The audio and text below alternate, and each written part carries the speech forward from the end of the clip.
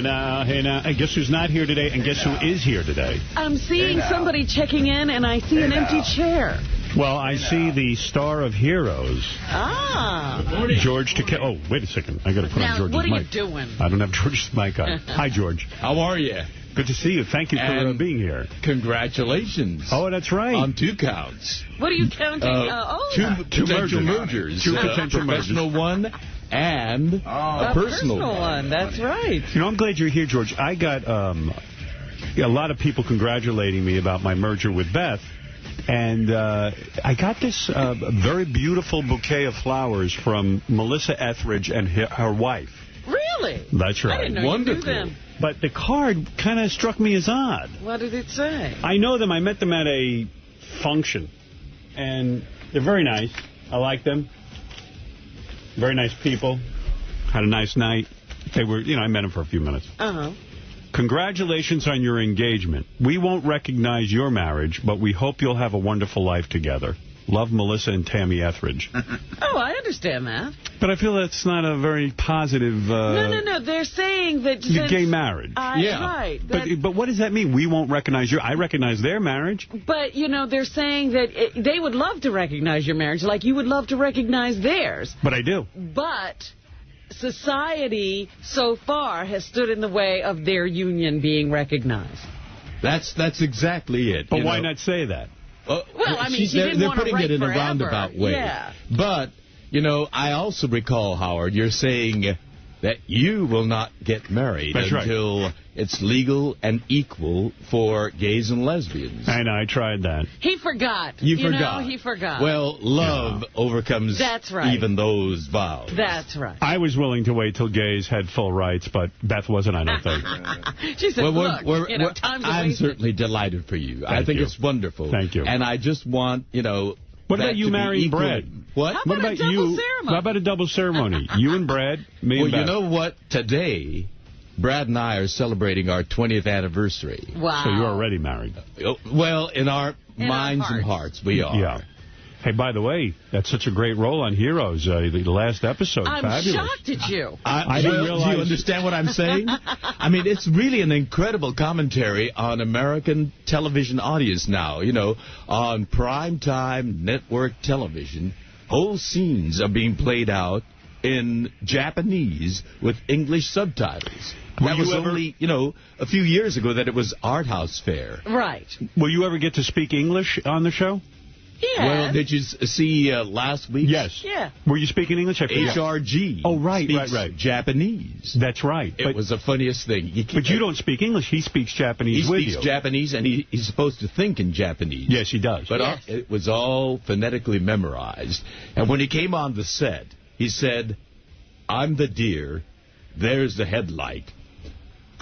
What? Oh, all right. Hey, you know what? Do you realize you're in another series that has the potential to have the kind of fan worship that Star Trek has? Yeah, conventions and the like. It is a great feeling. But you could theoretically end up at double the amount of conventions every year between the Hero Cruise. Well, as a matter of fact, next month I'm doing a convention in Burbank. That's a Star Trek Heroes convention. Oh, my goodness. See? And they're getting double duty out of me. Are you getting paid twice? Alas, no. Just one. Not yet. For one convention. Who shows up from the Heroes convention? From the Heroes, Panettiere, Hayden Panettiere, the cheerleader. Right. And Isaac. Do all the geeks think they can get laid by hanging out with Hayden Panettiere? Everybody wants to fuck her, right? How old is she? She's, I think, 18 or 19. Yeah, probably everyone's trying to get in her pants, huh? She's very young and very sweet and quite an independent young lady. I mean, she can hold her own. Who's she boning? Is she doing it yet? What? Is she getting it on with anyone? I don't know, because it's an ensemble cast. I'm not there with them all the time. It's just like, actually, they've all been one-dayers. When I'm on, it's that Japanese sequence. So, I do it in one day. You know who I became friendly with? The guy who plays the politician, Adrian. Oh, Adrian, yeah, Pasdar. Yeah, I met him on a vacation, and we were hanging out a bit. When you meet somebody, you become friends? Now, we started talking, and we've been emailing each other. Yeah, well, he's into chess, so I turned him on to the ICC and all that. So are you playing him? Is he good? I don't know. No, he's not. I mean, I don't know if he's good or bad. He just kind of like is never on there. I've yet to meet the guy. What's he like? He's a real nice guy, and he was just in New York. He invited me to dinner, but I was busy that night. He was in for one day. By the way, I wanted to ask you, the whole time this series has been on, the cheerleader's father, do you know who he is? Have you seen him before? Jack Coleman. He looks familiar now that you mentioned it. Where has he been on? He was on Dynasty. He was the gay character on Dynasty. Oh, yeah. Yeah, he was this, like, the son. Blake's son. Boy, he got old. Yeah, he got, He's a real nice guy. I'm sure he is. As a matter of fact, is he gay in real life, or is he straight? He's straight. He's married. He's got kids. Oh, okay. And I bumped into him even before I started on Heroes at the Lion King in Hollywood at the Pantages Theater. I took my nephews, 2 little ones who are the apples of my eyes, and there was Jack. And so we traded hopes and expectations about Heroes, but he brought his little kid over. And looks to me like they've worked you in as a series regular, because now, I thought you were going to be a one-shot deal just playing Heroes' father. That's what I thought, too. And now, all of a sudden, the plot thickens. You're a major portion of the plot. I am very intertwined. Yeah. Thank God for intertwined. There. But, the thing is, they don't want actors to know too much about what's going to happen. Believe me, they don't know what's going to happen. They don't know what's going to happen either. Right. And so, I'm making discoveries with each new script. I think, oh, wow. How far in advance are you shooting? Like what episode are you up to? The last week was 17. Right, chapter 17. And the next one coming up for me is 19. Oh, so they shoot them pretty quick and edit them fast. It's pretty fast, yeah. Jeez, how do they do that? But that's a big and then they take long hiatuses. Yeah, well, they're going to be off for 6 weeks. And you know what? While they're off, I'm going to be on the same time slot again. I did a brand new NBC improvisational show called Thank God You're Here. And it's the funniest thing. We don't know. They get celebrities, and we show up, and they put us into a costume, and they shove us through the door with no script, no rehearsal. We have no idea what's happening, and there's a whole cast and crew and a set waiting for us, like it might be an operating room. And they look at you, you're dressed as a doctor, and they say, "Thank God you're here," and you have to dive into it. So there's a whole setup, and you have to pretend to. It's like an improv. You have to jump it's in. An improv. Yeah. Is it funny? It is. I mean, it's terrifying. Right. You're boldly going where you've never been before. You don't know what's happening. The cast there at least know that it's going to be an operating room. Or poor, I think it was Jason Alexander. They dressed him up in a space outfit, and he was on a Star Trek type set, and he had to wing it all. Well, he would have loved that. He was a big fan of Star Trek.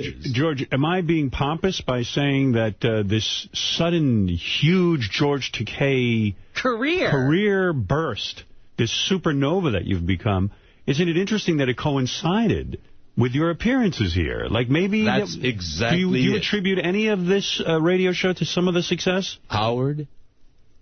You are amazing. Wow. The impact of this show permeates all of, I was going to say show business, but society, because every one of the shows that I've been cast in, they've told me that they've heard me on this show. Wow. And that they love this show. Great. So you're the key. Good. You're the latchkey Aren't you a little bit sad that you waited so long? We were come on this show you for years. I was begging you, for Christ's sake. I told you to come on here. When I first met you, I didn't. This was like doing Thank God You're Here. Right. I was in a play here. I had your assignment when you're doing a play, and they gave me this address, and you were on Madison Avenue then. Yes. I went to that address. I sat and waited while the radio show was playing. I said to this guy that was waiting there, why don't they get some nice music on? This is vulgar. You were a lot more uptight back then. And they dropped me into your lap. You know what's weird? Fred came to me the other day and he said, I can't believe George is getting all this work. I've been on the show 20-something years. I know. It hasn't affected his career at all. Yeah, it hasn't affected him whatsoever. Nobody's saying, thank God I'm here. Right. But I am thrilled for you, and I love your character on Heroes. I think it's a character that shows a lot of promise. And by that I mean it looks like the character is becoming so important to the show that I could see the role getting bigger and bigger. And I'd be very happy for you. Let me tell you, your speculations are very prescient. And you're good in it. Prescient? Well, you seem like a scary motherfucker in that show, if you know what I mean. You know what I mean? I'm having a great time there. Yeah, good for you. And what do they serve on the set? Anything nice for lunch? The usual stuff. Yeah. It's and then there's the unhealthy stuff and there's the healthy stuff. Did they get you cheap? Selective. Did they get you cheap because they sign you up, like when they, and now you're getting more popular on the show, but now you're stuck into a long-term contract? Did you have a long contract, or is it a... No, it was show by show. Oh. And it's not cheap, but it's not great either. Mm-hmm. Right. And this too could improve. There's room for improvement, yes, indeed. Yes. But this show, Howard, you have been the fertilizer that made my career blossom. Well, he is fertilizer, and he likes to sprinkle himself over everything. Think of me as one big shitty pile of fertilizer. By the way, let's speculate and change topics for a second. And George, welcome, and thank you for good to be back aboard. Thank you for being our announcer today. Your usual seatmate is not there. Yes. Yeah, that's what I was going to bring up. What is this vacancy? Well...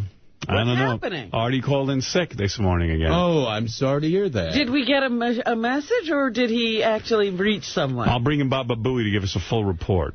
I do worry when Artie's not here. Anytime. Well, there's a vacancy here. I mean, I need my muffin right here. We hope your muffin returns. It kind of screws us up, too, because we had the whole big weight loss thing today. But, Gary, what did you hear from Artie and when? I was in my car, and the phone rang. Must have been about 5:15 this morning. Oh. And I was, surprised. I'm thinking, who could be calling me? I thought it usually like Will or Jason. And I hit the button, and he goes, it's Artie. And I go, Here we go. And he goes, listen, I'm sick again. And, he was like laughing, sort of mocking the fact that he can't believe he's sick again. And I said, he goes, I'm not going to be in today. And I was like, all right. And then I go, what do you have? And he goes, same thing as last time. It's a bad cold. He goes, I'm done. He goes, I'm done, man. He goes, I'm just done. What is it? Well, first of all, can I say something? And I know everyone's going to, of course, speculate about heroin abuse. I don't know that's... Leave a little bit of image around you. Yeah, you try. I always say to my friends, you got to throw up roadblocks, even when you lie a little bit, even though it's like it may not be that bad. You got to throw up roadblocks for your kids a little bit. I didn't lie. I just didn't sit and spew my guts. Right. I was cool about it. So anyway... but sometimes spewing your guts and saying in retrospect what you think of it. Yeah, maybe I'll have and what that. you would like for her life. Robin's wrong. Because kids only... All the kid takes away from it is that you did it. Dad did it. Yeah, but that's what he already said that. Yeah. Hey, gee, where were you when I needed you? Sitting around town. I was looking for my cat. Yeah, I needed you. Anyway, believe me, I admit, I never know what to do, so... They catch you off guard, Yeah, too. believe me. They don't wait till you rehearse. I need a training manual that comes with the kids, because I don't know. Kids, let me look that up. I see myself as like a nice guy, and I try to be the best dad I can, but I'll tell you the truth, I fucking don't know how to answer half of these questions. And especially when you have daughters.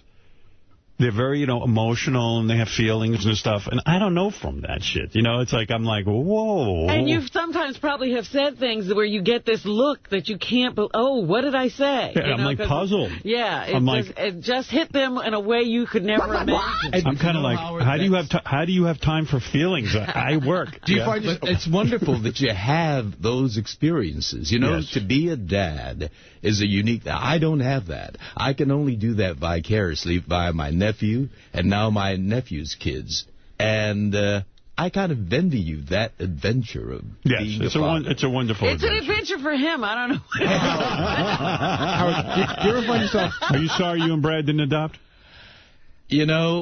We were pretty much, well on when we got together. Right. So Wouldn't it be great if Brad got pregnant? Oh. Who would have carried the baby? You're making assumptions. I think Brad. No, I don't know. George might have carried the baby. What do you think? I love children. I love children. I brought my nephew to New York for the first time when he was 8 years old, and I want to do that with my nephew's kids now, too, to show New York is a magical city. Yes, it is. I remember when I took my niece from the plaza to have dinner at, all the cliche things, but... do you and Brad make out in public? Oh. In public? Yeah, will you kiss him in public? Because Brad is very, very private. Will you hold hands with Brad in public? I want to. But he will not. But Brad he won't even hold hands? No. Wow. If you're walking down the street in Manhattan, let's say you're on the Upper West Side, I don't know where the hell you'd be, or in the Village, where certainly it would be very acceptable. Or Chelsea. And you go to grab Brad's hand walking down the street? I grab it, and then Brad, sort of kind of... Brad punches him. Punch in the face. Will you ever feel his balls under the table at a restaurant? Fondle them? Wouldn't you like to know? That's funny. I invite under the table because it's under the table. Some of my closest cousins are gay, and we were having dinner Thursday night. And they were talking about, these guys are out of the closet. My cousin's been out of the closet since he's like 13. Yeah, he had a party. Yeah, now he's like 60 years old. And he's always been open. And he was saying, I was shocked when he said to me, if they're in Chelsea, if they're in the Village, even if they're on the West Side, they will hold hands. Wow. He said on the Upper East Side, they will not hold hands. They don't feel comfortable. Yeah, but I was shocked. It's full of angry stockbrokers. I don't know. It's kind of like... Well, why invite danger? Right. See, that's what I was saying. That's what he said. But I can't imagine those people on the Upper East Side being able to fight. I don't know. Some of them are pretty, wild. I mean, really? they get pretty hysterical, those Republicans. That's right. Yeah, right. But good for them. Your cousin and his partner for holding hands in Chelsea or, wherever they're they always do. Because let me ask you something, George. If you were to get married, you would be the husband, and what would Brad be? He'd be my husband. It's the husband and the husband. You better pull yourself together, Robin. This is a new era. You have to know these things. Hey, can I ask you a question? Yeah. Your nieces and nephews, how old are they? Well, my nephew is, a dad now. Oh, okay. He's got two little ones. One's 7 years old, the girl, and the other is 5 years old. And do they know that? Do they know what gay is at that age? They know that, another one of their uncles is Uncle Brad. So they have two uncles. Yeah, and they come over and they visit and they, and kids know when they're young. Right, they do. They take it as, But it's and normal. sometimes when Brad's out, they'll say, "Where's Uncle Brad?" But they never ask you. I don't know. Maybe you'll do this on the wrap-up show when you ask you a series of gay questions. Right. They haven't gotten up to that part yet, Gary. Screw it. Do they know your uncle? Do they know your Sulu? That's what's important. Right. Well, they were introduced to Star Trek for the first time a couple of months ago. And they had no idea. It was a new discovery for them. Oh, that's great. That's great when they first figured I out. had a new discovery because I told you we were sitting on the plane going to Tampa, and I was watching old episodes of the first season of Mission Impossible. And who is a guest star? George Takei. Takei. That's right. It's like, okay. Hey, by the way, and we're going to get back to the Artie discussion, but speaking of faux pas, you know what? I was listening to the playback. When we had the inventor of satellite in here, do you know about this? No. Martine Rothblatt. When he was in here, you called him Siobhan during the show. Yeah. And I thought during... No, I didn't. You know I know I mentioned Siobhan's name. I said, I have a question I'm going to ask for Siobhan. Is that what you're talking about? That's what you meant? I didn't mean that I was calling him Siobhan. Because you know what you said? I have a question for Siobhan. That's right. But I meant I was asking the question that Siobhan would have asked if she was here. I wasn't calling Martine Siobhan. Well, that's how it came out. And he totally blew it off. But it wasn't me I wasn't saying that. Oh, you meant I have a question that I'm going to ask for Siobhan. Yes. Well, even if he had misinterpreted that, I'm sure he's put up with that enough, people mispronouncing his name. No. Siobhan and Martine aren't even close. Siobhan's a transsexual, we know. Yeah, I know. So Robin had the wrong transsexual, but it turns out she was saying, I have a question for... I was asking it for Siobhan, not asking it of Siobhan, because Siobhan wasn't here. Oh, man. Yeah. That's funny. I was listening to it, and I went, wow. I thought I heard that during the interview, but I didn't want to, like, kind of dwell on it. No. I was not doing that at all. Oh, that's funny. Good thing you explained that. Because I think Martine's still reeling. It's like, oh, man, what does she think? Every transsexual looks alike? Getting back to the Artie discussion. Now, call me naive and call me a dreamer. But here's what I think. I mean, Artie has gotten alarmingly fat. I mean, to the point that I was watching, there's a special that's going to hit Howard TV about Bubba's wedding, which, by the way, any subscriber of Howard TV, I just was watching this going, oh, the fans are going to love it. Ned from the Bubba Show hosts it, and it's all about our trip and on the plane and everything, all the behind the scenes. I heard Doug Goodstein talking to Bubba about it. He's really excited about it, too. It's really good, and I think it hits the air. Hold it. In fact, I wrote it down. I keep telling Doug to print it out, but he leaves it up to me to print it out. All right, here it is. It's going to air one of the most anticipated show. Oh, God, this guy writes. So he's March got all 14th. that build up? Yeah, March 14th. The show debuts on March 14th, only on Howard TV.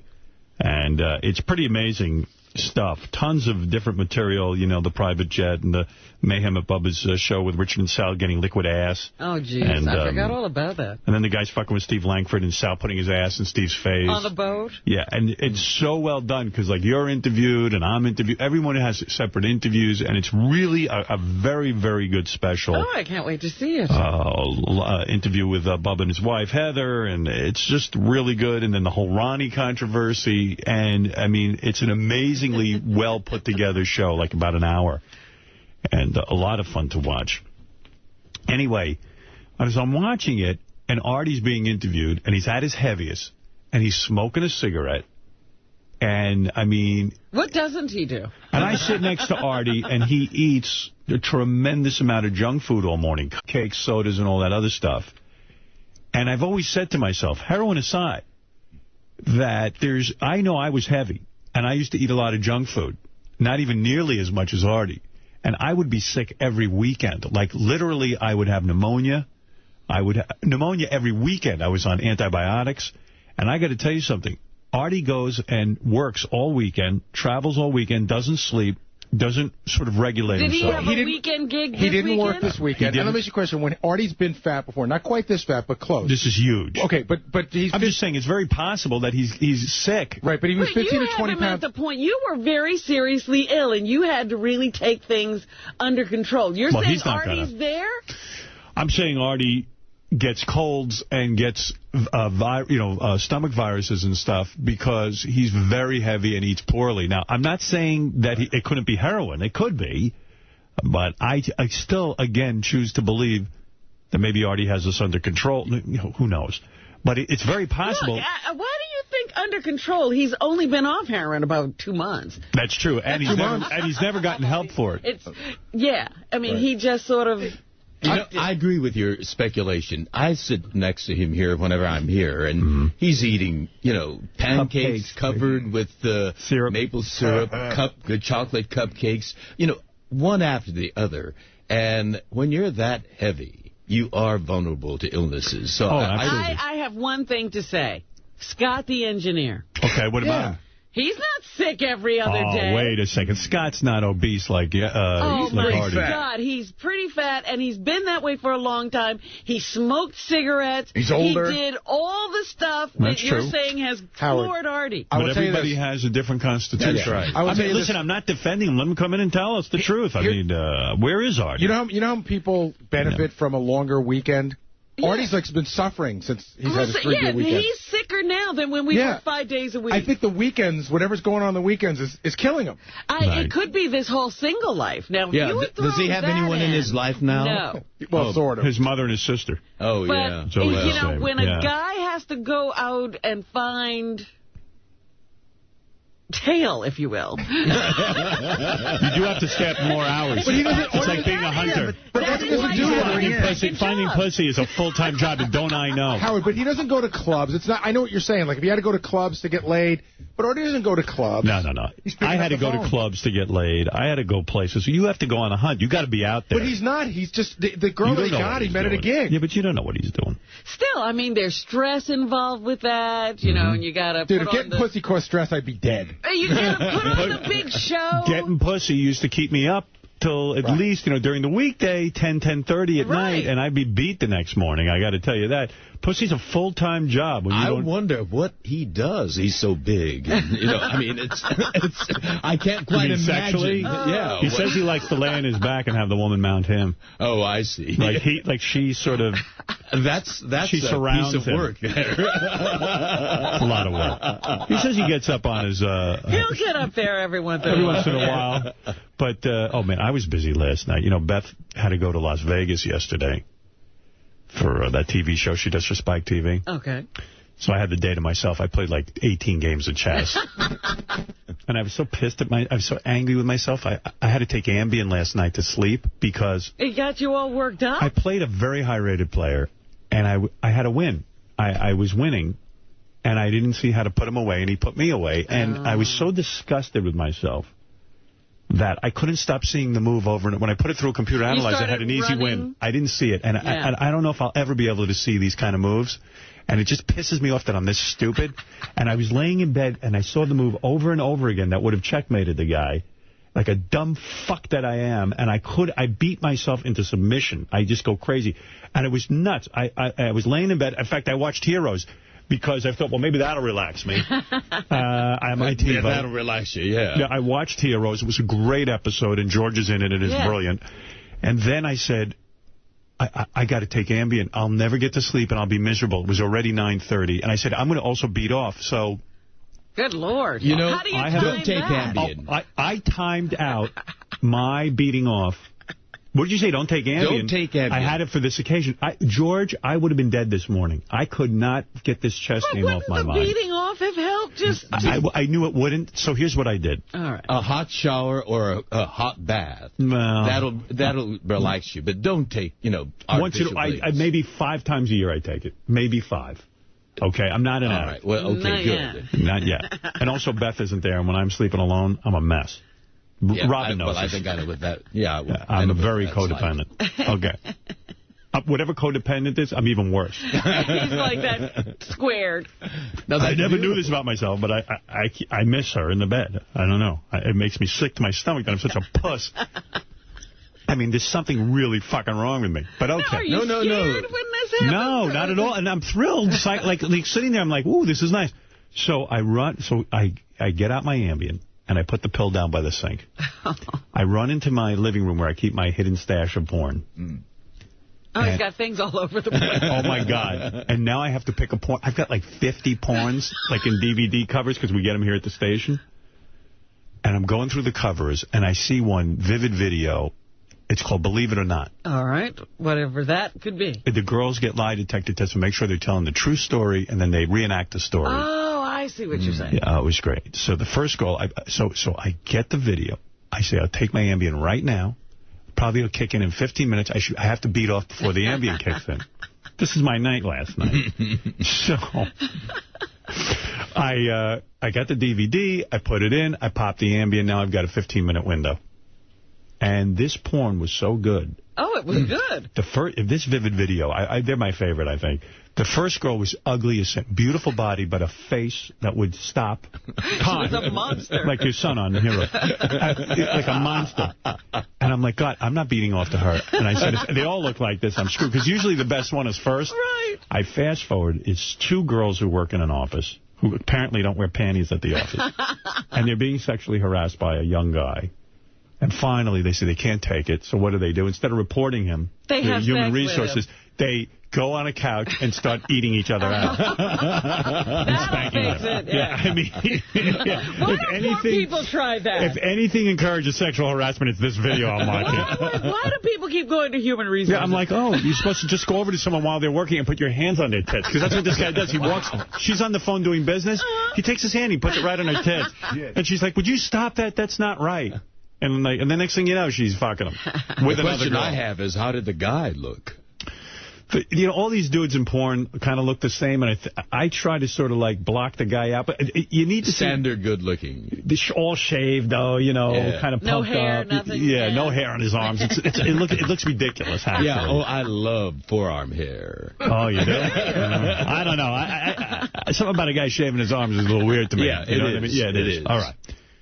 I don't know if I love forearm hair, but he's his own. You know, I respect your right to love that. So these two girls, they start, just one's undressing the other. That's it. Whap. Shoot my load. I just see the girl, and she was in a thong and getting undressed. They didn't have to do anything but undress. I'm so pissed. I can't wait to get back to it when I get home today, because Beth will be back tomorrow. You don't even know how it turns out. So then I'm there, and I've got soggy tissues, and now I'm saying the Ambien's going to kick in any second. Do I have time to throw out the soggy tissues? Because usually I just leave them for the morning. That's right, but I said, I don't want to leave them in the morning, because what if I leave the tissues and the cleaning woman comes and she sees the tissues? I get That could paranoid. be a whole thing. Now I'm getting nervous that my Ambien's going to kick in, but I'm going to be full of anxiety about the tissues. Let me get rid of it. I get out of the bed. I throw the tissues out. I get the DVD back in its box in its secret hiding place. No. You clean up. Because I started to calculate. What if you were someone, so organized. The guys sometimes who work for me come in and check the TV, and if they see the video in there, they'll see that I'm a perv. Right. So I put it all away. Gotta stop that at all costs. I run back into bed. Now I'm sitting there with a big smile on my face. I'm all set, and I'm waiting to feel that there's a buzz that hits you with this Ambien where you forget your thoughts, and it's so beautiful because I can't get the thoughts out of my head. And I see that fucking chess game, and I lost it. And all of a sudden, I start to realize I can't concentrate on the chess game. And that beautiful Ambien sleep comes over you like a baby. Oh, my goodness. And I tell you, I love that Ambien. That's why I got to be careful with it. Oh, yes, you do. Yes, Sounds like you have a... Yeah, see, your brain is already like, ooh, I like that. George, there's a monkey on my back. That's Benji. Hi, Benji. I'm sorry, I thought there was a monkey on my back. So, anyway, that was my night. But you know a good substitute for Ambien is? Yes, after you bath. had yes, well, that's the idea. I don't take baths. That ain't happening. Not bath, That's the Beth, real. I said. Beth. Oh, Beth. She wasn't there. Yeah, I know. I know, but she's a good substitute for him. You know, after you've played all those chess games, do a lot of sit-ups, push-ups, exhaust yourself, and then take that warm shower. You'll be so tired. Idea. That's a terrible idea. That's the bit. You know, I got a life. When you've got your mind filled, you need something physically strenuous. You're right. I didn't do anything all Sunday except sit in front of a computer and play chess. Right. So you need to do something physical. Yeah, that was dumb. I think that could just wake you up at that time of the night. I don't know. Well, no. If you're so concentrating on mental things, to get out of it, do something physical. I see. King of all blacks, you're on the air. Good morning and welcome to the show. You were here with George Takei also, who is our announcer this week, visiting us in New York, and King of all blacks. We didn't finish your discussion of Artie, your theory. Oh, so, well, my theory is that he could be very sick. I mean, you're making a face, so we'd like to think that. Artie he's got the constitution of a horse. He never gets sick. Even a horse breaks down. Well, my horse died this weekend. Wow. Which one? Blaze? Yes. When's the last time you saw Blaze? About 2 weeks ago. Oh, you did? I've been visiting him since he had that last How many years episode. had you not seen him? And then... No, I used to see him a couple of times a year. You did? But once he got sick this past summer, I was visiting him rather regularly. What was wrong with him? He had colic, remember? And they had to take out 6 feet of his intestines in the summertime. And so I started visiting him on a regular basis, and he was doing very well. He had a miraculous recovery. Did you give him a final goodbye? I didn't get a chance to because he went into colic again on Friday. Do you personally shoot him or they do it? Oh, stop it. They rushed him to the hospital. Excuse me? Wow, he's sympathetic. They rushed him to the hospital. Yeah. Oh, shut up. They did an ultrasound. I can't believe they're laughing. They did an ultrasound of his abdomen, and they discovered that, again, he had this colic situation going on. So they decided to do surgery, and when they opened him up, it was so close that he had a perforation in his stomach already, because the colic involves the intestines. His stomach was perforated, which meant material from his stomach was leaking into his... You can't patch that? No, they said once a horse has that, they can't be recovered. They didn't even take him off the operating table. They put him to sleep right there. What...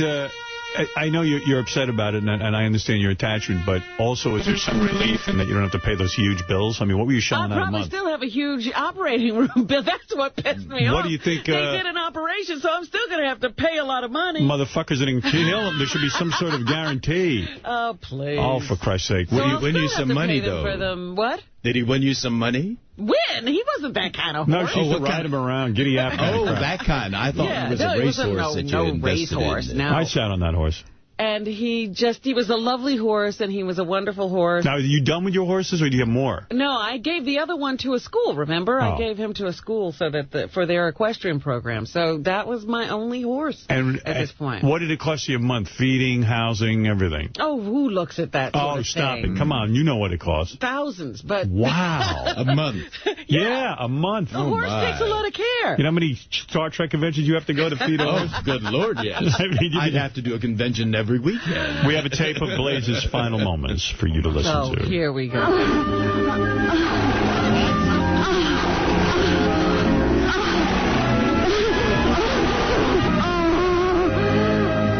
It sounds more like Robin's final moments. You get no sympathy here, do you? That's not possible. Blaze was a gelding, okay? King of all blacks, go ahead. Yeah. That's one thing about animals and people. I hate when they die, man. That's the worst. Yeah. But, sorry to hear it, Robin. But I got 2 new cats. And I'm happy for your bank account. But listen, I got 2 new cats. They're Cornish Rex. And, what's that? It's a breed of cat. Yeah. Those cost a lot of money. And I gave them the greatest names. I love calling these cats names. Oprah and Stedman. No. That's what I would name them. The greatest names. Okay, wait, let me think. 2 girls. 2 girls? Yeah. Zahara and... Zahara and Maddox would have been okay, but I did better than that. Better than Zahara and Maddox. Yeah. I'm the king of all media. If I name them Zahara and Maddox, those are labia and syphilis. What could be better than labia and syphilis? Oh, please. You want to know the name? I'm going to be honest with you if they're good names or not. Go ahead.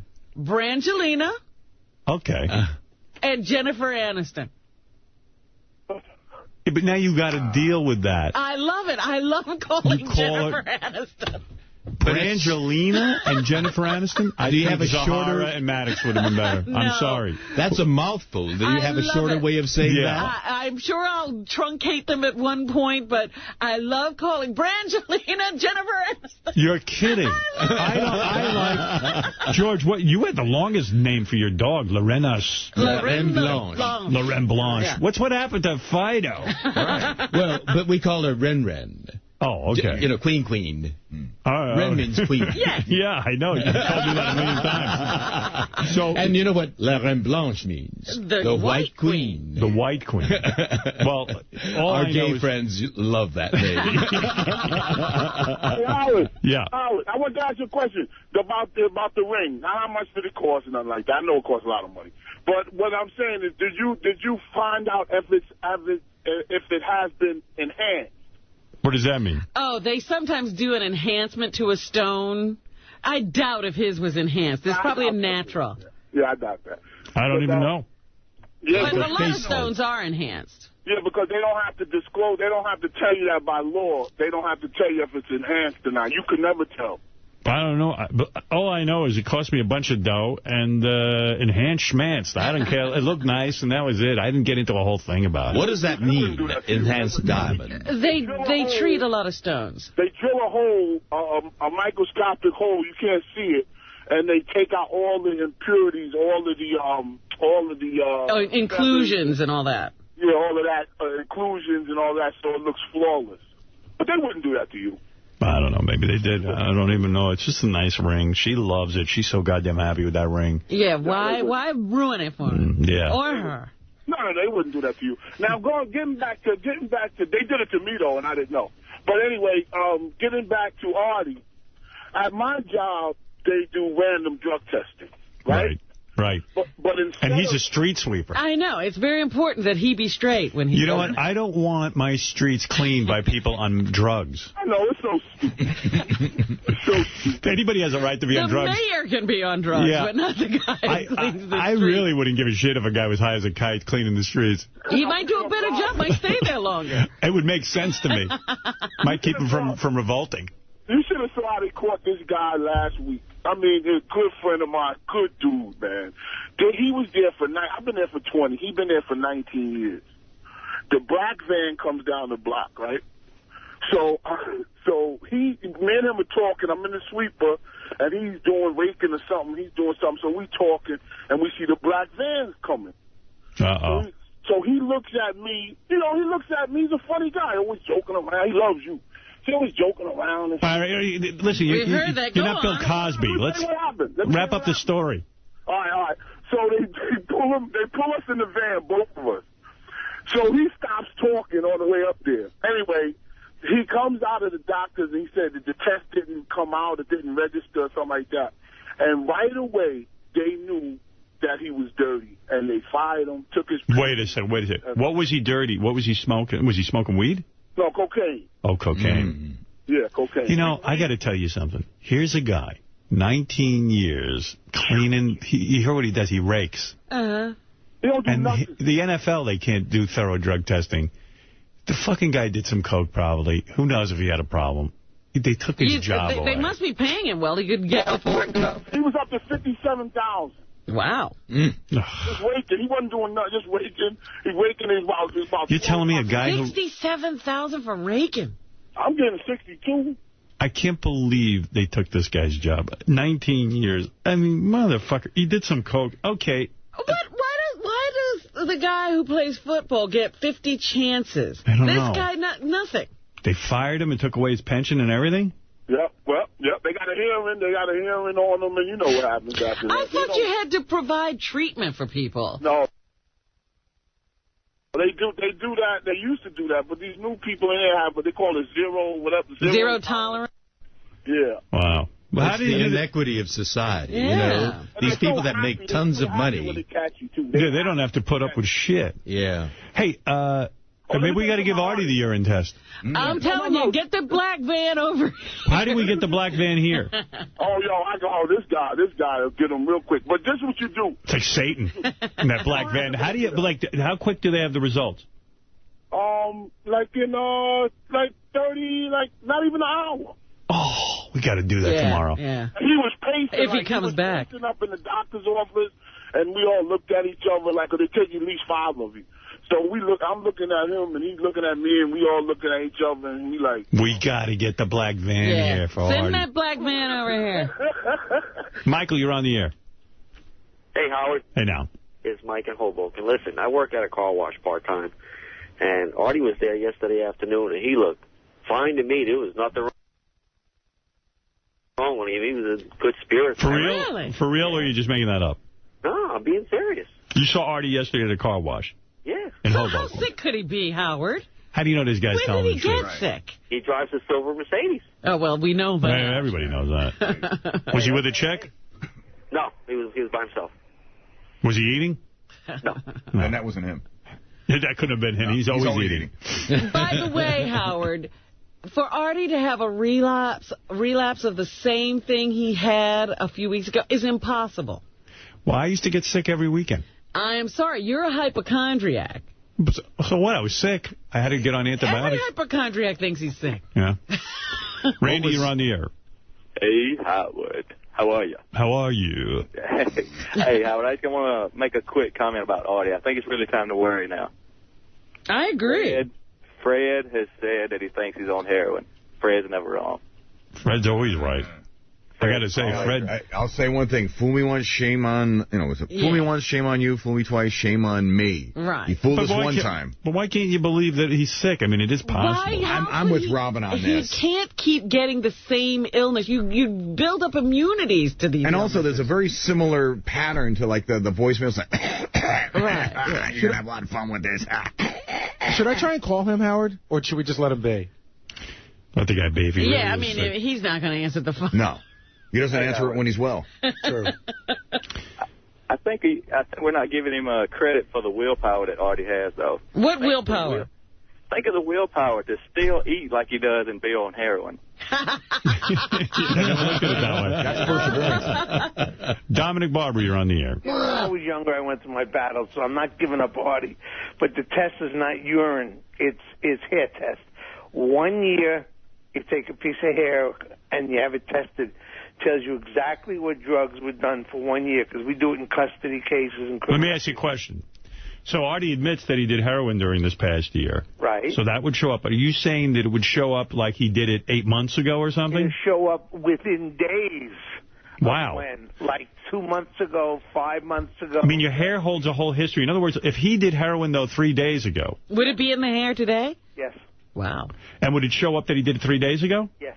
And then would it also show up that he had done it 8 months ago? Yes. Wow. Your hair's like carbon dating you. Who the fuck is the genius who invented that? Yeah. Matter of fact, what I'll do is I'll send you an entire package like you were doing the testing. It comes in it gives you the envelopes, it gives you how to send it. Can you send that over? Because what I'll do is, when we're like in a commercial, I'll sneak up behind Artie and pull out one of his hair. Right, now, you know what guys do to beat it?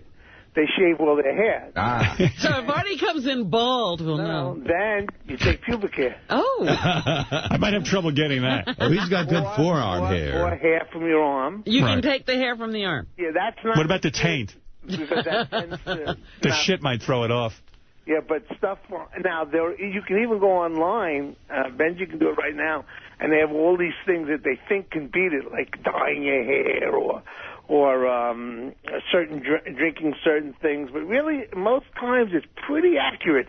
The police department does hair testing always, and I'm surprised that that's not what was done in the van when he said, that's why he's waiting for the test results. The urine is rare because that has to be done within usually 48 hours.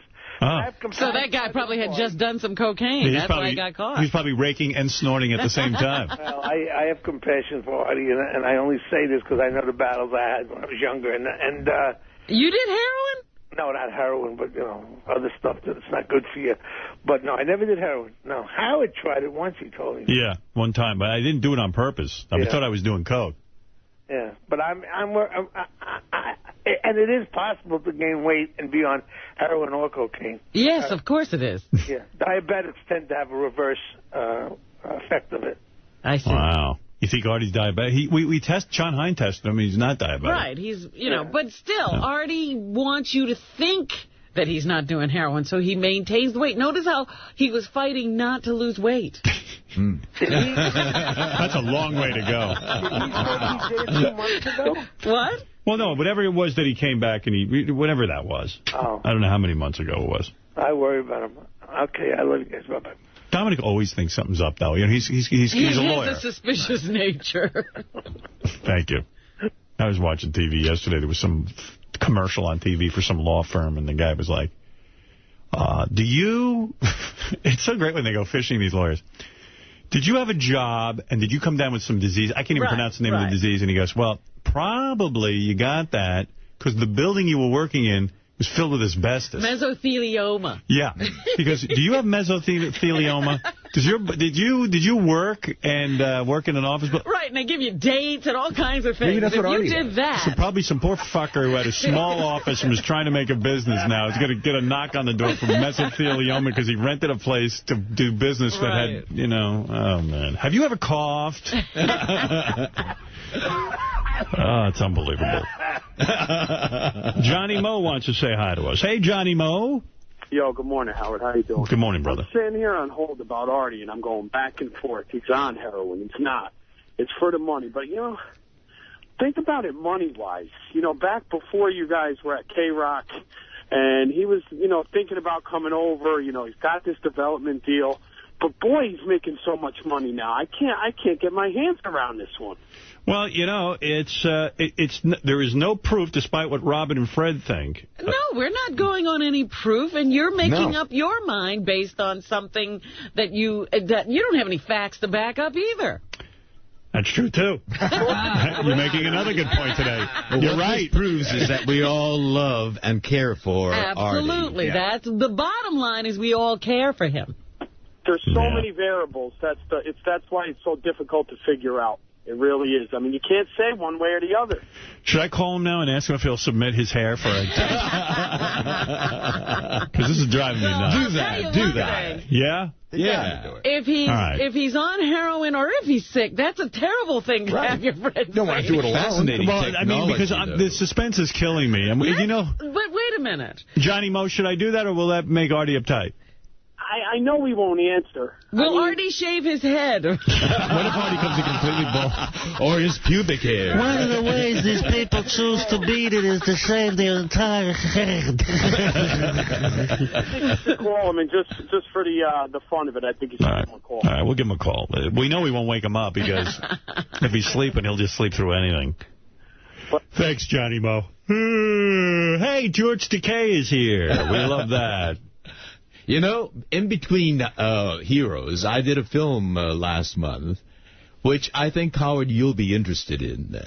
It involves 3 beautiful young girls. It's sort of like Charlie's Angels. Oh, okay. It's called Ninja Cheerleaders. 3 young girls who are cheerleaders. Yeah. TV show or movie? A movie. Oh, it's an independent movie. It's a summer action comedy. And I'm the ninja master. Wow. They're my girls. Hey, that sounds kind of interesting. Yeah. And when the movie's ready to come out, I'll make sure that we bring the girls over. Oh, nice. You'll be very interested in that. Oh, yeah. Little 2 slutty blondes girls? and 1 brunette. Are they slutty? Well, another side job they have. You know, they're cheerleaders in high school. Yeah. And at night, they're my ninja girls fighting crime. Yeah. But sounds exhausting. Also want to go to Harvard, and it's very expensive. So they're making money at a strip club. Oh, my goodness. Is there nudity? Is this R-rated? What? R-rated? R. Oh, nice. What a plot. Oh, my. I think you'll enjoy visiting with these young... Oh, my. I love big dogs. Oh, my. I love early teens. My. Oh, my. Oh, my. Oh,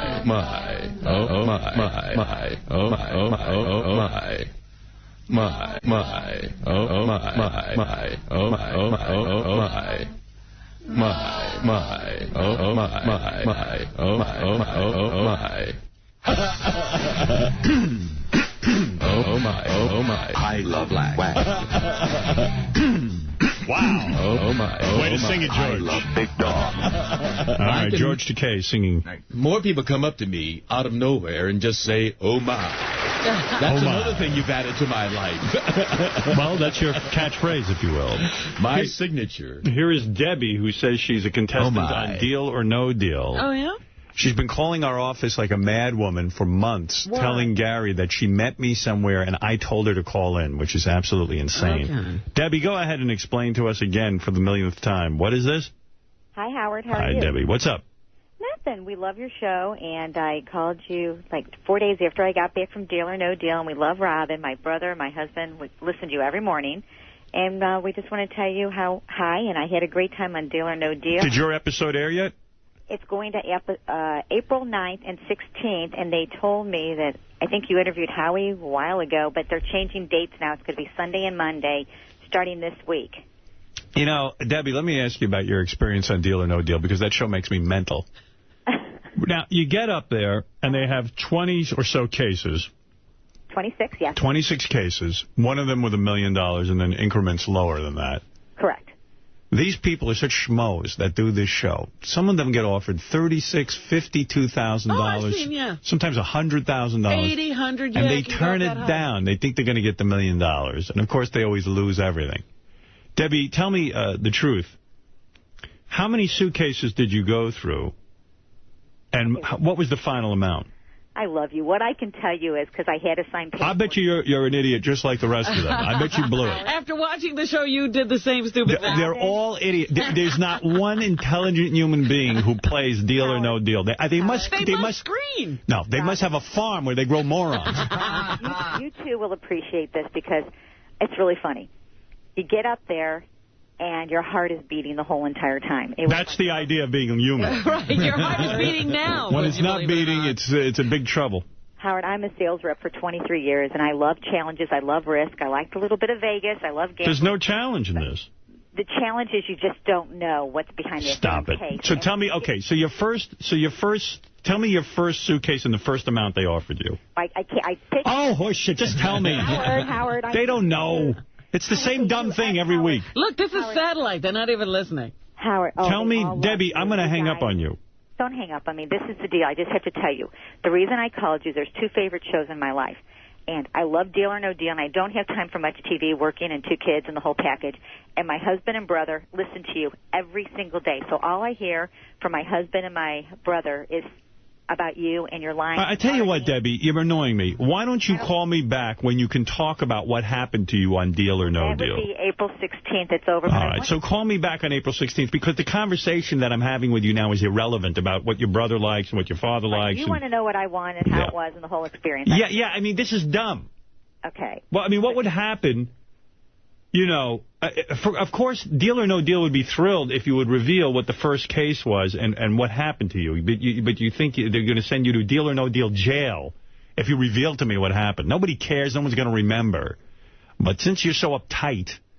I'm really not uptight. They just have you sign paperwork if it gets out. Fuck them. What are they going to do? What do you think they're going to do to you if you talk? They say if you talk, and the lawyers there, you sign paperwork, they will find out if it gets to the news or on radio, and they sue you for $1 million. Oh, all right. Okay. All right. So call me back when you know what's going on. This is a boring... Otherwise, the conversation is meaningless. You know what meaningless is? Zero. I do. Can I say I'm getting annoyed now. Our suitcase is marked 0 right now. Yeah. Pardon me. Robin, this is about Fred and Artie. My brother just wanted me to make a challenge, and I don't know if you're... All right. Goodbye. Oh. I mean, holy mackerel. This woman was calling back there for a month. She just wanted to promote that she's on Deal or No Deal. I got to talk to Howard. He told me to call in if I'm ever on Deal or No Deal. He told me. Meanwhile, I have no recollection of this, of any conversation where I told this yenta to call in, but fine. You don't remember her? Yeah. No. And the fact of the matter is, she calls up and she says, something happened to me, and then can't talk about it. Yeah, well, why not call when you can talk about it? Well, I signed a paper with lawyers that say I can't talk to people who can't talk to people. Or I'll get sued for $1 million. I will get sued for $1 million, so I don't want to be sued either. They're going to sue her for $1 million. So unfucking believable, isn't it, George? What you have to go through, yeah. I mean, that must sound like every Star Trek convention he goes to.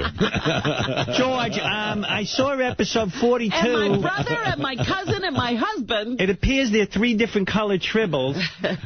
I watch Battlestar Galactica now. Now I'm completely caught up with the show. It's a great show. It's a great show. And I'm way into Battlestar Galactica. You know, it's on every week. And it's not geeky enough that I watch that.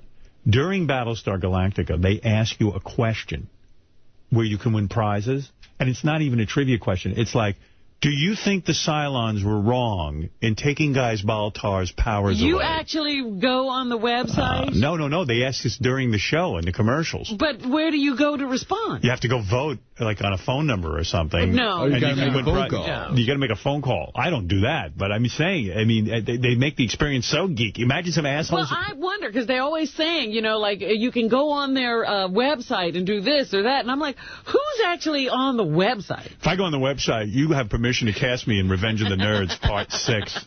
You would be a sensation if you responded to that. Howard Stern thinks that the Cylons did that because... Look, I play chess and watch Battlestar Galactica and Heroes. Isn't it enough? Yeah. I'm like this short from going to one of those conventions. Not geeky at all. He's just about to wrap some tape around his glasses. Eric the Midget is on the phone. Let's say hello to Eric Lamigette. That's how they say it in French, like Lorena Blanc.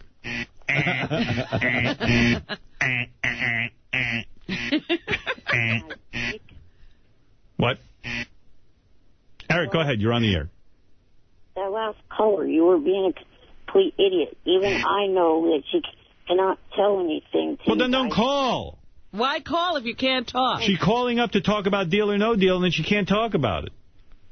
Well, stop trying to get it out of her. Well, this is my job. I can't talk to boring people. Eric, what's with you? You don't catch on. She'll be sued for more than she...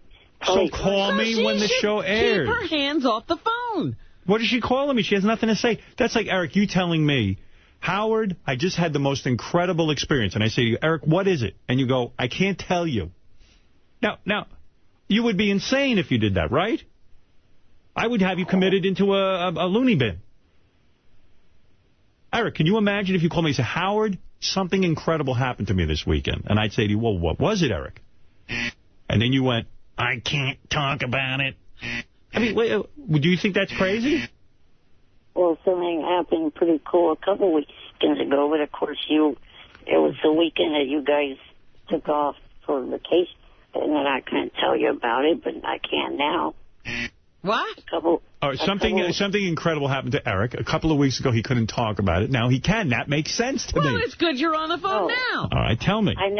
I never had a problem not being able to talk about it, but I went down to... What happened to you? I went down to L.A. for the WWE pay-per-view No Way Out as a guest of Johnny Fratto. He got invited to a VIP party, and I got to meet some of the WWE superstars. Oh, my goodness. Well, that's wow. Well, in this case, Eric can talk about it, but I'm going to hang up just to say. Thank you very much, Eric. Hey, jackass. What? Don't hang up on me yet. What do you want? Another thing, last week when you were talking to Mel about the... All right. I mean, he takes too long. Now he'll call all day on the voicemail and yell at you. Rude. I got great stuff for you today. I got to take a break. I am honored to have George Takei here as our announcer. George, I am once again at fault for not asking you to announce anything. Why don't you announce us into the break, if you will? All right. George Takei here, star of NBC hit show Heroes. Now, everyone is kissing my ass. Good to meet you, Mr. Takei. Could I get you coffee, Mr. Takei? May I hold that for you, Mr. Takei? And what is Bill Shatner doing? Some silly Lori show on ABC that nobody watches. Right. Am I laughing? You bet your ass I am. This is the Howard Stern Show. Beautiful job, George. Thank you, our announcer. And now, straight from Howard's birthday party, Gilbert Gottfried. I just want to say, because, first of all, I was invited here, I was asked to speak, and no, I didn't ask for money. Because I know, like, in 20 years from now, I'm going to be on the show, and Howard's going to be saying, oh, remember, he was told not to come here, and he just snuck in, and then he was demanding to be paid for it.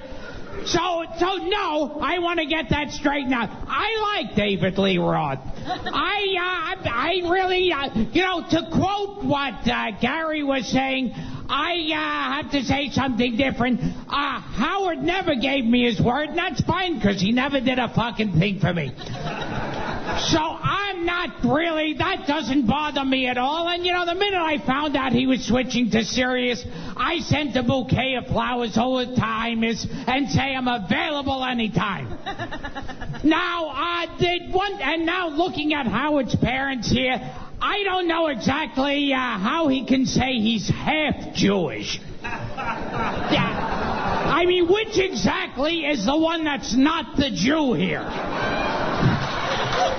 They are the definition of Chandalagoy. Simon Wiesenthal called them kikes. I mean, that's... But... Really, it really... You think back on the Holocaust and you go, was it that bad an idea? I don't think so. Okay, I have to eat because I'm here for the free food. Gilbert Gottfried. You should be ashamed of yourself, Gilbert. Thank you. You're listening to The Howard Stern Show.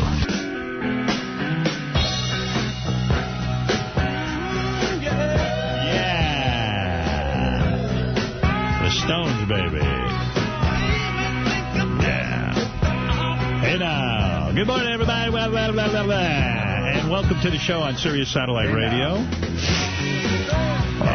Clips for sale, Miss Black, Howard Stern. Let me see. I got to do a little... When is that contest?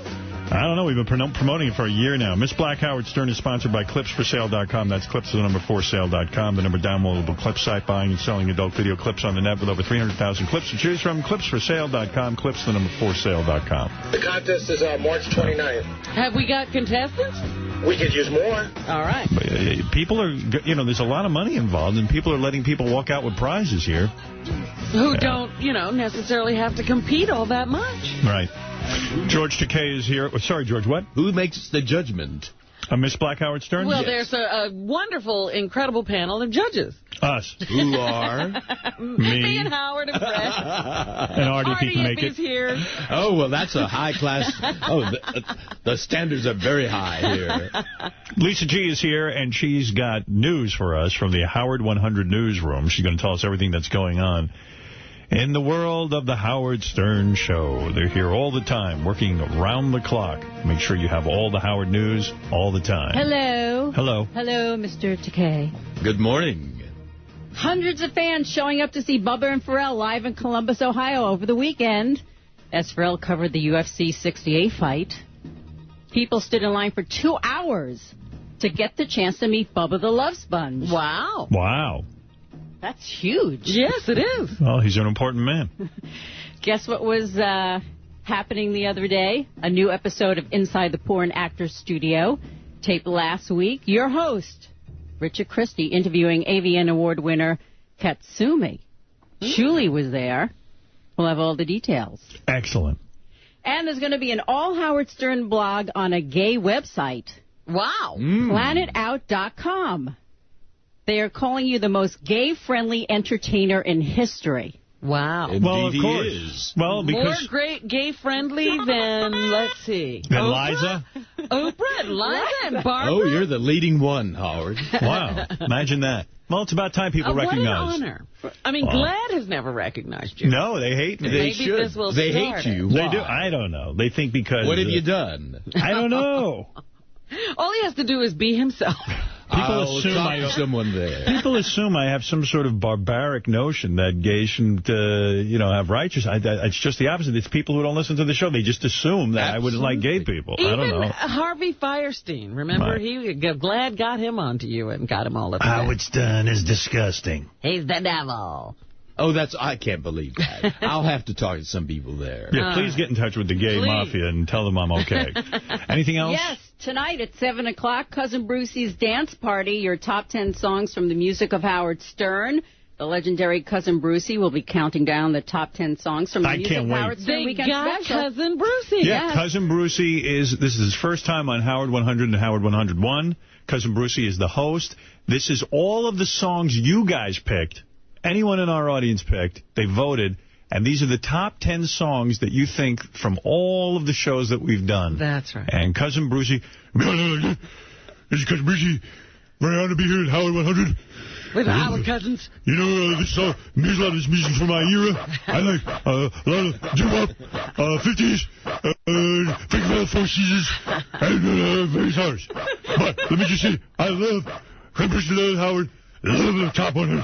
Does he know that we turned down Frankie Valli? He might not want to. Frankie Valli, Four Seasons, myself, Ron Lundy, Scott Muni, all the WFC good guys, ABC, all of them are together, Scott Muni, and Kevin Giver, Frank Giver, and Sherry Netherlands. And I'm going to tell you. Say a curse word. Say a curse word, Cousin Brucey. Cousin Brucey won't say that. Cousin Brucey has his image.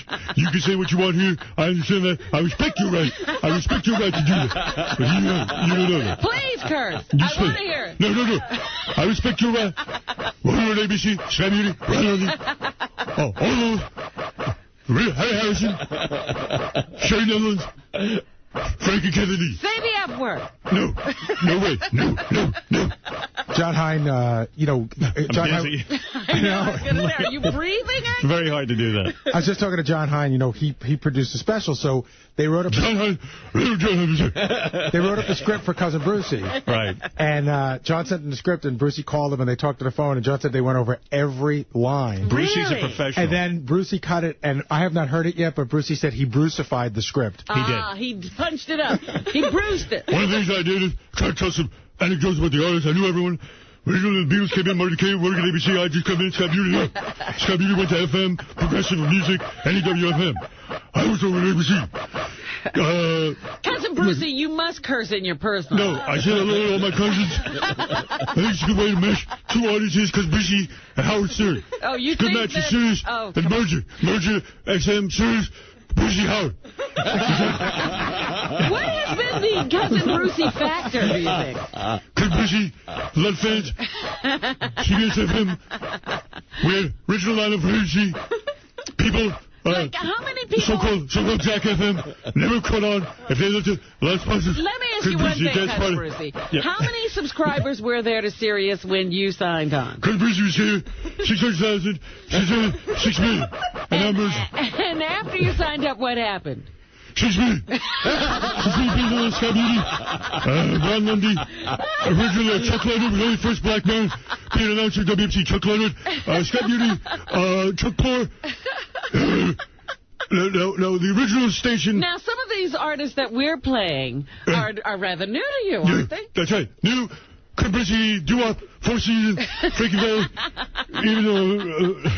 I'm going to talk now. You can't even do the rest of this. Anyway, you talk about breath control. Yes, you talk about some of the music. Now, Scott, the engineer, sent me a memo. He said, I am actually lightheaded, but I will carry on. You see. I think we're going to have to get him a paper bag. How about Cousin Brucey meets George Takei? Hello, Cousin Brucey. Hello, what's the Star Trek? Heaven's Triple. All right, so let me see. The music of... You were saying something. Worst song. Yeah, let me go to music page. You got to hear this. So Scott, the engineer, sent me a memo. He said he listened to the entire music special. He was working on it. He thinks these are the worst songs. This would be a good special, too. He did the worst songs. Scott's picks of worst songs. Hey, Gary, do we have any Cousin Brucey, a couple of clips from the special so we can get people excited that Cousin Brucey will be on? We don't have it. We don't? Okay. What time is that air? 7. Tonight? Mm-hmm. Oh, wow. My goodness. Yeah. Boy, I can't wait to hear Brucey. Yeah. I'm honored. Brucey's one of the legends, man. He wouldn't come in here, though, to promote it. Anybody who knows the history of radio knows that the original WABC was... A good guy. He was a good guy, right? No. WMCA was the good guys. WABC what were they? They were just guys. They didn't have a name? The toupee guys. But Cousin Brucey, I see him in the halls all the time, so thank you. I'm excited that you're the host of that tonight. That's going to be cool. And if we merge these two audiences... Oh, my God. What a force we will be. Oh, awesome. Oh, inspiring. All right, so here is Scott... I'm exhausted. Here is Scott. It's my ambient high. Here is Scott, the engineer. If we could do an hour show like Oprah does, I'd be fine. Yeah. Think about that. Everybody else does like an hour show. Yeah. That means she's on for really like 40 minutes. They don't pay us enough to do 4 hours. You're a marathoner. Right. Here is, I thought this was kind of good. Scott, the engineer, after listening, said his 4 worst performances, and in no particular order, are Duff McKagan. Remember Duff came in from formerly of Guns N' Roses? And now of the Velvet Underground? Yeah. He'd had a solo album out. Oh, you're kidding. Scott put this on his list. He performed? He did. And Scott put this on his list. Are you ready? Yeah, go ahead. I'm going to enjoy this.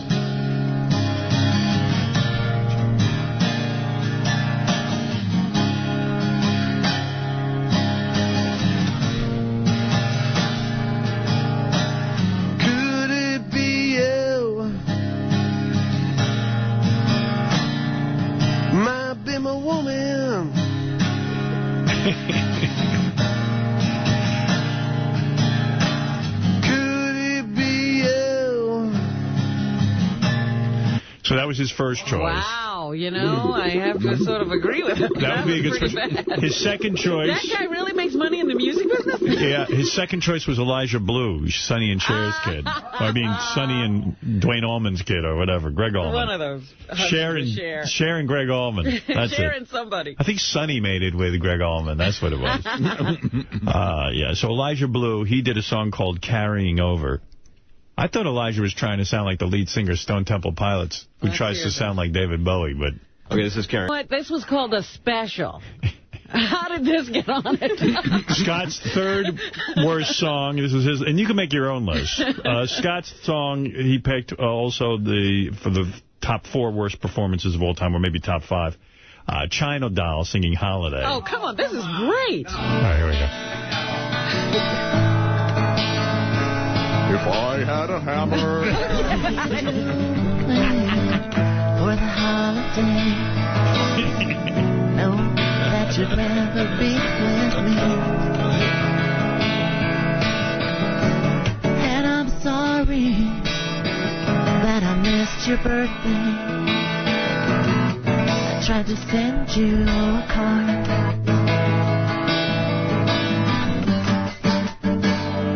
Holiday, just another day, and I know that you'd rather be with me, but I just can't be with you wherever you are, because I'm gonna be on TV.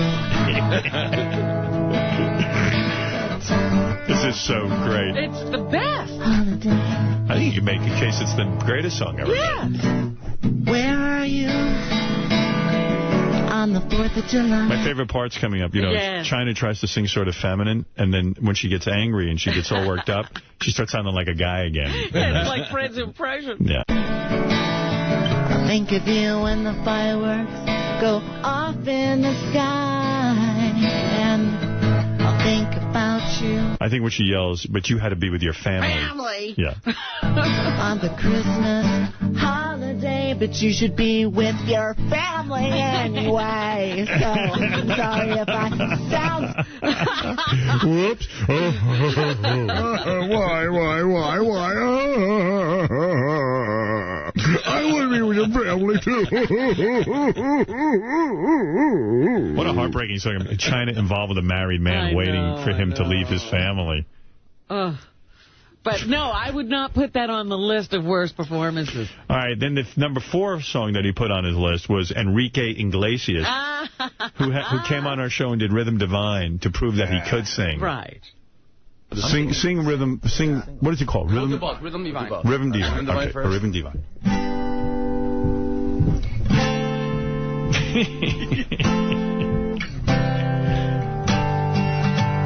From the coast of Ipanema to the island of Capri, all the way to Kuala Lumpur, I will follow you wherever you may be.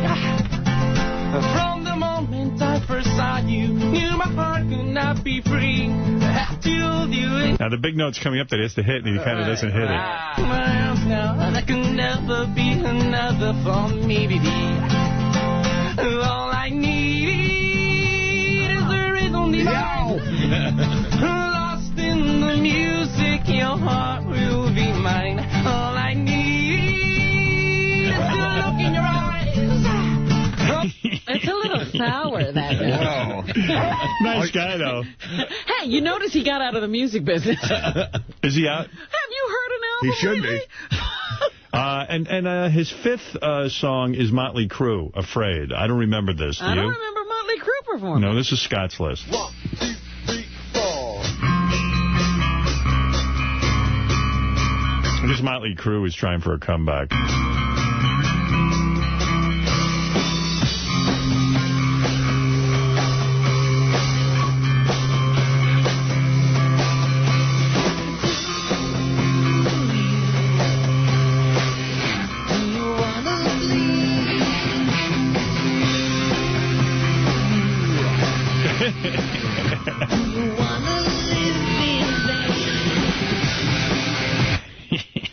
Wait a minute. Was that Scott messing up, or was that them messing up? I don't know. It might have been more Scott's fault. Jason sent me. He only had one song. He picked at his all-time worst performance on the show. Oh, really? Jason's was David Lee Roth doing a medley. Do a little Panama. Unplugged, the Laughing Labs Band, ladies and gentlemen, live in front of your naked steaming eyes. Like a thunderbolt in your Cheerios. I think Free FM is wishing they didn't fire him. I think he had higher ratings than the current morning show. Honest to God. Amazingly, that's true. I gotta say. I don't know if I can do the scream this early in the morning. Oh, no. You're right, you can. Have Fred do it. Touch them bases. Touch them all. Yeah.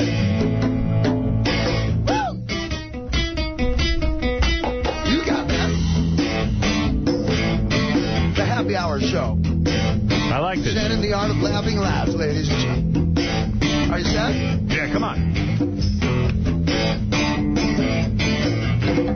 Jump what's that sound? Here she come, baby, put tap and dial down. Hot shoe, burning up the avenue now. Model discipline, zero discipline. She knows she's showing up with me.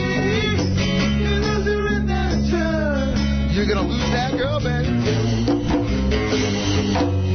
Woo! You got Panama. Woo! Panama.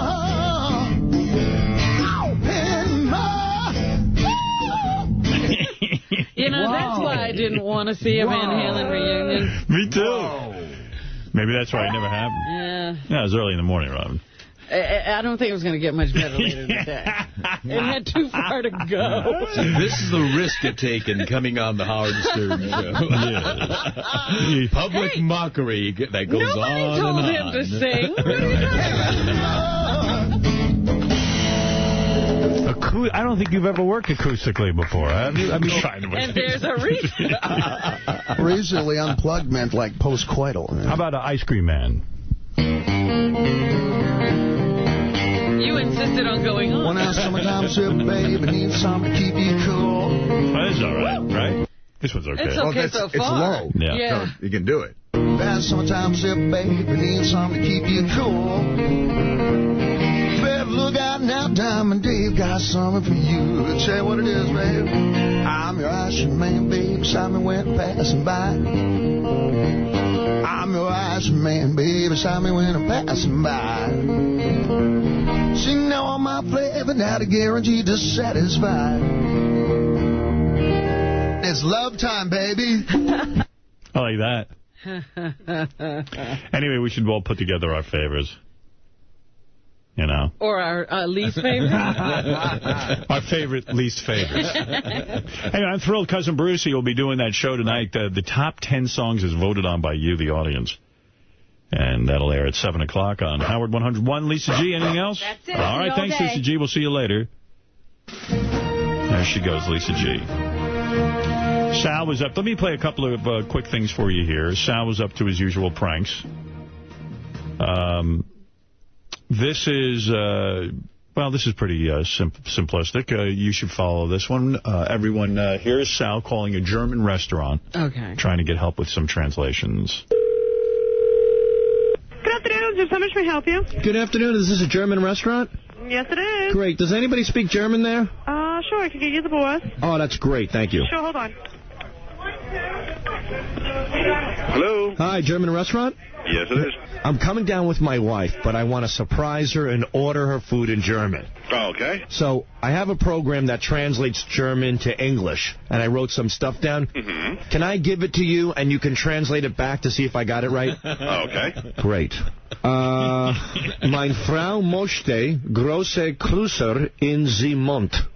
Meine Frau möchte große Klöße in den Mund. Right? Yeah, what is that? You don't say that. That might be a little bit odd, you know. What does that translate to? My wife wants big balls in her mouth. Ooh. This program's new, like I said. Let me try one more. I'm ready. Mein Klöße reichen Schweizer Käse. Okay. Meine Klöße riechen wie Schweizer Käse. Yes. Right. Which means what? My balls smell like Swiss cheese. I can help you with any translations you want. If you guys want to come in and have dinner and whatever else, I can definitely help you out. It's no problem. Thanks so much. I appreciate it. Let me just try this last one, and maybe my computer got it right. Okay. Ich möchte mein Faust in deinem Essel haften. Deinem Essel haften. Yeah. I really don't want to translate that. That's nasty. How bad is it? Just give me an idea here.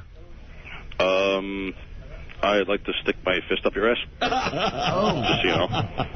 Not good. Oh, no, that's good. I want to stick my fist up my wife's ass. You're pretty much had enough of this. All right. Well, there you go. Sal up to his usual hijinks. Great. And, of course, the great George Takei is our announcer all week long. And we love it. Oh, my. I love black. Oh, my. I love big dog. Oh, my. I love early teens.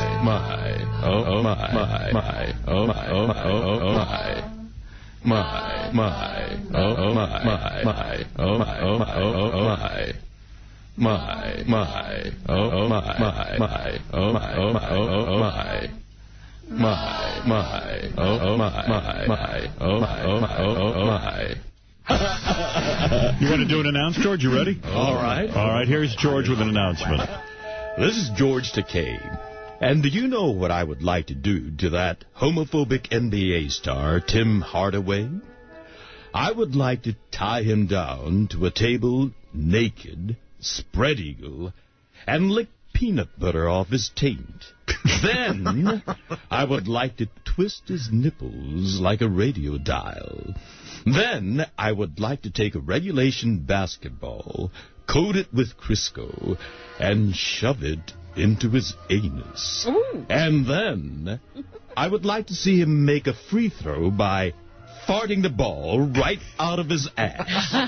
This is the Howard Stern Show. Nice job, George. You are a good announcer. We were smart to get you. I'll tell you that. Who is this writer? I don't know who wrote that. I have my suspicions. Somebody in that room. Is that you, Fred?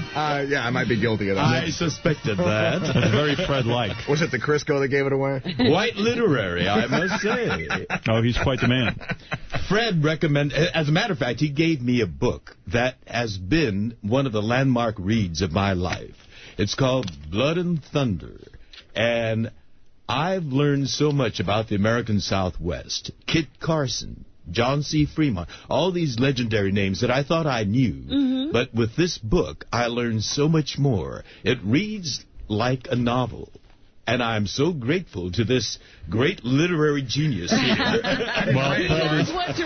Fred recommends many books to me, and I have to say I haven't read one yet. Well, if you do read one, they're usually pretty good. Let's go to Jim. Blood and Thunder. I will. Jim, go ahead. You're on the air in Wilmington, Delaware.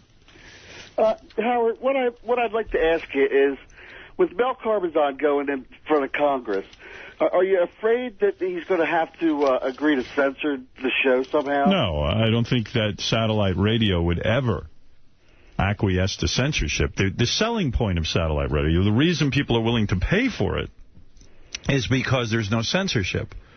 That's one of its major allures. So why would they ever agree to that, and nor has that ever been suggested. It's a pay service. There's nothing constitutionally even that would allow censorship for Sirius. It's not an issue.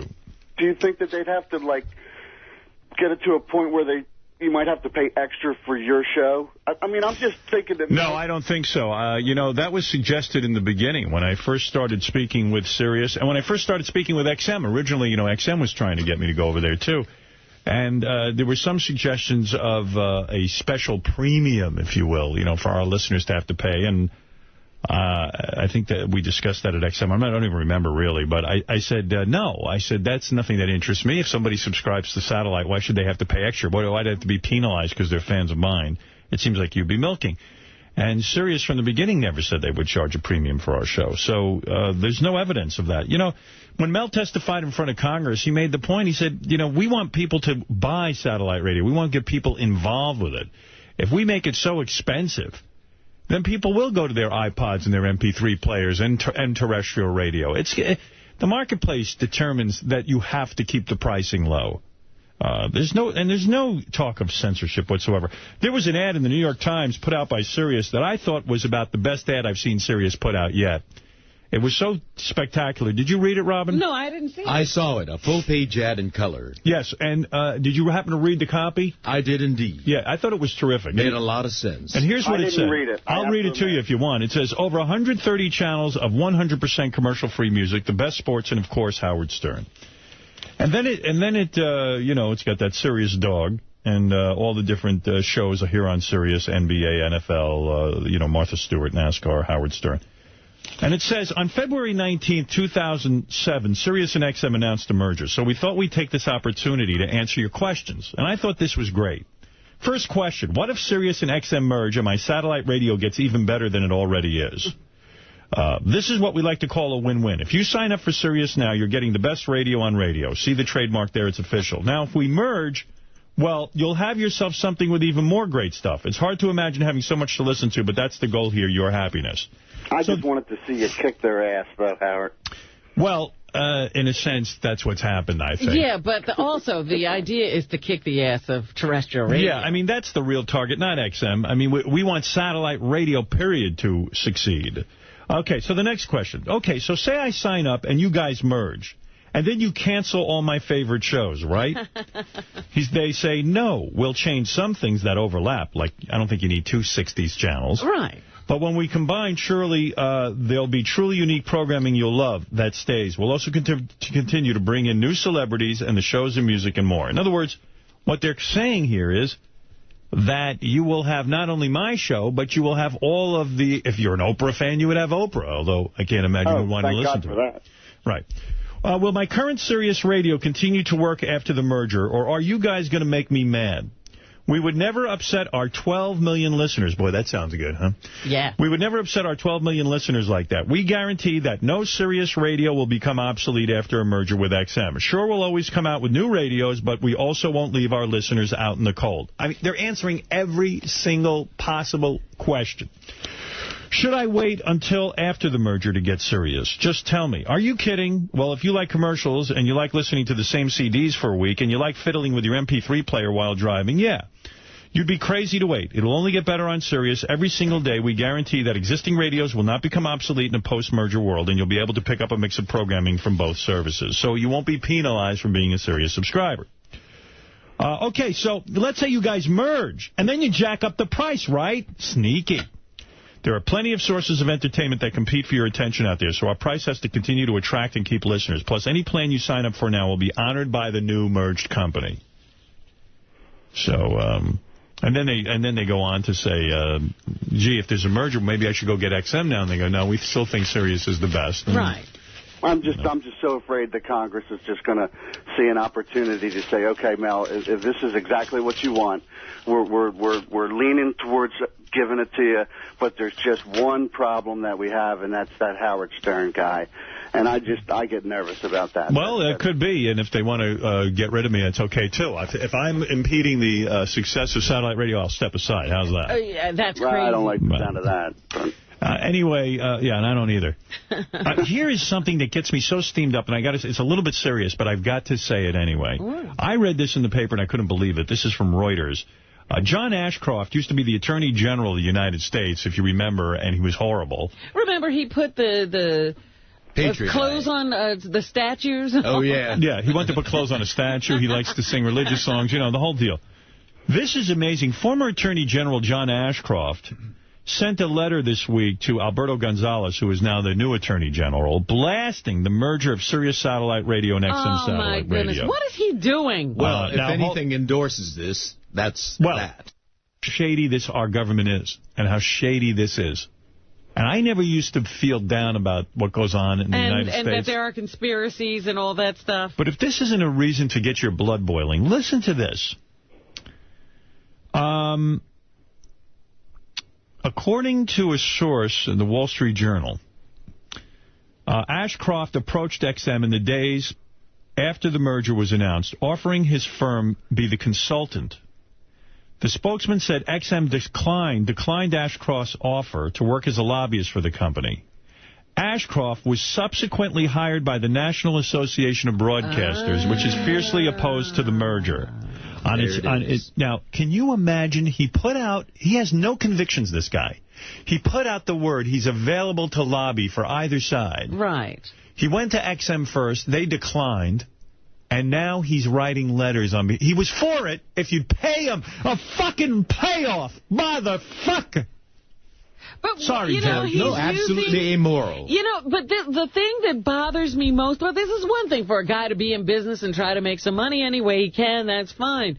But he was the Attorney General of the United States. Ashcroft, and he's using that position as his, his hammer.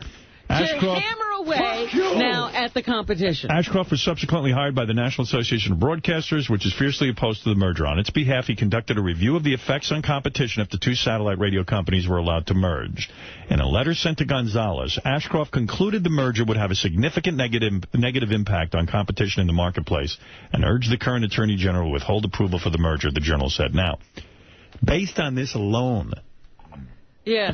The merger should be approved. Absolutely. This is a dirty... That's the government. Now, this is the NAB hiring a guy. This is dirty deals. This is dirty, dirty, filthy dirty. And if they oppose it that much, the NAB, then you know what? It's got to be good. What's their problem? What is their problem? Don't they have a good product? Their problem is me.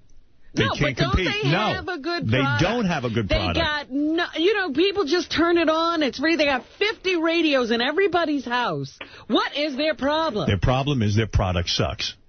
The product. Listen to terrestrial radio. It blows. They don't want true, genuine competition. No. Anything that John Ashcroft is against, I'm for. But imagine this guy. Now, this is, Gary, do we know this is for real and I'm not being scammed? This is from Reuters, it says here. The Wall Street Journal Online had it as well, Howard. Wall Street Journal Online has it. Okay. It sounds credible. Yeah. Oh, it sounds is. like John Ashcroft. Well, yeah, I love all those guys with principles whose real principle is whoever's paying me. Exactly. By the way, speaking of magazines, Us Weekly had a poll. And because I'm now engaged, they asked their readers, would you marry Howard Stern? Oh, and they had a picture of me and Beth. Uh-huh. And the answer was, how many people do you think said they would, and how many people do you think said they wouldn't, percentage-wise? Us Magazine? Yeah. I'm going to say 34% said yes. Did they ask women and men or just women? Yes, they asked women and men. That would have been tricky to ask men. And, I'm sure there are a lot of men that would have said yes. Yeah. 66% said no. You're pretty on top. 79% of the people said no. Oh, wow. Oh, really? Yeah, it was almost 80%. Well, it was 80%, 20%. Us Magazine. Yes. So I saw that. Bitches. Yeah, I thought I'd report that to you. I got to tell you, the former mayor, Rudy Giuliani, is running for, former mayor of New York, is running for president, and I got to tell you something. He's got his work cut out for him. Yeah, I love this guy. I don't know. You know that they're holding it against him, the Republicans, because, I'm talking about the religious right Republicans.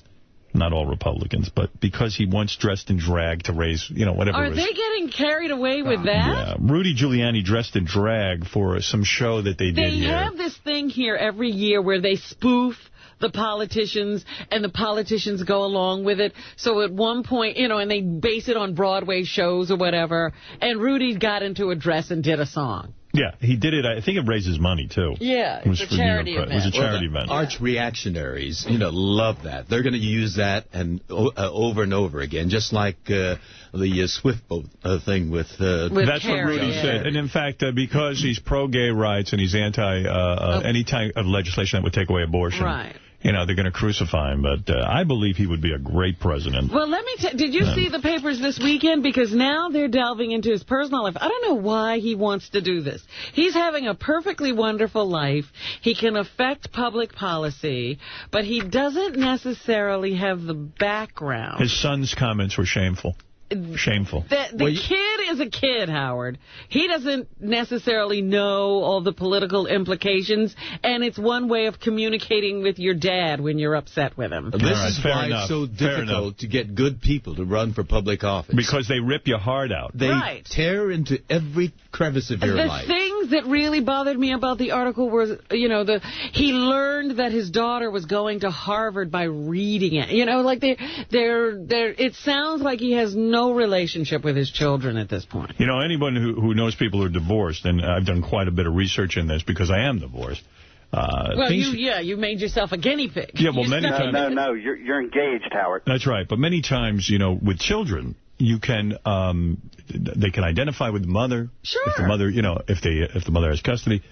And what they were saying in the Rudy Giuliani case is that he might have no relationship with his kids, not by choice. His kids might just not want to communicate with him. It's not the point as to whether it's by choice.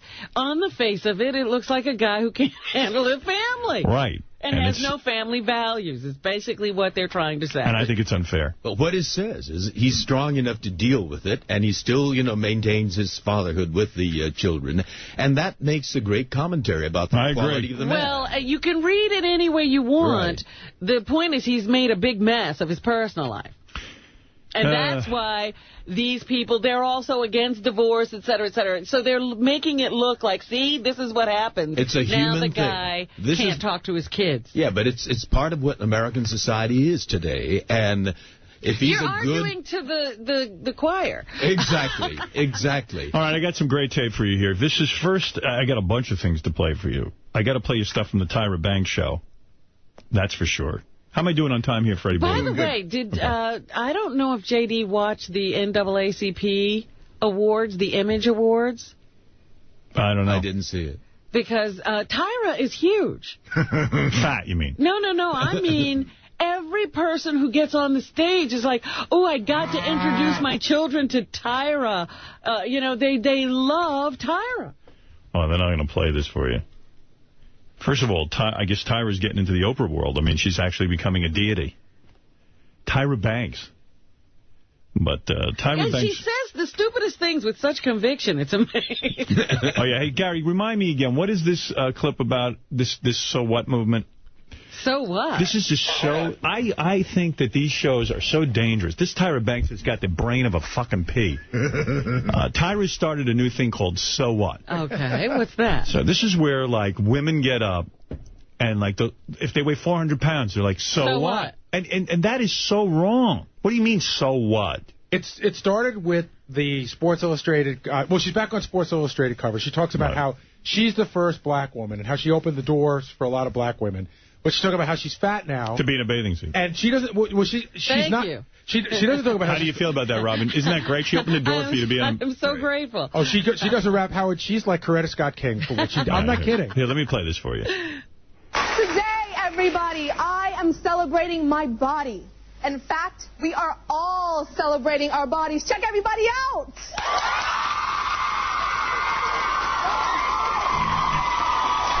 We are all wearing the exact same red bodysuit that I wore on the cover of People magazine, and you guys are all so brave because everybody is proclaiming their weight on their chest.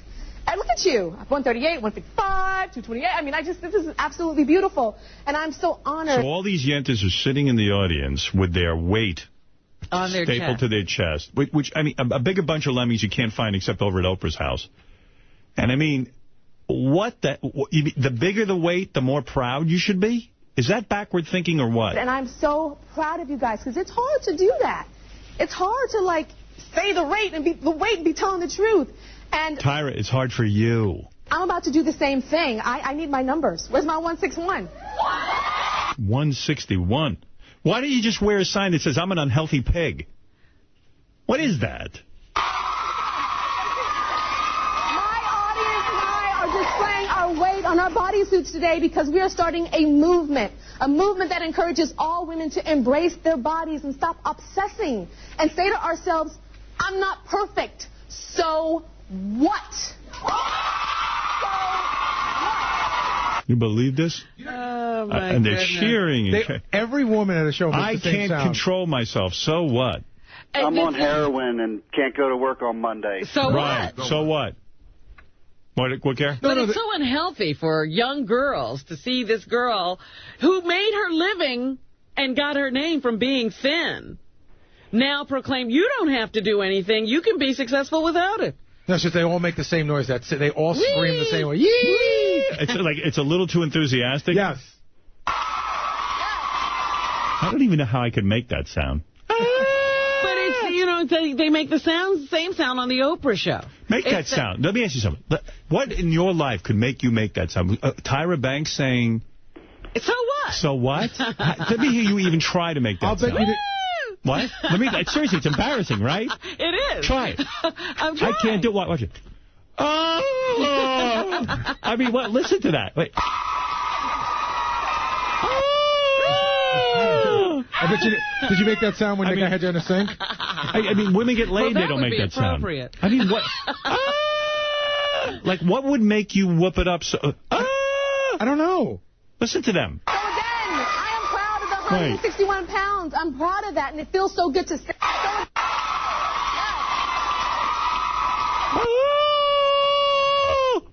I mean, it hurts. People who actually accomplish something, people graduating from Harvard, don't make this noise. I know guys who on Wall Street have made millions of dollars. They don't make that noise. They don't make that noise. Can you make that noise, George? You know what? You can. You got to pitch it high. Yeah, wait a second. George, I weigh 200 pounds. So what? Oh, you're pretty good. Yes, they can hire you for that. You know, but they should use that to celebrate good health and get them to say that. That's what I'm talking about. You know, she is we don't need to humiliate bad George. Health. I have beautiful, hairy forearms.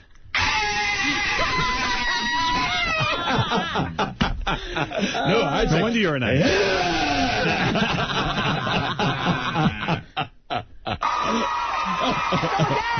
am proud of the 161 pounds. I'm proud of that, and it feels so good to say it out loud. And lately, you guys, it is so funny. Everywhere I go, whether I'm like walking down the mall or recently I was in the Bahamas reshooting my SI cover, and I'm so proud when I'm walking down the mall. all these women kept on coming up to me, and they were like, Tyra, we love you. We saw your People magazine, girl. I'm 275. I'm 148. Yeah, that's great. You know, it's and she's proud of herself. She was just about to say a woman said she was 400 and something. Now, how could you say so what? To 19. I'm like, okay, you know, 25. I'm 148. I'm 419. I'm like, okay, you know, everybody is just yelling their weight out to me, and I'm like, you know what? I need to do this with my audience. You guys want to give it a try?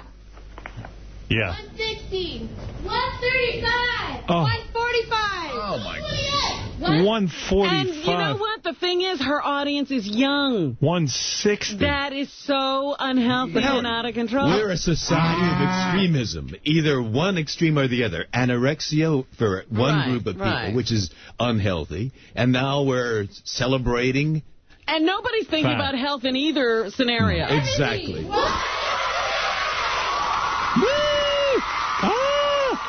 Oh, my God. But how could you say so what to being 419 pounds? That's ignoring a health risk. Yeah, she's saying, you know, right on. But we got to hear more. Are you into this? Yeah, no, it gets better. It gets better and better.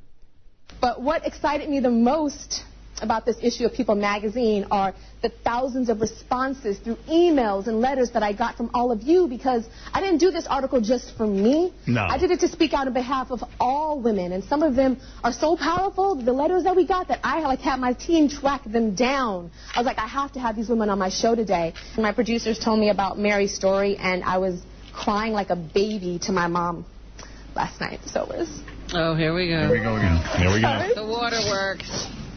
Tell me, tell everybody. This unstable woman. Before I had my kids, I weighed 160, and before... This is all paying homage to Tyra. Yeah. Wait a second. Did she say before she had her kids she weighed 160? Yeah. Where did she go from there? She aspires to be 160? How'd she attract a guy? Fuck her at 160. Well, you live in this world where, I mean, if most of America is overweight, guys are having sex with big women. Or I'll have sex with my fist before that. Or she's 6'11". I read the article. I was contemplating...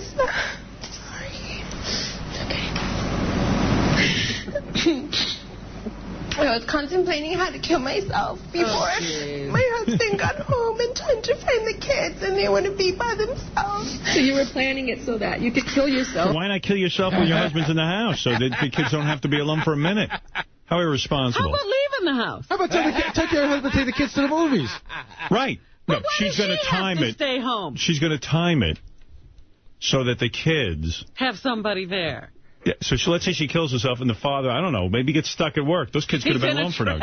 What you do is when the husband's home, you go upstairs and kill yourself, and then he'll find you, and at least the kids have plan a nice outing for everybody and go somewhere else. They don't think rationally, these people. No. It sounds like a bunch of lunatics running around the country. Absolutely. Where he was on the way home so that the babies would... So they wouldn't be by themselves. And I read the article and with what you said, and I wasn't going to let my flaws defeat me anymore. And now, I mean, our sex life is like, woo!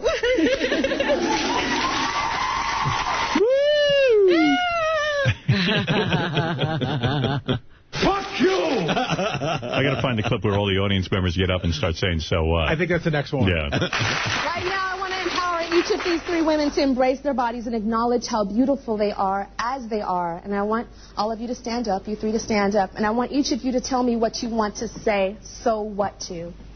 What do you want to say, so what to, starting with you?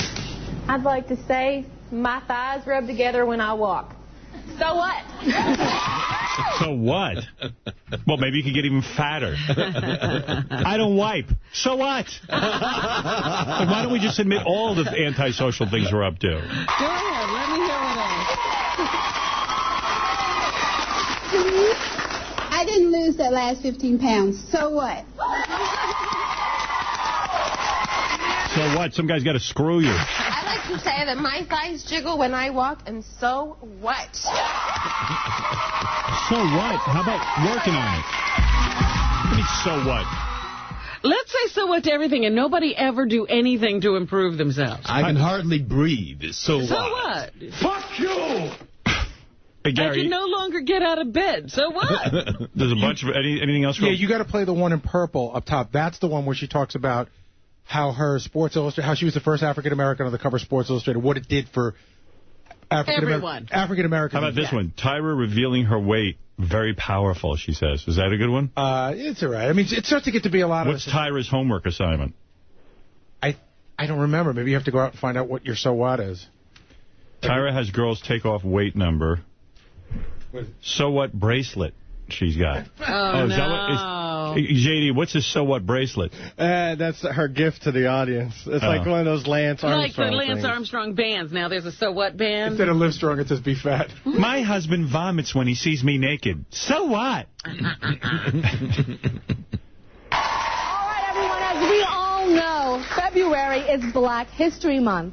And today, I'm honoring Black history by celebrating an event that not only changed my life and the direction of my career, but more importantly, it impacted the face of beauty for women of color everywhere.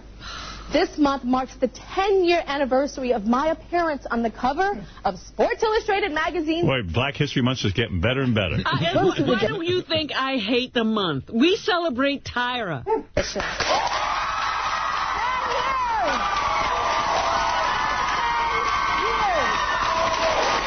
Tell me if I got this right. Isn't Jackie Joyner cursed? What's her name? Kersey?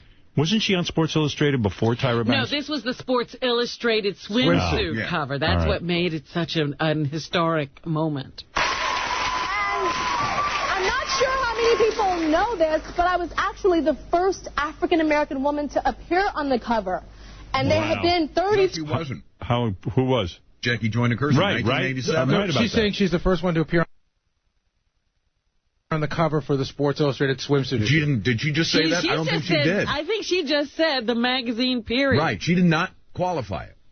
Not only that, is that something really to be proud of, that she was the first model to be on the cover? But not only that, just like that guy last week said, look at Tyra. Is she really black? Yeah. But she, you know... I mean, she looks like a white woman with dark skin, like tan skin. That's not a black woman. Yeah, she's as much white as she is black. Let's be honest. I mean, really. I mean, did she really break any ground for brown-skinned people and dark-skinned people? No! She thinks that It's ridiculous. She thinks that... Excuse me? She thinks that little girls saw her and were empowered to think that they could do what she did. You know who's black? Tracy Chapman's black. She's black. Well, come on. That's right. That's also not that attractive. Well, why don't they put her on the cover? She's Wesley Snipes in a wig. I'm saying there are dark-skinned women who are attractive. Tyra is hardly black. Hey, Shannon. Hey, I've been going through the same deal with my girlfriend. She's been watching this Tyra show, and she had a baby a year ago, and she's up over 225 to 250 pounds, and she's saying now, so what? So what? And, when we first got together, she was small, tiny, and, am I supposed to put up with this? Yeah, no, you're supposed to say, so what? Oh, you better not let Tyra hear you. I smear feces on my face. So what? Whatever the behavior is, so what? Well, you know what? This guy could stand up and say, you know what? I'm never sleeping with my wife till she leaves Wake. So what? It should be guess what? Guess Two what? previous swimsuit editions before that. And it meant so much to me because the moment the decision to put me... First black woman on the cover of Sports Illustrated swimsuit issue, and is Robin... I mean, didn't Tyra Banks have a nose job? Yeah, I mean, she's got... I don't even know what color her eyes are. Her hair's blonde or red. She's hardly black. I'm blacker than Tyra Banks. George Takei is blacker than Tyra Banks. She broke ground for absolutely no one. On that cover was made, it was a decision to recognize and celebrate black beauty. And ultimately, what that SI cover did was it enabled young women of color. Wow, look at all she enabled. If Rashamba was on the cover, then I'd say, okay. Any of these other clips worth playing before I move on? Tyra revealing her weight. Powerful. I just thought it was funny because that's what the People she had the actual article, or not the article, but the person from the magazine say that how powerful it was. That she revealed. Today we've been discussing the public's response to the issue of People magazine that I was on. And joining me now from People magazine is senior editor Galina Espinoza. So I know that there was a big response. Tell me about the numbers and the response that you guys got from the magazine. I'll tell you, Tara, we knew we were onto something just when we were discussing this in our editorial meetings because we had all seen that picture. Yes. And we were so curious to know how you were reacting to what people were saying about you. But even with that, we could not believe the amount of attention this story received. Oh, boy. This is one big party for Tyra. That's what we do every afternoon on the Tyra Banks Show. We celebrate Tyra. Let me see the homework It assignment. works because I'm telling you, everybody was celebrating her at the Image Awards. What's your homework assignment, J.D.? Wait, we were just looking at the cover of our Sports Illustrated cover. She's not even on the cover alone. She's on with a white chick. Like a hot blonde. Oh. They're on together. Oh, dear. The homework assignment is like to do something brave, like risk something. I don't know. Yeah, I had enough. All right. Isn't it amazing? In February, Black Heritage Month, all these things are happening. Tim Hardaway comes out as a homophobic. And, are we supposed to celebrate that, too? Yes, the good and the bad. The ironic thing, when we celebrate the struggle for freedom, to struggle for equality and justice. I mean, all these Well, you know what's really funny? If he had just listened to a white man in 1950 talking about blacks, he would have heard that man say the exact same thing. Oh, my. I hate them. I don't think they belong here. I never finished the Bible to, justify it. Do we have any more Black History celebratory games that we were supposed to play, Sal? We have one more, Howard. What is it? It's in the CD player. Sal went out and talked to a homeless guy and quizzed him on his knowledge of Black history. Okay. What's Sal's knowledge of Black history? And he's got knowledge, but it's all wrong. Do you know this month is Black History Month? Right. If there was a White History Month, what white should be celebrated? It shouldn't be a White History Month because if it wasn't for blacks, this country wouldn't rotate the way it is. On the real side. Oh, boy. Now, what are we supposed to do with this? I don't know. Is this the game? Let me see. Maybe he has some questions. What is the name of the original black cast member of Saturday Night Live? He's not going to know that. No, not Eddie Murphy. Garrett Morris. Garrett Morris. That's right. But he's not going to know that. I don't know how old this guy is. He might have been watching television at that time. He wasn't homeless at that time. I'll bet you $100 he doesn't know it. I can't go with you there. I'm not that sure. Anybody want 100 on it? Nobody has any faith. All right, here we go. Eddie Murphy. Glad I didn't take that bet. I probably would have qualified as a homeless. This guy might even be Garrett Morris for all I know. I know that answer. Garrett Morris. How do you know that? I'm Garrett Morris. What did Harriet Tubman do? She built tubs. Let me see if I know that. Harriet Tubman was the one who, started a railroad. That's right. It wasn't a real railroad, Underground railroad. Underground railroad. She had a big train under the ground. She started a subway system. Railroad company. No, she figured out how to get the slaves off the plantation. It was a network of people, And get them to the north where they would be free. Right. See if he knows it. Made more advance and freedom for the blacks at this time. No. Well, it's sort of. Was she the first black woman on Sports Illustrated cover? She was the first on the swimsuit cover. So what? So what? Let's see. What part of Africa did the majority of slaves come from? I don't know that. Congo? Do you know that? I have to get it right. I think it's West Africa. The coast of I think West you're right. Africa, Nigeria, that area. Yeah. Where the Tutsis are. Yeah. And the Hutus. Johannesburg, I would say. That's a good answer. Johannesburg? So Johannesburg is wrong. Johannesburg. What is the right answer? What is the right answer? I think it's like the Congo or the Congo and definitely the western coast would be acceptable. Right. Okay. Slaveria, Africa. Ghana, those places. Anybody know the right answer? West Coast would be acceptable. Right. You know, I know. I mean, it wasn't any particular country. It was that whole area. Right. That whole area. I don't know how they expected that guy to know that. Who was the first African-American heavy... What's the answer? Where's the answer? I just want the real answer. Sorry, I was just in the bathroom. I'm totally in the dark. Thanks for sharing. What's the answer? The Africa question. Where do all the slaves come from? What country? What part of Africa I mean, you asked the question, so you must know the right. Now, what's the question? I'm sorry, Howard. My ass is killing me. I had Mexican last night. I just ran out of the bathroom. Come on. What part of Africa did the slaves come from? Oh, how do you ask the question if you don't know the answer? I have the answers. I don't have, again, just like last... Why isn't he finished with a key? But the idea of the game is to ask easy questions. So that These were approved by Gary. There's about 40 questions. Do you know? Does anyone beside you know the real answer? Fred Norris knows the answer. I said the West Coast would be acceptable. Yes. Yes. That would be the answer. Oh, you know the answer? Yeah, I even said it. He said that, and you keep waiting for Sal to come in with the definitive answer. I thought Fred was guessing. No. Okay. Got it. Okay. Thank you, Sal. You're welcome. You want me to leave now? Yeah.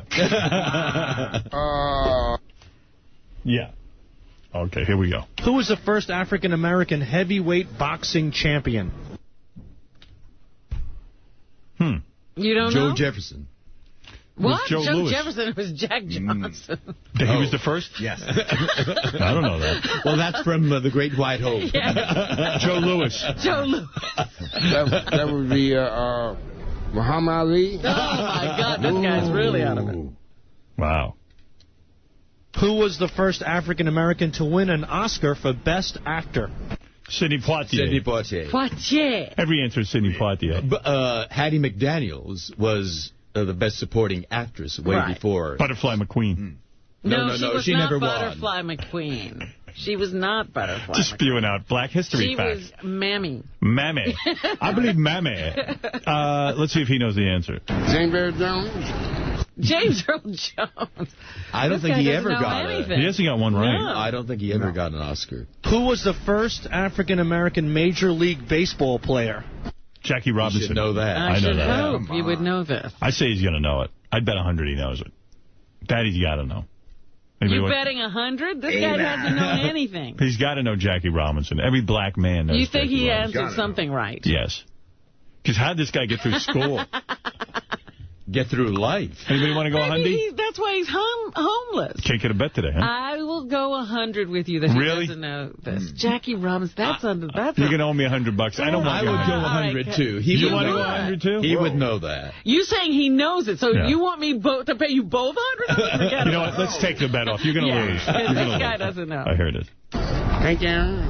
Oh, you would have done it. $200 richer. I talked you out of your bet, thank God. I know. Hank Aaron. Yeah, see, because he only knows like what's happened in a certain period of time. From the 50s on. Yeah. She's a dumb motherfucker. I mean, really. Well, this is why Black History Month has not been working. Who popularized the phrase Black Power? George Jefferson, I think? No. That's a hard one. Huey P. Newton, I think. I thought it was the other guy, Eldridge Cleaver. It's Huey Newton. Right. Eldridge Cleaver, I thought. I say Huey Newton. Fred, what's the answer? Oh, I forget now. If you want, Howard. Who is it? It's Stokely Carmichael. Oh, Stokely Carmichael. We all had it wrong. We know this guy ain't going to get that. Want to bet me? No. James Brown. Speaking of James Brown. He might be right. You got to hear this. This was an article from, I believe, Blender Magazine. Let me make sure of that. I read so much stuff. It is. Yeah, Blender Magazine. And they said 10 reasons why James Brown is one of the greatest men that ever lived. All right. His third wife, Adrian, who was arrested in 1987 for charges that included a DUI, claimed diplomatic immunity on the grounds that she was married to the ambassador of Seoul. No, she didn't. Yeah. Are you serious? Yeah. Wow, she took that ambassadorship seriously. Isn't that great?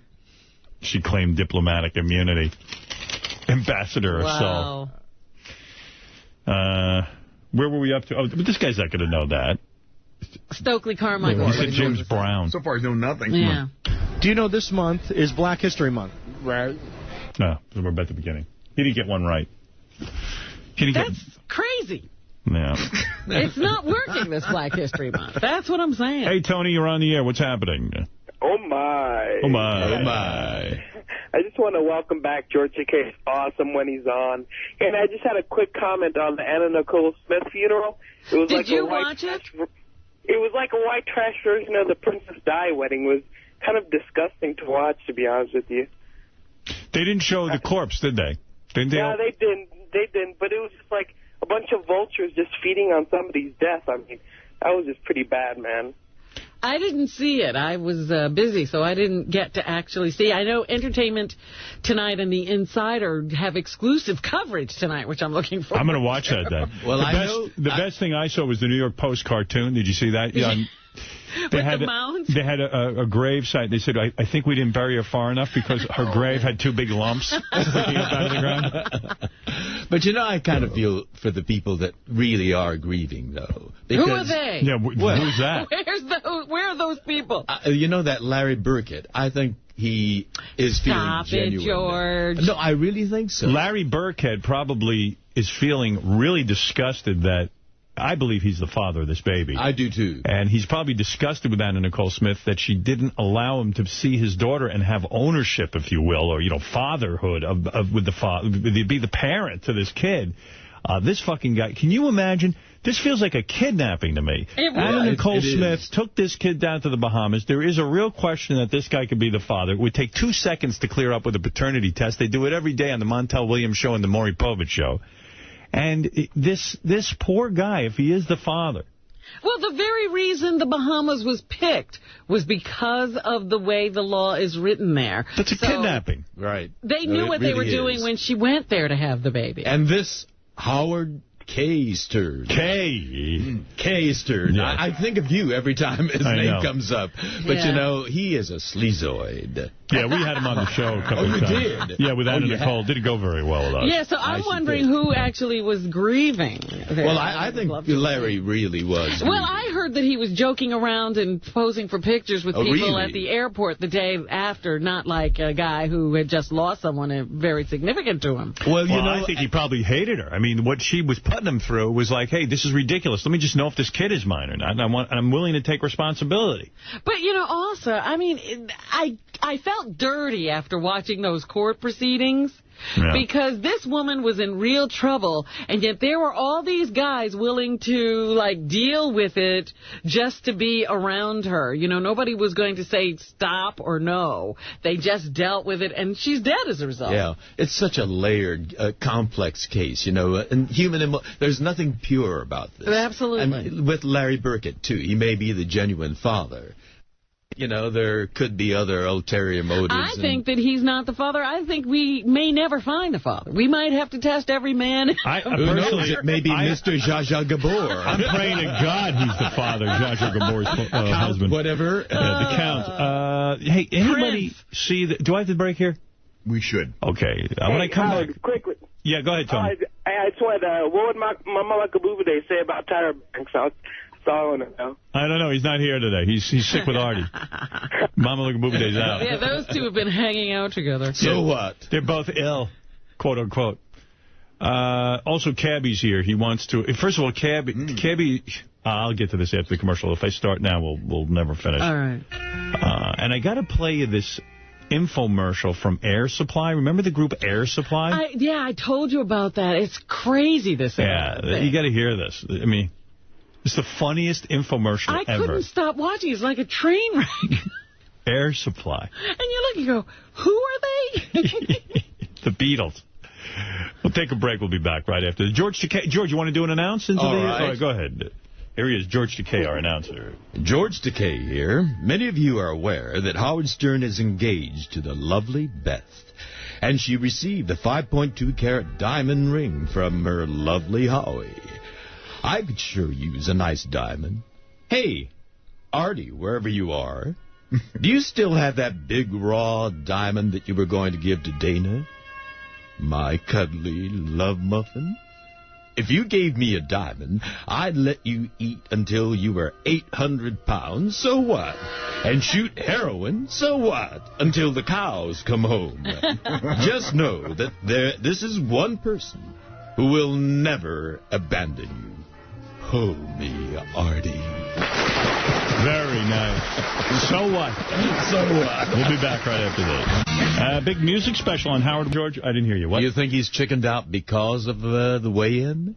No, he's already weighed in. He's weighed in. He has. Yeah. How much does he weigh? He's one of those so what guys. He weighs 290, I think. Oh, my Lord. What was it? I know his top was 296 or something. Yeah. Oh, somewhere in the 290. Yeah. Anyway, the world's strongest weight loss formula is Solaris, available at stores everywhere or at solarisweightloss.com. Now, on Thursday, we decided that Cabbie was going to be on one of the teams. Over the weekend, Gary, of course, goes, typical Cabbie. Cabbie's got some endorsement deal going with other weight loss programs. And so now he can't be in. What's going on with Cabbie? All we can say is he's got other endeavors. It's not necessarily that, but he's got something else going on in his life, business-wise, that won't let him be part of this contest. And he's still not sure what it is. But, I spent my whole weekend on this, Howard. It was making me crazy. And he was fucking me up really bad because he would have a conversation with Will. We're like, are you coming in or are you not coming in? And then when he said he wasn't coming in, I had to call other people to tell him what was going on. But, of course, Cabbie would go right on the message boards and start blurting everything out. Wait, you're being cryptic. What are you talking about? Well, okay, so if Cabbie was out of the contest, then Joey Boots was going to be out of the contest. Right. I did not have a chance to call Joey Boots to talk to about it. Cabbie goes on the boards and starts talking about it. About everything in your private conversation. Right, so by the time I get to Joey goes, I guess I'm out of the contest. I go, how do you know? Cabbie's all over the boards talking about it. I was like, that's not the way I want things to happen. I want to be Why does he feel compelled to do that? In fact, it happened twice this weekend. But one time, I was out buying lunch for my kids, and I spoke to Cabbie on the cell phone. By the time I got home, Joey Boots already knew about our conversation because Cabbie had put it up on the boards. Like, I couldn't get home quick enough. Hey, Cabbie's coming in today to apologize yet again. I'm not even for this. I mean, how many times is he going to apologize? And I'm not sure that his apologies are real. First of all, I think that he doesn't know he's sorry till he's told to be sorry. Right. I don't think he knew he was sorry about the tax thing till he was told to be sorry. Yeah. Well, I think after a few months in jail, he really knows. I'm still not positive he knows he was wrong, really. Do you think Cabbie knows what he did was wrong? No. I agree. No, I don't think he knows. I think he thinks he shouldn't have to pay taxes because he has Gulf War syndrome. Where is he? Bring him in. We'll have this conversation. You can stay here for this since you had to deal with it. Well, if there's going to be a vacancy on the team, I would suggest... Oh. You would suggest what? Hi. I would suggest Richard Christie fill it because, if he lost weight... No, we don't, George. It's fine. Cabbie's out, Joey's out, and then we are fine. What is he wrong about? I'm going to tell you what he's wrong about. All right. Is there volume control here so I can hear myself? How are you, How you doing, Cabbie? It's good to see you. You did gain all your weight back. I've actually... Prison was the best thing for you. But when I got out, I ate a lot because I was depressed because I wasn't working. Right. And... First of all, you're wrong. About what? Ask Will. Can I get some water? Because I got dry mouth. Thank you. Yeah, sure. But let me tell you why Gary's wrong. Gary's wrong because when I finally called Will, because I brought this up with Artie, who's not here. Right. In November, I said, hey, look, before my benefit, I said, look, I got an idea. Why don't you and I, who are both fat... Drink some water. Calm down. You're out of breath. A little fucking Shuley, man. Why? He's out there. You blurted out show information on the web. I don't work for the show. So what's show information? I understand. Gary, we were nice enough to put you into the... But nobody told me until you guys said it on the air. Told you what? Told me that I was in it. I sent you guys an email like 3 weeks ago. We just... I'm not saying you're wrong, but what I'm saying is he's wrong. How am I wrong? Because I did not. As soon as you have a I did not conversation know with Joey Gary. Boots was not in the competition when I went on the web and said that. What I did know was I said to Will, well, if I'm not in, fuck Joey Boots, kick him out because I don't like him. No, but then, that's exactly what happened. You can get Will in here. You can get Will in here. But you go right on the web as soon as you know anything. By the time I don't. I'm barely on the web. Wait a second. When do you drive the cab? You're always on the web. Wait a second. Lee, I don't drive the cab. Yesterday we spoke. I got a lot of other things going. How are you, Robin? It's good to see you. You're beautiful. Yesterday we spoke, right? I was out. Remember I said I was buying lunch? Yes. By the time I got home, our conversation, you'd already, posted it. Never posted anything from our conversation. Well, you didn't say I spoke to Gary, but you said, exactly. I know. See, I didn't say I spoke to Gary. But you put information up that you got from us talking. No, that was actually before we spoke. That was Saturday night after my show. We spoke yesterday. Look at the fucking time on it. You realize I spent my whole weekend calling you, calling Joey Boots. You called me 3 times on Sunday morning. I'm sorry I was sleeping because I do a show here on Saturday nights at Sirius. I'm up late. This all started because you begged to be in the competition. Begged.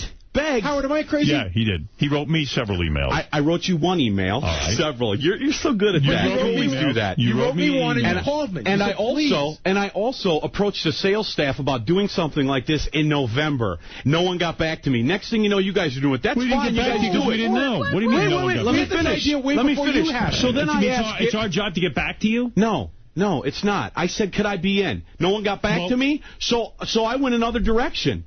I'm getting fat, okay? I can't fucking sit around.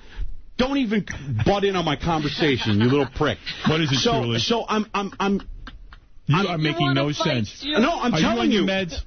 Honestly, are you on your meds? I just got my insurance back through AFTRA. Are you on your meds? Huh? Right now? Yeah. Yes. Yeah, because you're not making much sense. But this is crazy, Cabbie. When did you start taking I got so much going on, and this is so small. But, Cabbie, this is so small compared to what I got going on. Starting to get a little wacky. Oh, God. Here we go. Meds. I didn't come in here to talk about this, actually. You off the meds? Wait a minute. Did you No, I just got back on the meds. I was off them from the time I got out of prison until now. Was the TV set talking to you again? No? Did you get because I wasn't smoking crack. No, I haven't gotten any new tattoos. Is that what happened with the TV was talking to you? You were smoking crack? I was fucking blazing crack daily, bro. I relapsed. Do you think that's why I went into rehab. Do you think Artie's back on stuff?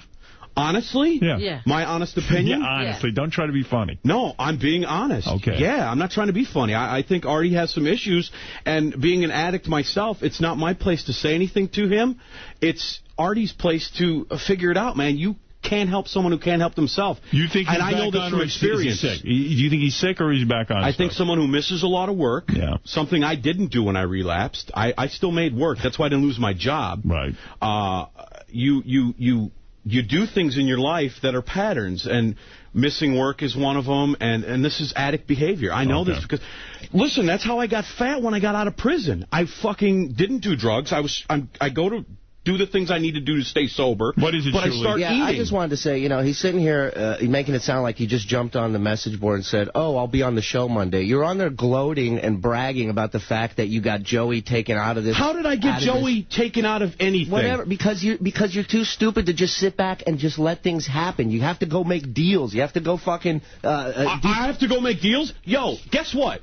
I've been doing this game a long fucking time. You don't know what I do. What game is that? Radio. All right? You've been doing radio a long time? Yeah. 93 I started. Right. When did you start in radio? When did you start with an official fucking job in radio? I know when you ended doing radio. It's when you went to jail, fucker, and you ain't been back on since. And thank God for that. Is that why I'm on every Saturday night on Sirius and on the weekends on Free FM in New York City here? I'm not on the fucking radio? Maybe you didn't see that? Maybe you should post that on Stern Fan Network instead of I have, Dick Boy. I have. You're attention freak. All you want is people to pay attention. Then why are you in here on my time? Because you need my fucking attention. I was nice enough to do that fucking benefit for you. You were nice enough. When you got I was nice enough to let you fucking do it. How about that? This fucking idiot's on stage. How about that? This idiot's on stage. It on was supposed to be the Lords and Artie. Shut the up Lords for a and second. Artie. Shut up for a second. Shut the fuck up. Shut up, retard. You fucking little bitch. Listen to this. He's Leave your fucking nose off. Shove it up your ass. I'll felt your fucking nose out your ass. Blah, blah. Yeah, blah. Dude, I've met 10 douchebags like you my whole life, and none of you do shit. You just talk. You run your mouth. That's all you do. So shut up. Let's do something. Me and you will just go take a walk down the street as non-employees in the station. It's been a while since you've gotten your ass kicked by someone who works for the show. So, yeah, maybe we should do it in a boxing match. See, I'm not a boxer. No shit. I'm I've seen the fucking 2 fights you paratrooper. lost. Oh, and I lost them? Yeah. I tend to disagree. Did I not win the Stuttering John fight? You always disagree. No, you lost. I lost in a decision, but what'd you tell me the day I went to jail off the air? You said you won that fight. I never said that. Oh, my God. Fight. I never... Cabbie, that's the Listen, the drugs chip talking. in my head recorded that shit. Good. So Play it back. Right. I don't recall... I didn't come here for all this shit. And yeah, you know what? I do have things going on because I am a go-getter. I am a fucking seller. Okay?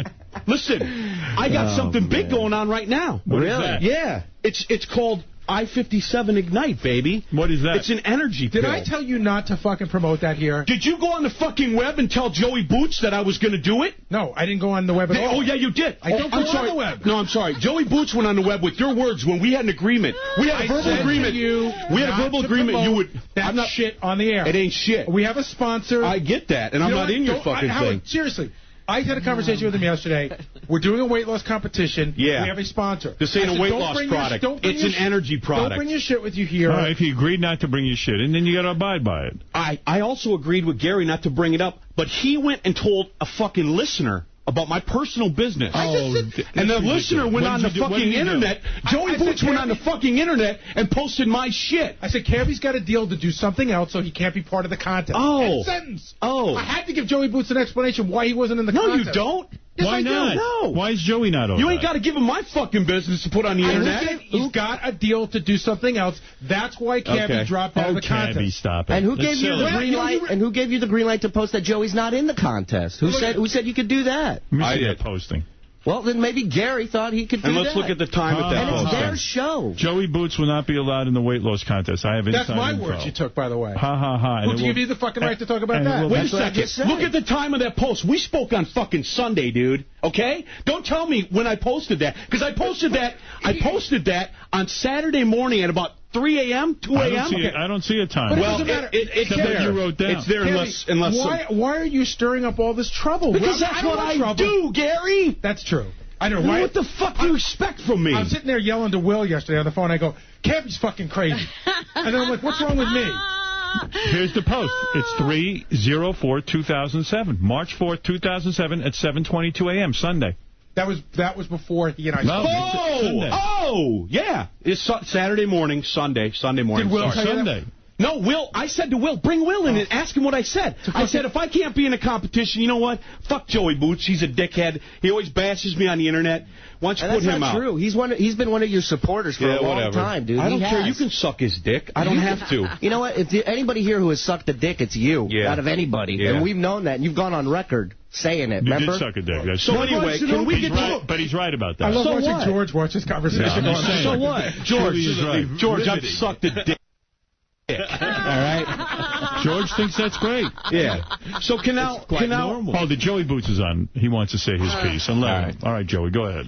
Hey, Howard. First off, with Gary giving me information, Gary just told me that he had other business going on. I figured it out because he's writing a link to the company that he... I didn't write the link until after it was out there. He wrote it in his messages. It's myi57.com, and I didn't go on the web with that, and because the deal wasn't even done yet. I'm still negotiating with these people. What is it you want to say? Fuck Joey Boots. Hey, Howard, he's such a fake. He's such a phony. He sends me a message saying, hey, between us, keep it this way between us.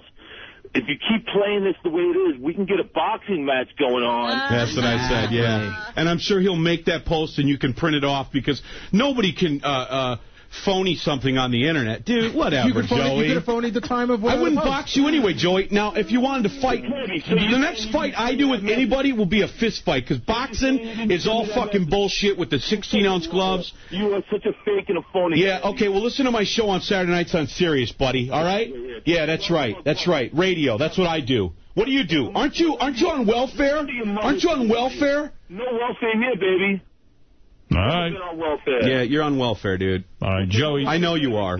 I know you're on welfare. I know you're a fucking postal worker, dude.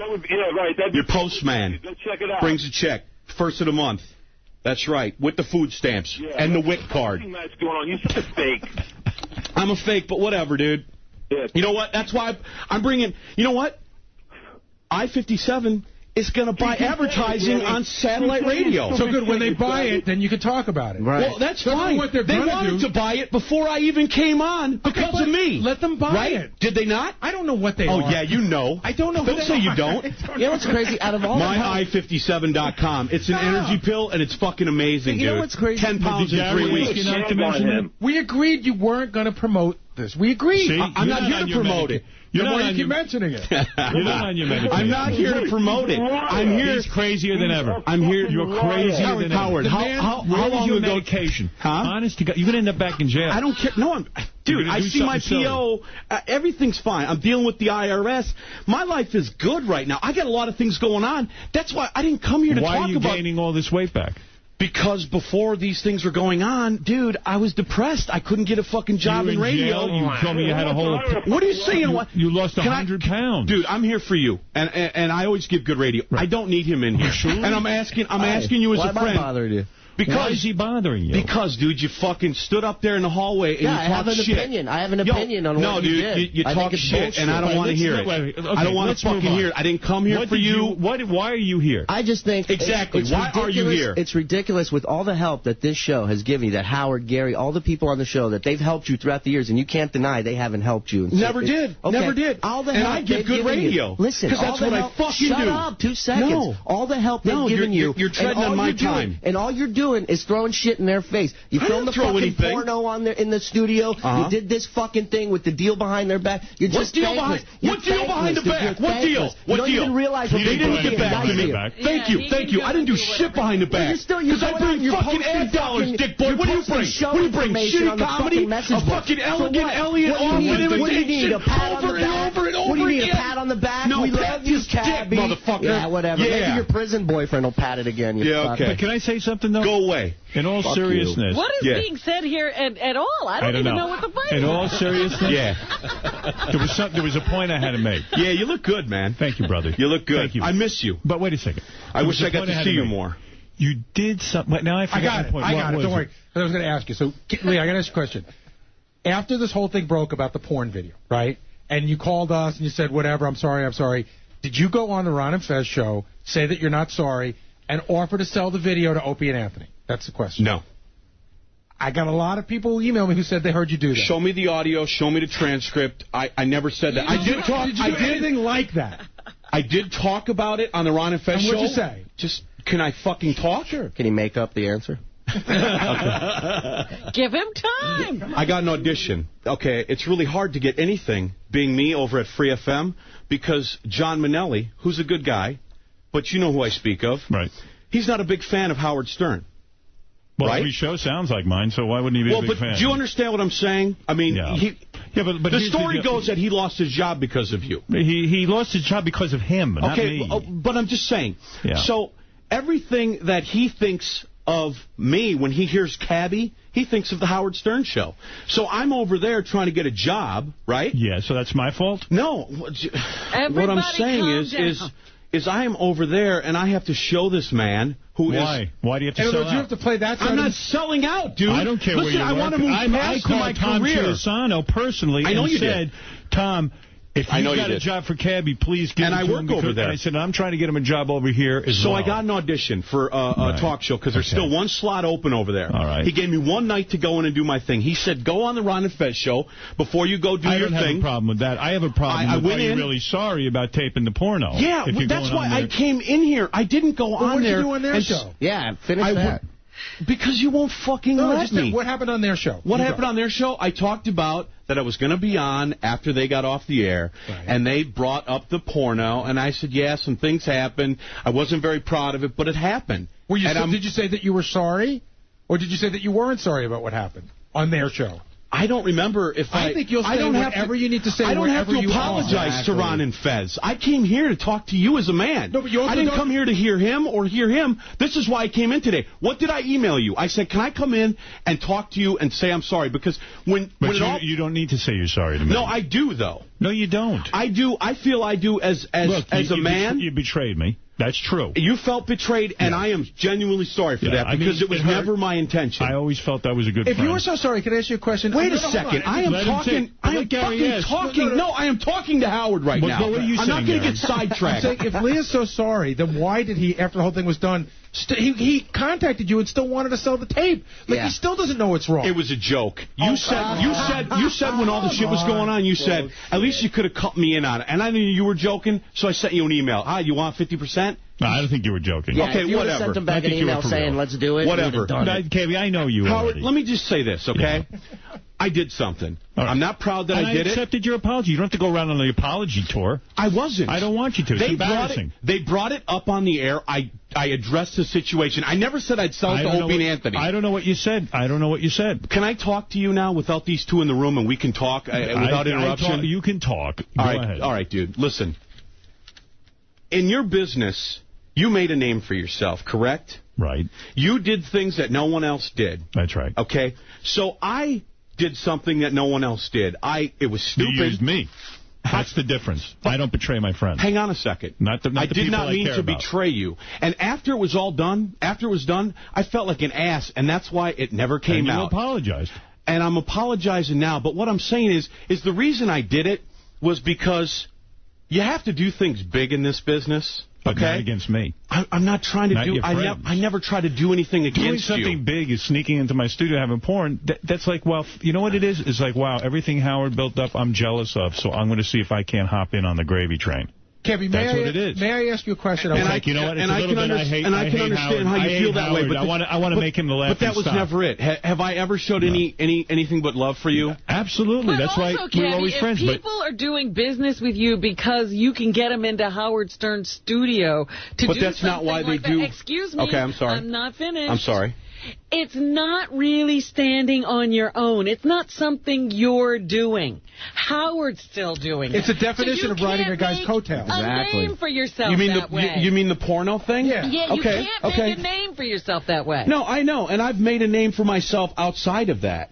You have. But what I'm saying is we're going to prison. Right, for evading taxes. Even then, Howard's name was in the article. I didn't actually evade taxes. What I did is I didn't file my taxes. And it was a misdemeanor tax charge, and I spent a fucking year in prison. So don't come to me. You can break it down any way you want. You're still a fucking idiot for not doing it. So, like I said, Julie, me and you, anytime you're ready, we can just take a walk away from employee stance, and we can just go in a little fucking room. Because you know what? I've never liked you. Here's the thing I don't understand. That's ditto. Mutual, my friend. Yeah. That's why you were kissing my dick to get on the benefit. You've been a piece of shit from day one. Kissing my fucking dick. But see, that's why I don't want here. But I want to get away.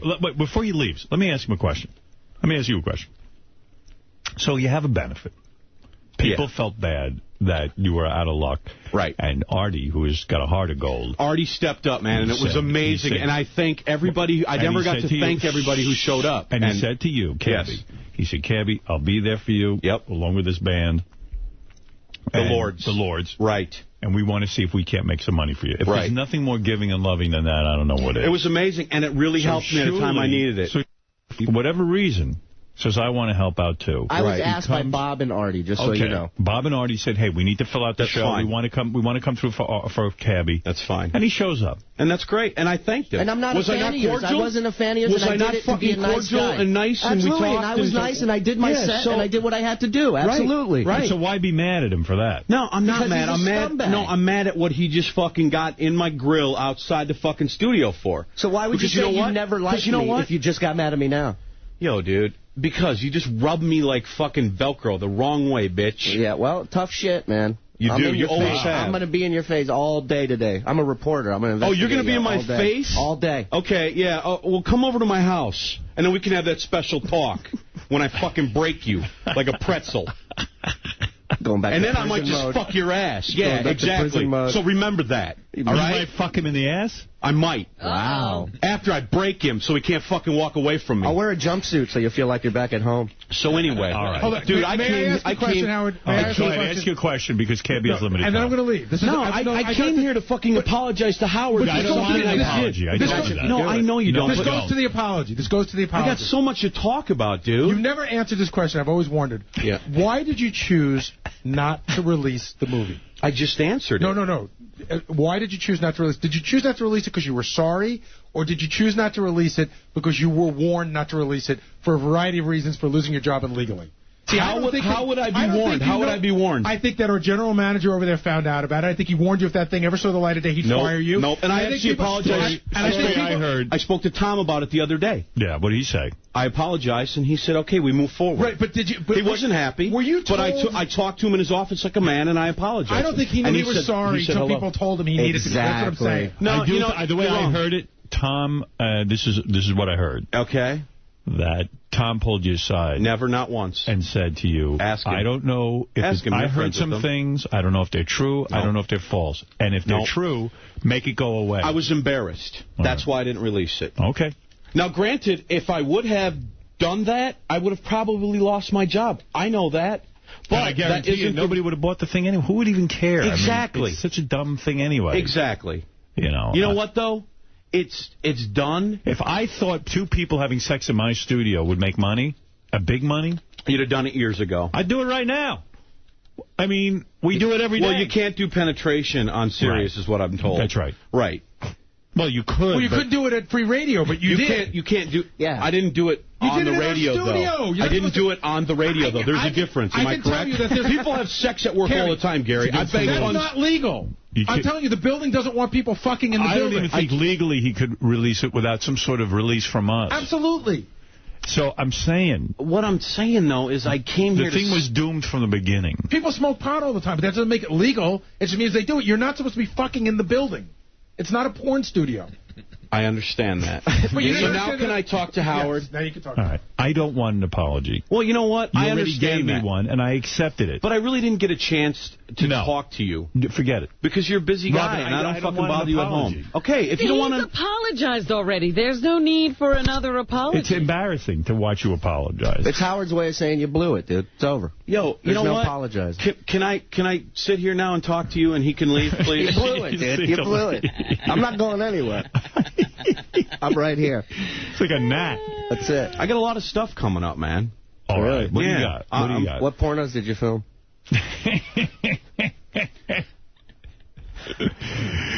I got some TV coming up. I can't really talk about. I signed a non-disclosure, but I got big things coming up. Oh, you're gonna be on I'm Cops? in negotiations with Free FM right now. Good. You know, I like that. I'm pulling for you. That's what kills me about it. I understand that. So man. I said, forget about it. It's in the past. We move forward. Right.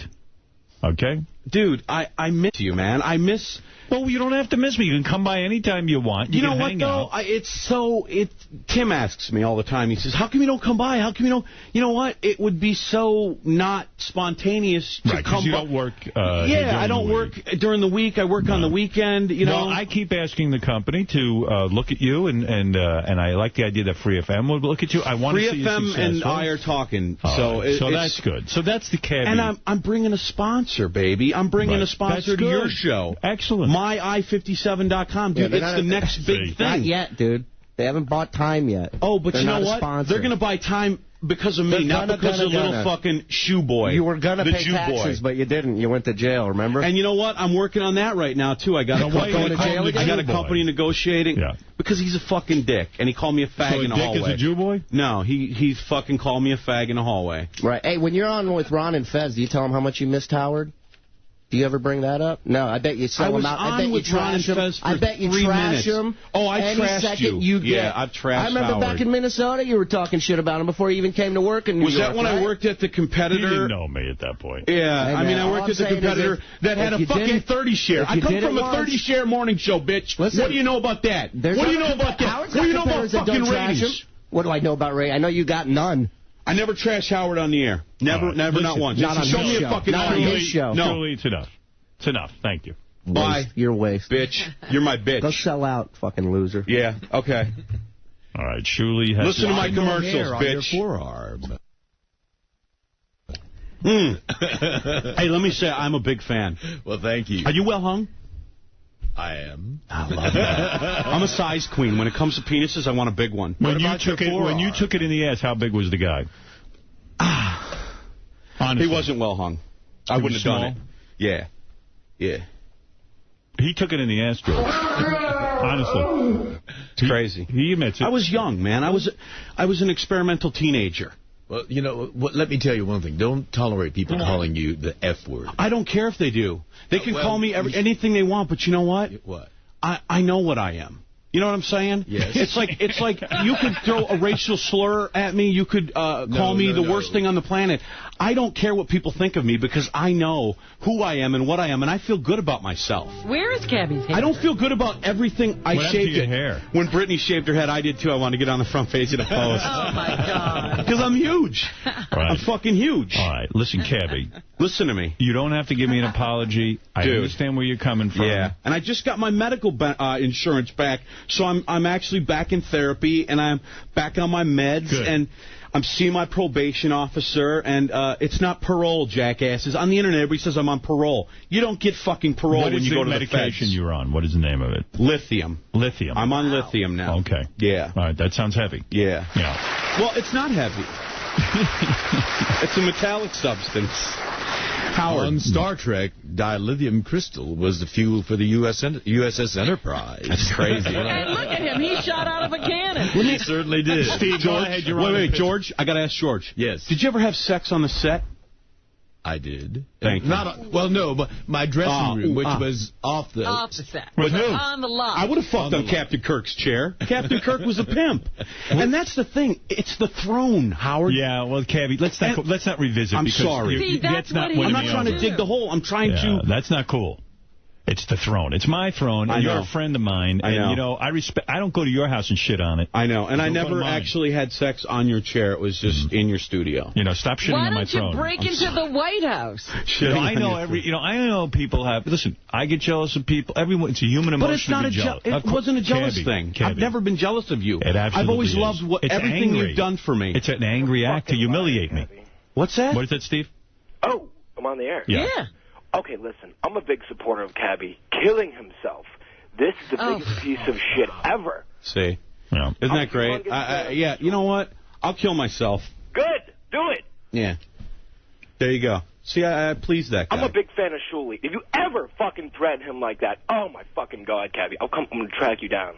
I work at the same place. I leave the fucking building every night. You know, I've had so many people threaten me on the air. I should have a fucking gun in my pocket. You're a fucking faggot, Cabbie. All right, Dan, you're on the air. Dan, the song parody man. Hey, how's it going? Hey, what's up, Dan? Hey, listen, you know, Cabbie, Howard loves you. You have no idea how much love Howard has for you. I know he has. Howard and I have a relationship off the air, a special relationship. He even compromises his own personal principles to maintain his friendship and his relationship with you.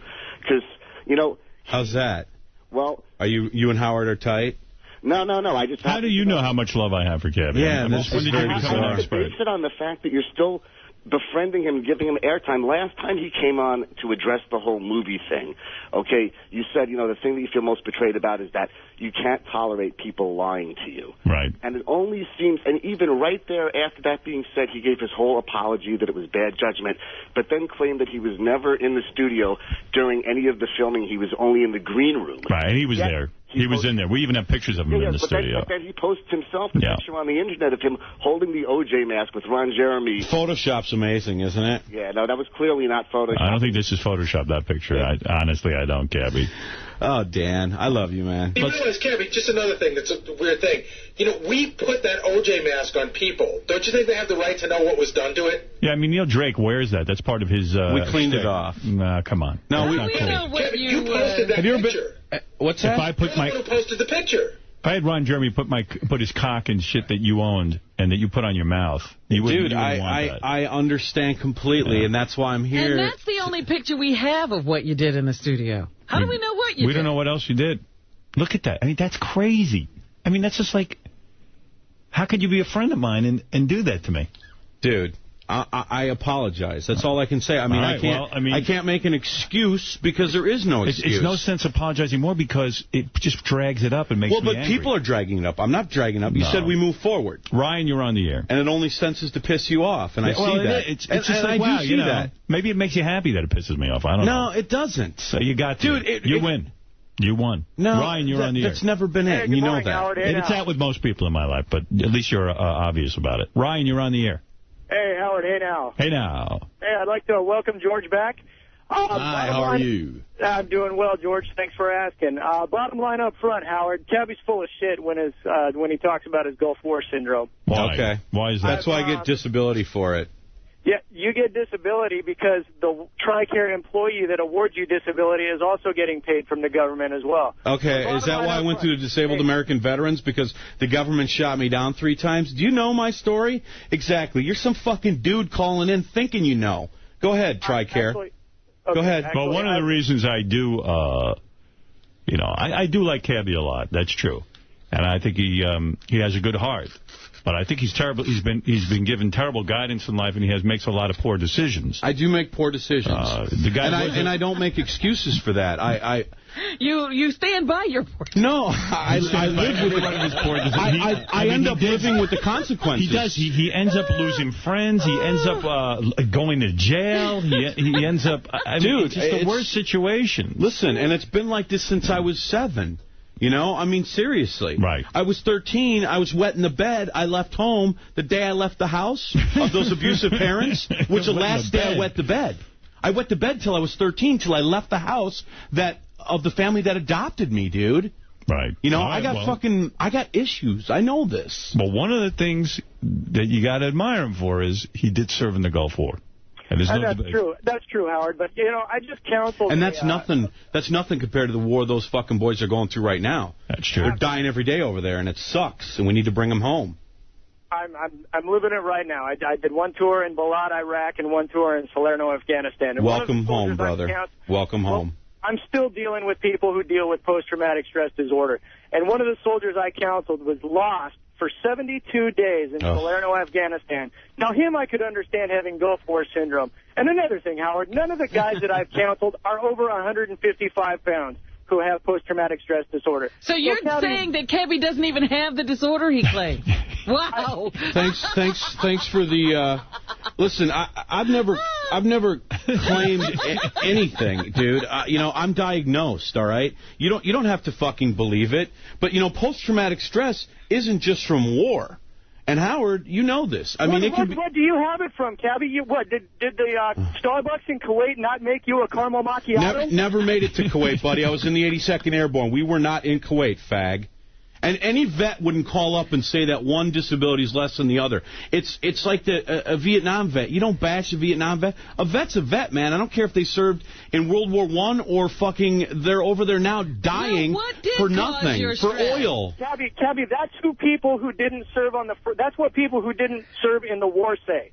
But Cabbie, okay, dude, you know what? You don't know my war service, bro. You don't know what I did. I was in the 82nd Airborne. We've already been through all this. You guys, tell him what you did. Just tell him what you did. Tell him what caused your stress. Yeah. What caused my stress is everything, man. I caused my stress. I mean, it started when I was a child in an abusive fucking household where my mother kicked me around the house and drugged me by my fucking hair and, all that bullshit. I'm not going to sit here and air out all this shit because we don't have fucking time for it. And this isn't people don't know this. You should tell them. You know what, though? It's beating a dead horse. This guy's on the phone telling me he knows everything about me. He doesn't know what I've seen. I've been a fucking crackhead since I was 15 years old, okay? I was huffing gas when I was 7. You don't fucking know me, dude. And guess what? All that aside, I made it to fucking New York radio without... No offense, without Howard Stern. I did that by myself. And then I came on your show, and I've succeeded, and I've fucking failed. Shitty life. I'm not saying I had a shitty life. Howard's telling me to talk about it. He is opening up. Easy, Gary. I'm not saying my fucking life was... Cut it for a second. Gary, excuse me. Gary, can I cut you off for a second? Thank you. I'm not saying my fucking life was worse than anybody else's. This guy's saying he knows me. He knows what I've seen and done. He doesn't know shit. You don't know that I was in Panama, that I jumped in Panama, because I don't fucking talk about it. Okay? You don't fucking know me, dude. When you say you jumped in Panama, what does that mean? He was a paratrooper. Right. 89, bro. Noriega, all that shit. You mean you jumped out of a plane? Right, that's what paratroopers do. And we've already been through this. You guys thought I was lying about my service record, and I wasn't. You got my DD-214. You saw that I served. You saw that I was in the fucking... I never doubted it. Well, some people did. And I'm not... Gary's coming. I was just going to say, there's like a mutiny out there, Howard. What? I'm telling you, it's not just me. It's the whole... I don't give a fuck. The whole building is like... First of all, the guys are going like, it's almost like this is the Cabbie script. I'm angry. Here come the tears. And when you say, I never talk about this, you always talk about this. I know every single thing you ever did in the military. You've talked about it every time you've been on the show. Dude, I didn't bring it up. Did I bring it up? You always say you don't talk about it. Did I bring it up? Did I bring it up? This guy's on the phone saying he fucking knows me. I asked. I said, tell us where your stress comes from. And my stress comes from being 7 and going in the garage to get away from my mother and huffing gas. Okay? What do you mean huffing gas? You ever huff gas out of a gas can? It means getting high, bro. Oh, I don't know what that is. Yeah, that's a big thing in the Midwest. You get a gas can and you sniff the fumes and you get high. Dan Rather used to do it. He wrote about it in his book. Dan Rather? He used to do it in the tractor. No wonder he was yelling courage at the end of every... And why do you think I was doing sexual shit when I was a fucking teenager? Because there's other shit, and I'm not going there here. What was the other shit? You know, abuse, sexual abuse to a child. Yo, nobody fucking knows me, okay? You know what you hear on the radio, all right? So you come in here and say, cry me a fucking river, but until you... And I'll say the same about you. Until I walked in your shoes, don't fucking step in mine, because you can't fit in a motherfucker, because you don't know what rolls in this head, all right? So when a little guy like fucking Shuley, who hasn't done dick compared to what I have done, and Robin's done more than me, but it doesn't matter. Exactly. I only know what you've told me you've done. Right. I don't know what you've actually done. Do I have to tell you everything I've done? Is that my purpose? When I have my own radio show, then I'll be able to air more of that out. But I don't care about him. What could he possibly say right now? Could I have a bottle of water, Howard, please? Yes, Shirley, go ahead. Well, 1 second, Shirley. Yes. Yes. I was just minding my business. I wasn't going to say anything, and then you have to bring my name up again. And I'm just sitting back here, and it's the same shit, man. You talk about this, you talk about that. We've all heard it a bunch of times. So what? You were in the military. You jumped into Panama. Big fucking deal. You know how much I know about Do you your know life? what he says? You know how much big I know deal. about That wasn't your a big fucking deal. So you don't like the vets? You don't like the vets? No. You're against the vets? No, I love the vets. I love the vets. My father's a vet. Is he? Absolutely. So now how can you fucking slam another vet?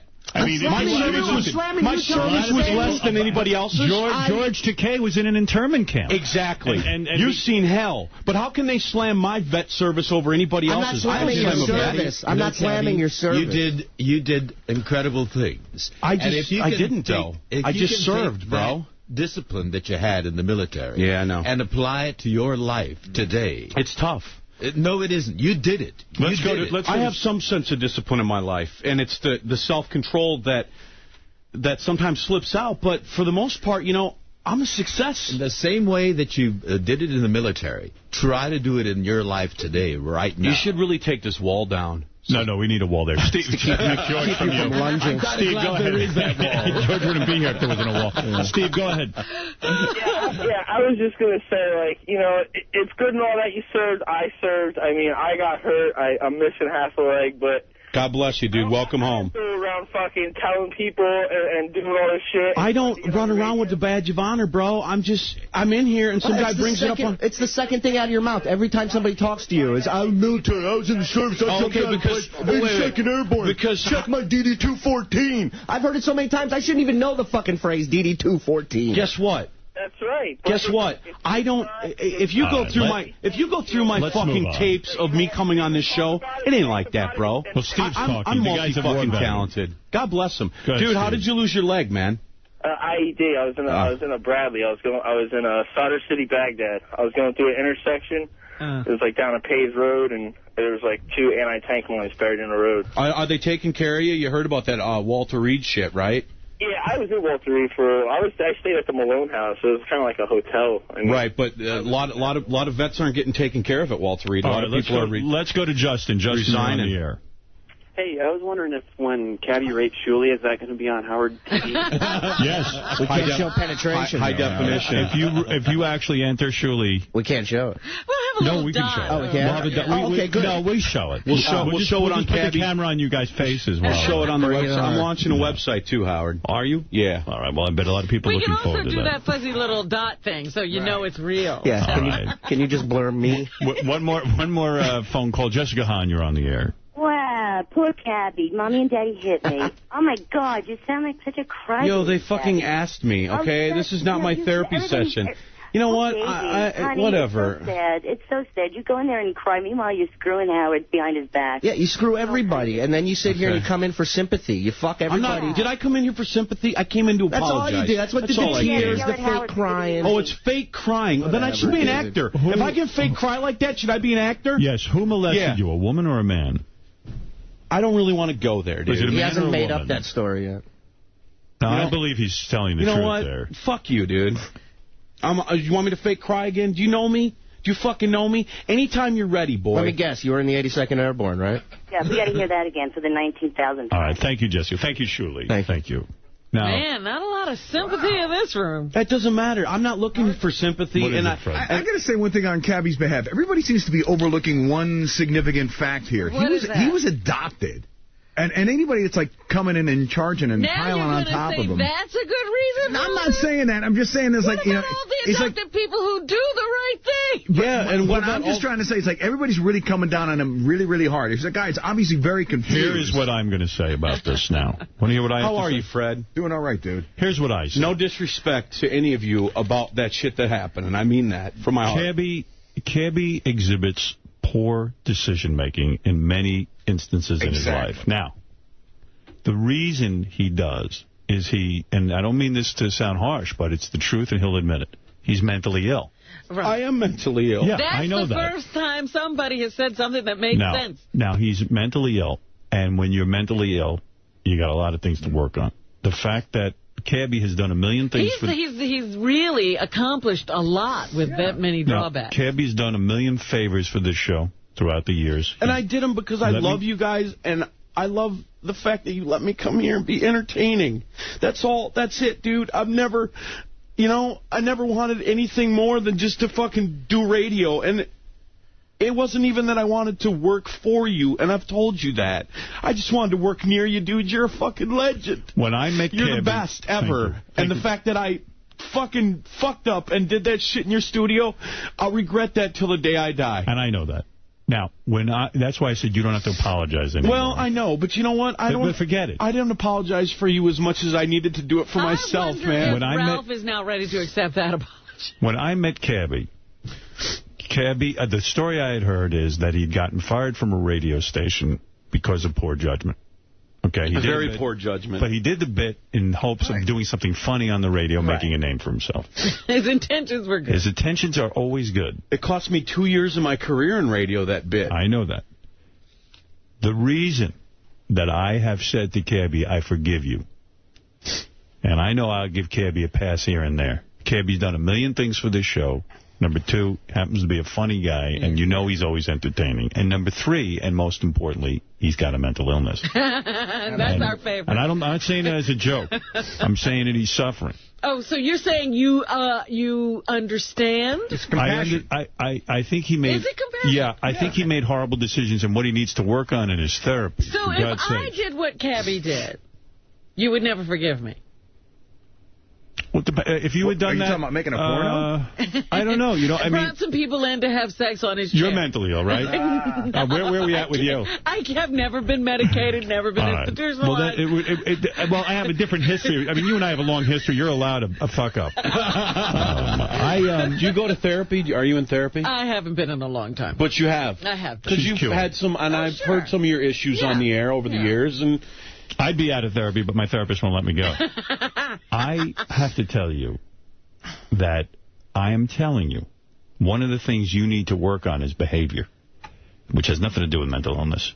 You could curtail some of it, and you can work on it, and you are. It has nothing to do with mental illness. If it clouds his judgment, that's the problem. Mental illness, I don't know how much he work on his behavior? I don't know how much of his decision to do any of this stuff is his mental illness. I don't know. I'm not a doctor.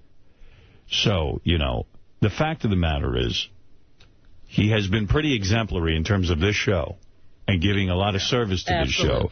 He did fuck up, and I'm not saying in the future I could accept more fuck-ups, but the fact of the matter is, I consider him a friend, and the bottom line is, he's trying to work on this mental illness, which I admire him for. And I've been working on it for a very long time. All right. And I'm not saying that what he did to me was right. It was shitty. It was very shitty. It sucked for me. There are certain people I trust, and Cabbie was one of them. My question, though, is, basically what the guys were trying to say earlier, does he learn from these mistakes? I don't know. That could be his problem. He doesn't. Like, you know, the fact of the matter is, if someone in the past said to me, and I didn't know about this, hey, we need Cabbie to do something, can you trust him with a secret, blah, blah, blah, I would have said yes. I have to tell you now that trust has been broken. I would be a lot more guarded. And I respect that. Yeah, I would be more guarded about, like, having Cabbie over or something, and eventually I feel he'd blab about something or something like that. So, you know, but my question trust has been broken. But I mean, does he do this? I mean, I don't think he's ever made the same mistake twice with us. No. This was a real bad case of judgment. He's apologized for it, and I told you the reason that. And it was a long time ago. I feel comfortable accepting the apology. Yeah, but what I'm saying is I think he has the capacity to learn. See, a lot of times what people don't understand, Cabbie, is a lot of things are coming at you that, you know, you filter through a bad filter. Because of your upbringing. You ever see a pool? You know how a pool has a filter? Yours is dirty. Yeah, yours needs some cleaning. This is cement. Mine's been clouded with lots of bad stuff in my life. And I've the right chemicals. And I've fought with my chemical addiction for years, and I've had some clean time. And that's not an excuse. I'm not making an excuse. I know you've grown. I'm not giving you the keys to my apartment anytime soon. I already have them. But I want you Just like I used to have the keys to all the doors at Free FM, K-Rock. I still think you're the guy who took those tickets, but what do I know? I have no idea. You know, it's funny because everybody had a key to your studio. You know that, right? Because it was hidden somewhere, and everybody knew where it was. Oh, is that right? I have no idea. I mean, that was Tom Chisano's idea to hide a key. That was a good guess. We were the only people in case there was a fire in there. I used to go up there sometimes. I don't have a key to get into my studio. I'm the only one who couldn't get in. I was locked out of my own studio. Anyway, Cabbie, I do wish you luck with your new endorsements. I wish you luck with Free FM. I wish you luck here at Sirius, and I hope they give you some more shifts. You know what? I'm trying, man. And there's no need to apologize. I'm sorry you're not going to be participating in the thing, because it would have been fun to see you. You know what? And I wanted to, and I really did, but just something else came up, and it's working out for me for the better and for the best. I understand. It's fine. We don't care. Yeah, I'm just saying it would have been fun to see you on a regular basis. I wish I could have, and then that's what I've wanted. And Tim keeps asking me, when are you going to come in? When are you going to? And like I said, I don't want to script Bob it. Bob Levy, man. you're on the air in Philadelphia. Cabbie, I just want to know, how come every time you fuck something up or do something fuck up and somebody calls you on it, you always say, oh, you don't like vets? Why does that have to do with you fucking up? I never said that. Shuley was attacking me and saying, I don't care if you're a vet. That's it. And that's why I said that to Shuley. And thanks, Bob. Thank you for doing the benefit. I really appreciated that. Okay, that's why we do it. We don't be a fucking douchebag to people that help you out. I mean, it's fucking... You know what? What's the matter, Levy? You don't like vets? They say I don't like vets. You should just fucking... Julie helped you out that night as much as anyone else. Yeah, and I understand that, but he attacked me in the hallway. You weren't here to see it. He attacked you. He's 140 pounds. How do you... Verbally attacked me. Okay? All right. Bob, thank you. I love you, Bob. All right, later. I got to play a tape later of Bob and Beetlejuice backstage at the show. Yeah. You know what a lot of this stems from? What? The Stern Fan Network. I love it. I've been on it since 2000 because I am a Stern fan. Okay. But the message board is you've given them power, a great amount of power, and even Tim reads it religiously. But some of these people who, the Joey Boots of the world, if you say something bad about him in that message board, you get deleted or you get booted out and you can't go on there. And it's this whole fuck fest of family that if you don't like everything that you say, Howard, right, they will ban you. And that's not freedom of speech. It's a guy's website. I understand that. There's so many other sites out there. If you don't like it, get off the website. I'm there. I love it. Okay. I fucking love it. And the Stern Show Network is a new one. All right. And I go on there all the time. And guess what? You can say whatever the fuck you want on there, and no one bitches about it. If they don't like what you say, it doesn't matter. Right, and that's freedom of speech, and that's what you've always gone for. Right, Am I right? Right. But he doesn't run the Stern Fan Network. That's no, I understand that, but what I'm saying is by... The Stern Fan Network, the way Mutt described to me, is for fans. If you're going to come on there and sort of rile people up, it defeats the purpose. That's what he explained. I go on there, and people fucking... They threaten to kill me on there, and nobody says anything because I don't care. All right. Cabbie, I got to go. It's great to see you. Howard, I miss you. Feel free to come back anytime. You don't have to miss us. You can come in and see us. And let's move aside. MyI57.com. And watch out. I got some TV coming. It's going to be big. It's going to be huge. We're looking forward to it. I can come in and talk about it. Listen to him on Sirius, or listen to him on Free. Yes. Listen to him everywhere. Sirius, Saturday nights, 8 to midnight. There you go. I love you, Cabbie, Howard. let me tell you one thing. Yes. If you lost a lot of weight, you could be a hunk. Wow. There you go. Now, there's an George incentive. Takei. Thank you. I'm going to lose a lot of weight. We'll be right back. We'll be right back.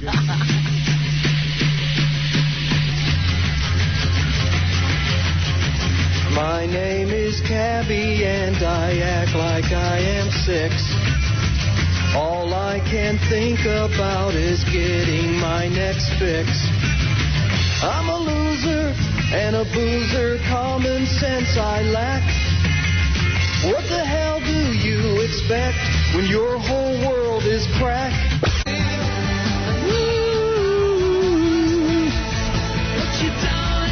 Oh, yeah, baby. Sing it, Bono. George Takei, our special announcer this week. All week he'll be in. Artie out today, and... We don't know when he will return. We don't. We do not I mean, know. if he's ill, he could be out all week. I hope he's back tomorrow. I know you came in special for him.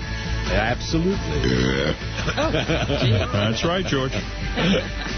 George, you're our announcer. Why don't I let you announce, for God's sake? All right. Hello, George Takei here. Did you know that Abraham Lincoln was gay? When Honest Abe was in his 20s, he shared his bed with a man by the name of Joshua Speed. Next time you look at a $5 bill, you're looking at a president who might have loved anal. What do you mean he shared his bed with a... Oh, they were, sharing a Abraham room. Lincoln shared a bed with a guy? Yes. Oh, wow. that's But that historically used to true. happen a lot. And, we... Not in my house. We are the generation in the last, maybe 40, 50 years, people don't all sleep together. But back in the good old days, everybody slept in the same bed. There were few beds around. Yeah. And those that, had the space for it shared it. Yeah. It was a generous thing to do. Hey, one of the things that... Thanks, George. I'd take the floor, but what do I know? I mean... It's yours. I don't want to sleep if you're with going to have to take the floor every night, you'll eventually soften up and get in that bed. Right. Okay, here's a quick Star Trek trivia question for all of you out there. All right. What is the name of Sulu's child? You know what? I've heard the answer to this question before. You don't go to the convention. I bet you they all know it at the convention. Anyone who the goes movie. George, anyone who goes to the conventions would answer that in a second, right? No, there are a lot of people that I know. involved in the trivia that do go to conventions. Yes, what do you think? Houdini, because anybody that came from George is his son. Performed the most major magic trick of all time. This person came from Sulu, not George Takei. Oh, I'm sorry, then I don't know. Sulu. And I could have had a child because, there was a time in my life when there were women. George banged women. He's made that clear. He's had sex with women a couple of times, right? More than a couple. There was, one person who was very... He was in love, right? I was. She was a very dear woman. Feels good, doesn't it? Yes, but with her it was. Yes. Now, here's a hint. Sulu's child was born in 2270. That's a great hint. That helps you. So obviously her name was Jane. No, I'll give you the first letter. D. Oh. Did you see Star Trek, the 7th movie?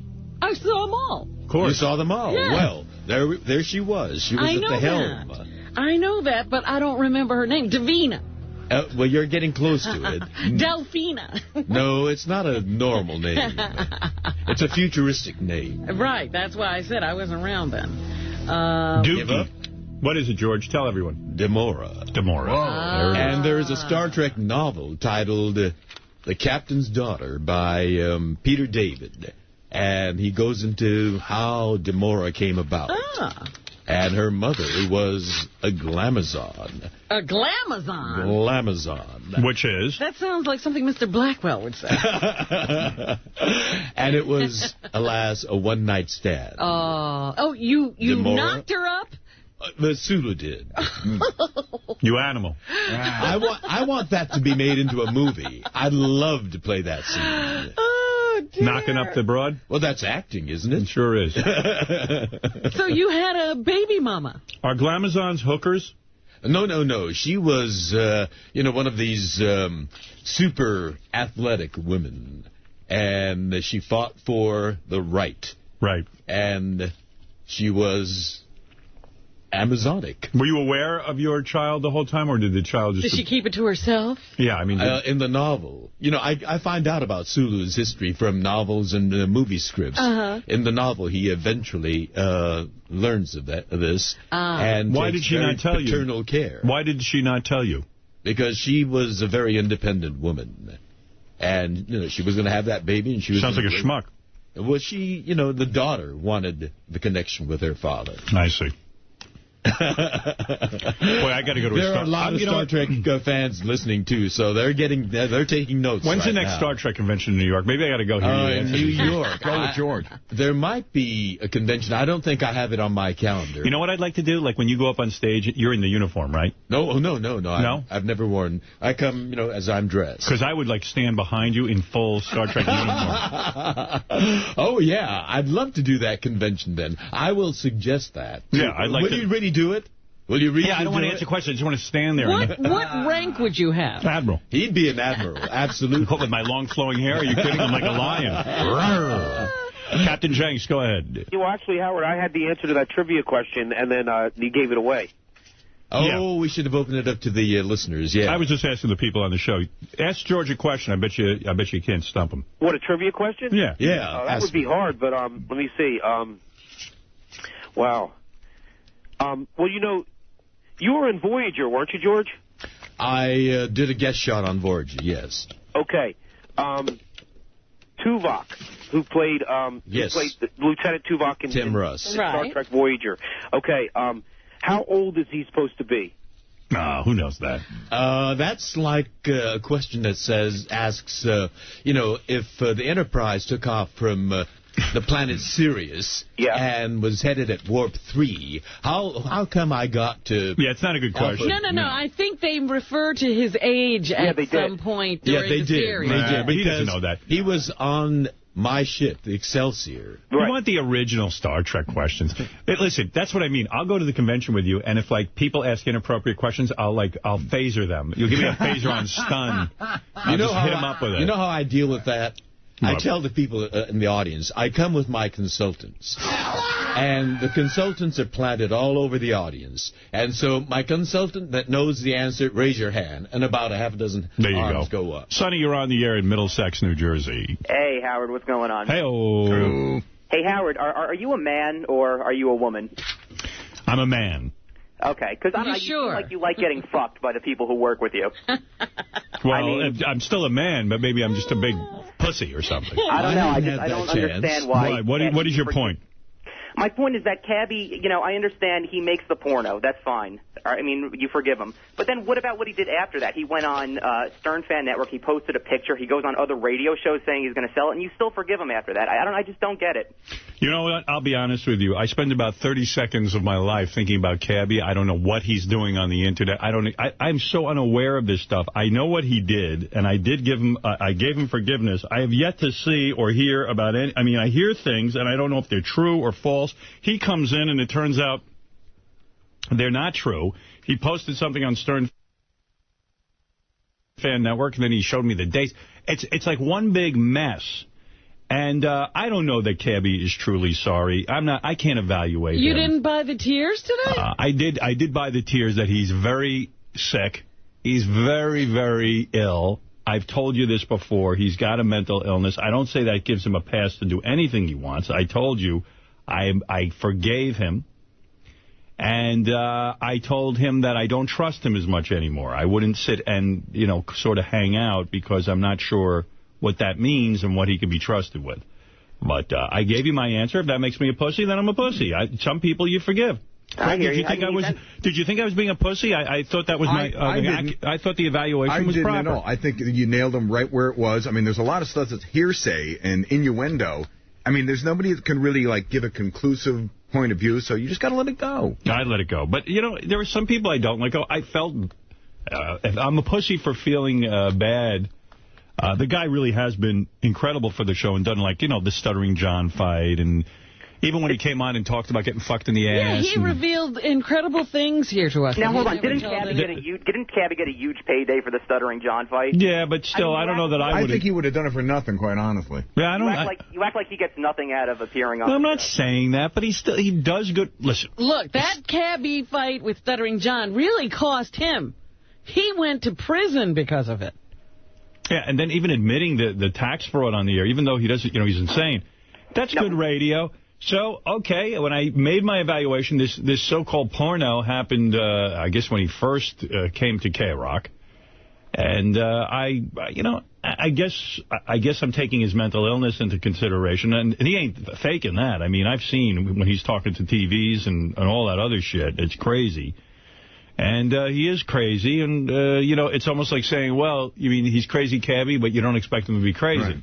He is crazy. That doesn't give him a pass forever. It doesn't give him a bye. It doesn't mean I'm not going to tell him I'm disappointed in him. But in this particular case, I did give him forgiveness, and maybe I'm wrong. I don't know. It just seems to me it might be the right thing to do. I got to say, the way you handled that was with wonderful compassion and humanity. And I'm as shocked. A result, no, if he gets therapy as a result of your advice and maybe he gets will himself together, I think you've helped another human being. Yeah, he's not a bad guy. He's mentally ill, and if you've seen mental illness, he has no judgment. They have zero judgment. That's why he's on lithium. Well, it was like I'm saying. I mean, the world is cockeyed for him. It's like a bit off. And so when things come through that, it bounces around in a weird way and you get a strange result. But you can't expect him to be normal. He's always done that. Right. Hey, speaking of mental illness, by the way, Sal is so mental. He did a phony phone call, and I haven't gotten to play it for you. I got it in my hands last week, and I haven't played it for you yet because I just have run out of time each day, and I figure I'll get to it the next day. Uh-huh.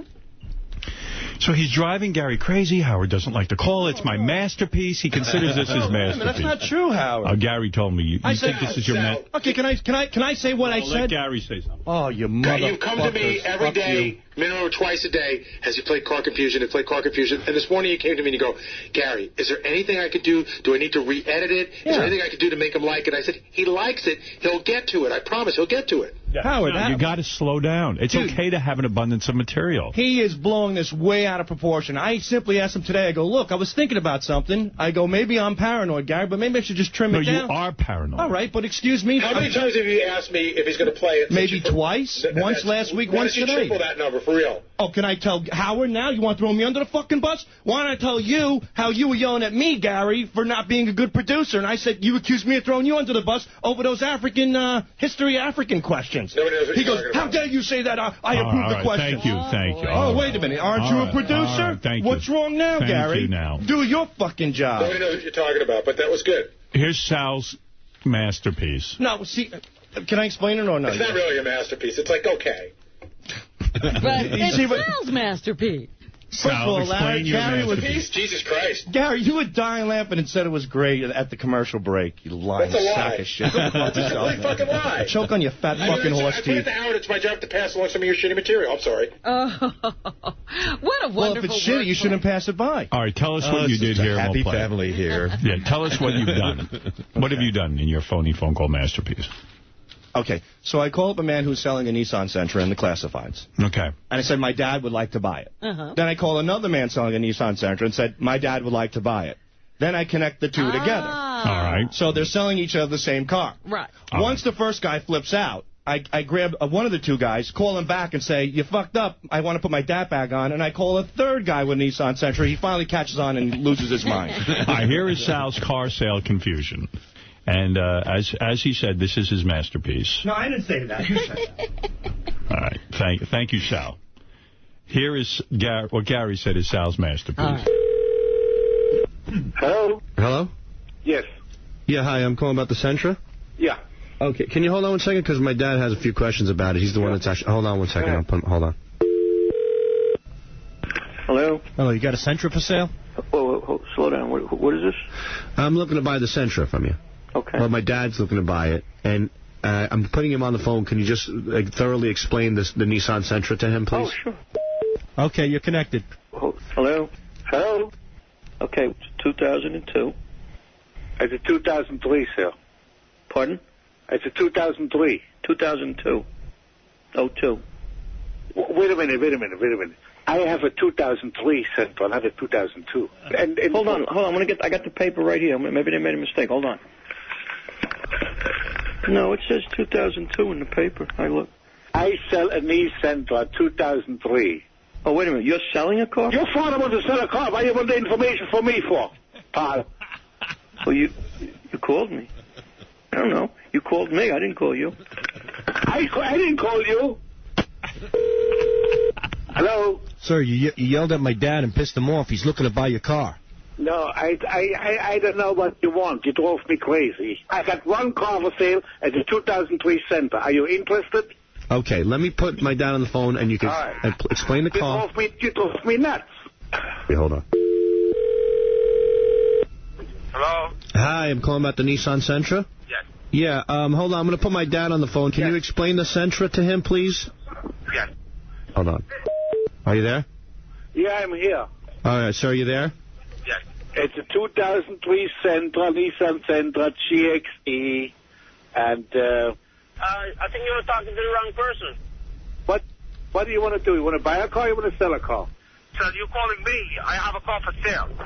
Hey, pal, and the other line, you know something? What kind of jackass are you? I got your phone number. I got to track you down. You better watch out, okay? What's wrong with you? I don't know. He calls you and me, and both of us got a car for sale. He calls you his father. No, I'm not his father. He's a fucking jackass, this guy. That's not your dad. Yeah, he's trying to buy the Sentra from you. Don't play no fucking stupid game with me, all right? Don't piss me off. That's a good one, isn't it? Yeah, real good. All right, let's talk to Shuli and John Hein, who have updates for us. Shuli filling in for Steve Langford today, and John Hein on the wrap-up show every day. And don't forget, Howard TV fans, there is a great special that I got to see over the weekend called Bubba's Wedding Special. It is not the original tape you saw. This is the fully edited 1-hour special, and it's going to air this month on Howard TV. And there's a lot to see, a lot of hijinks, a lot of behind-the-scenes footage. And I think you'll enjoy it. Shuli, what do you have for us over at the Howard 100 Newsroom? All right, Howard, just some of the stories we're working on in the Howard 100 Newsroom. Guinness Book of World Records, take note. A new world record set by Roastmaster Reverend Bob Levy at this weekend's Killers of Comedy show. Levy ate salad dressing out of an unprecedented 6 girls' asses at once. I keep hearing that's in the act, that's out of the act. I guess it's fully back into the act. I thought Levy stopped that. It depends where we're at and the selection and what the crowd's looking like. You like it when he does that. Well, you know, my job is I pour it. That's my job. I didn't know that. That's my, yeah. And you really want to be a part of that? Well, you know, I'm not sticking my face in there. That's for sure. I'm a journalist. Levy was backstage with Beetlejuice this weekend at the gig, and what was he? So funny. Yeah, what is he trying to get Beetlejuice to do? Well, what happened was Sal got sick backstage. Oh yeah, by the way, here's Sal puking. Oh my goodness. What did he drink? He drank like a drink and a half of well, the problem is Bob made the drink. It was vodka and orange juice, and Bob drinks vodka like it's water, and he made Sal his drink. By the time Sal was done with half a glass... You're kidding. He was passing out on his chair, and then 2 seconds later, he goes running out the door. I just come off stage from bringing Yucko up, and Bob's going, Sal's throwing up, so I grabbed my recorder. I ran out, and this is what I did. Get it out, man. You'll be all right. Is that Beetlejuice telling him he'll be all right? Yeah. Beetle, no. He sounds like Beetlejuice when he throws up. That's exactly what I said. It's me, Beetle, and Yucko surrounding him. Like, what a nightmare.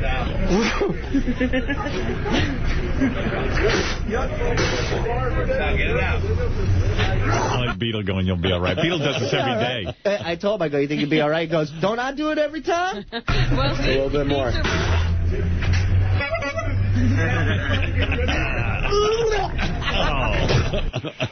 So what was Levy trying to do with Beetlejuice? Get him to say a phrase? Yeah, get him to say a phrase. Give the mic to Shuli. We were talking about Sal throwing up, and we thought it'd be funny if he used the line from The Godfather, you can act like a man. So Levy tried to get him to say it. Act like a man. You can't handle it? Don't fuck if you can't handle it. Act like a man. You can't act like a man? Act like a man. Don't eat no pussy. Say act like a man. Free that pussy then. No, Don't say act act like a man. Don't real man can't eat nobody. Say act like a man. Okay, you can't handle that. Nobody can't go do you. Just say act like a man. Red morning. No, just fucking say act like a man. Fuck out the guy, you fucking Jesus boy. Christ, act like a man, say. I'm your man, guy. Say act like a man. Everybody can act like a man. Reno, remember on the show when they said, act like a man. Act like a man. You don't have no voice. You want to see my impression, motherfucker? Yeah, that wasn't so hard, was it, Bob? It wasn't that damn deep. Beal, say act like a man. I gotta get this fucking voice. You can't say it for him, you can't say it for me. I told you we were best friends. Unbelievable. That's what those guys do backstage. Hey, Howard, when Beatle's on the road with us, he goes into the public bathrooms, and he takes a piss, looks at the wall, and starts talking to himself. Every time. Really? Yeah, he lets all his thoughts out. So I secretly... Maybe it calms him down. I think so. I secretly stood behind with a microphone. It's in hot pink, and you can hear Beatle at the airport taking a piss and talking. Body's too fucking heavy, man. I can't deal with it, dude. I can't be running around back and forth for shit. I want to smoke a cigarette. I want to do this. I want to do that. Oh, look at him. He's smoking in the room. What you expect me to do? Sit in my room looking at the fucking mirror? What the fuck you want me to do? Sit there, cough my fucking brains out?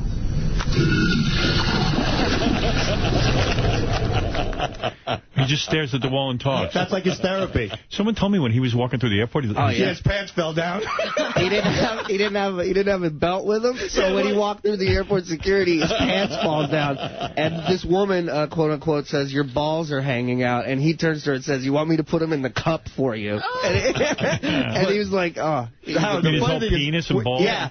When his pants fell down, 3 rolled up shirts came out of his pants. What was that about? And he forgot his belt, so he takes shirts and he puts them in his pants. He stuffs them in there to keep his pants up. Makes his waist bigger.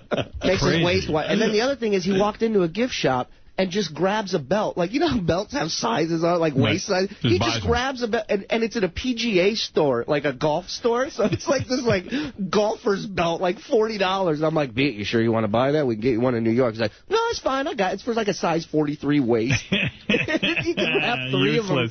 So we had one quick thing. We went for breakfast, and Beatle orders a Diet Coke with his eggs, you know. I thought it was odd, Diet Coke, you know. So the Diet Coke comes to go, "Beatle, Diet Coke? Not regular?" He's like, "No, man." He goes, "Diet Coke's better for me." So I'm like, wow, I'm thinking to myself, that's pretty good. And as he's saying it, he's opening up 4 packets of sugar and pouring it in the Diet Coke and mixing it. Are you serious? Oh, no. And I just ordered a regular Coke. You got to see him go after fans at the airport, too, Howard. When they come up to him and they just want to take a picture, and he'll just start screaming at him. And at one point, he chased the guy the other day. He's like Joaquin Phoenix. Don't take my picture. Yeah. He's like, "No, I'm just not in a good mood." That's all he keeps saying. Not happening today. He's like Arnold Diaz on Shame on You when they're trying to get some fraudster. Like, he just punches the cat. "Get the fuck out of here, man! Go fucking bitches, man! Get the fuck out of here!" Shirley, what else is what else are you covering? Well, Beetlejuice pants falling down through security. We have Sal vomiting, an exclusive audio of that. Also, on this day in Howard history. Howard, do you know what this day was in history? You know, let me think about that. This is a good one, too, man. It must be the anniversary of me being March fired from somewhere. March 5th in Howard history. Fired from Clear Channel? Well, I don't want to give you... No. That's not very big. Is it a big deal? I'll tell you what. I'll give you the year. It happened in 2001. What is it? It was the final walkout over contract negotiations for Jackie the Joke Man. March 5th, 2001, the day Howard announced Jackie was no longer with the Stern Show. So how many years has it been since Jackie's been with the show? Since he started with the show? No. I mean, how many years since he's left? It's 6 years. 2001. 6 years? Yeah, it's 2007, wow. Right? I don't know. How do I know what year it is? Am I a fucking encyclopedia? 6 years. Wow. Seems pretty quick, man. Now we got to find somebody else, because Artie is showing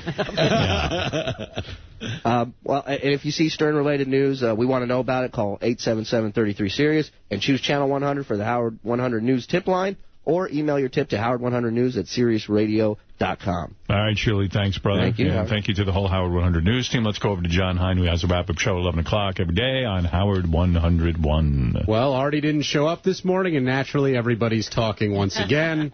We'll speculate on what's going on with Artie, how him not being here affects the show, and take calls on the next time we'll see Artie in his seat next to George Takei. By the way, I stand corrected on Howard 100 at 11 o'clock. Go ahead, yes, that's a wrap-up show. Also, Heroes star, Star Trek icon, and announcer of the Howard Stern Show, George Takei, will be stopping by the wrap-up show. Wow. We'll find out how George felt about his Artie-less day over there, what the Howard Stern Show has meant to his star on the rise, and get his take on everything that went on in the studio today. All right, he certainly got an eyeful with Cabbie. I sure did, earful. And last but not least, Cabbie came in to set the record straight, and frankly, we're all still pretty confused. We'll discuss if Cabbie is indeed crazy again, find out more about this feud with Shuley, how his dropping out affects the Battle of the Blobs competition, and take calls on whether Cabbie's apology has made things better with Howard and everybody else who works here. All right, there it is, John Hein, wrap-up show. I was on the phone with John Hein last night. We were talking chess. See? Yeah. Yes. You two have a chess friendship. You become quite addicted, I see you on there all the time. It was funny because you were explaining to me, I had asked Howard a question about a move that I made, and Howard went through the whole game and showed me, he's like, oh, you fucked up here, this guy fucked up there, you fucked up there, and I was just like... Well, he can really tear apart a game. I was like, well, thanks, Howard, and he's like, but you don't understand what happened to me, and then he told me what happened, and he's like, I can't sleep tonight. I couldn't, I had to take Ambien. Because of that game. But you call about chess games? No, I emailed Howard. He emailed me a question about a game he played, and he couldn't figure out what he had done. He felt he had done something wrong. You didn't know, you can't... No. He's not even at the point where he can figure out what he did? Well, no, I mean, that's what you do in chess. You got to analyze. And I've been playing a little more than he has, so I have some insight into it. And so I said, I can't type in an email. Let's just go Get on the phone. So he goes on the ICC, Internet Chess Club, and I go on with him. And you look at his game? Yeah. And I said, here's where you screwed up, I think. And I think I was right? Yeah. Yeah. But we went through every... Did you not want that? No, absolutely. I thought it would help you. It did, because you're at a different level than I am. But then, well, you said you got to go to sleep, and and you're like, but I'm not going to sleep tonight. I was horrible. And you showed me that one. I mean, that one move just totally... I would have won the guy. I played a high-level guy, and I would have won. It's been ages since I played chess, but now with all this discussion going on, I may take it up again. Yeah, George, you got to get into this. George, you're going to be my consultant. I'll help you. Go to chessclub.com. Chessclub.com. And download a program called Blitzen. Blitzen. And you go on there, and they give you a 2-week free trial and try a few games out. You'll be on their team. Oh, you play via the Internet? Yeah. Oh, it's great. Oh, it's fantastic. I'll look into that. Okay, good. Chessclub.com. Right. Blitzen. You got it. All right. You get hooked. You do. I'm likely to get hooked. Yes. He's likely to get hooked. Anyway, so that's what we did last night. And then we got stuffed into a locker by some bullies. I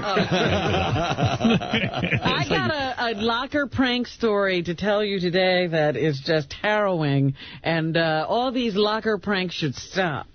John, is that what's going on? That's what's going on the wrap-up show. Johnny on the wrap-up show, 11 o'clock, right after our show. Yeah, Robin, what's the prank? All right. Some kids in... Robin's luscious jugs. Robin's luscious jugs. I'm just about to talk in this My manhood begins to chug when I think of Robin's jugs. When I hear Robin's news, I think I'm gonna shoot my goo. I say that Robin's got the hooters that I cannot get out my head. All right already. Oh, this is good. I look forward to this every time. Get to the point. No point. No point. All right. Hey, as long as you're doing the news, did you see that picture in the paper? Cameron Diaz appears to be making out with a black dude. I was going to get to that. There's a couple of things I got to talk to you about relationships. All right. But first, I want to tell you because... Thank you.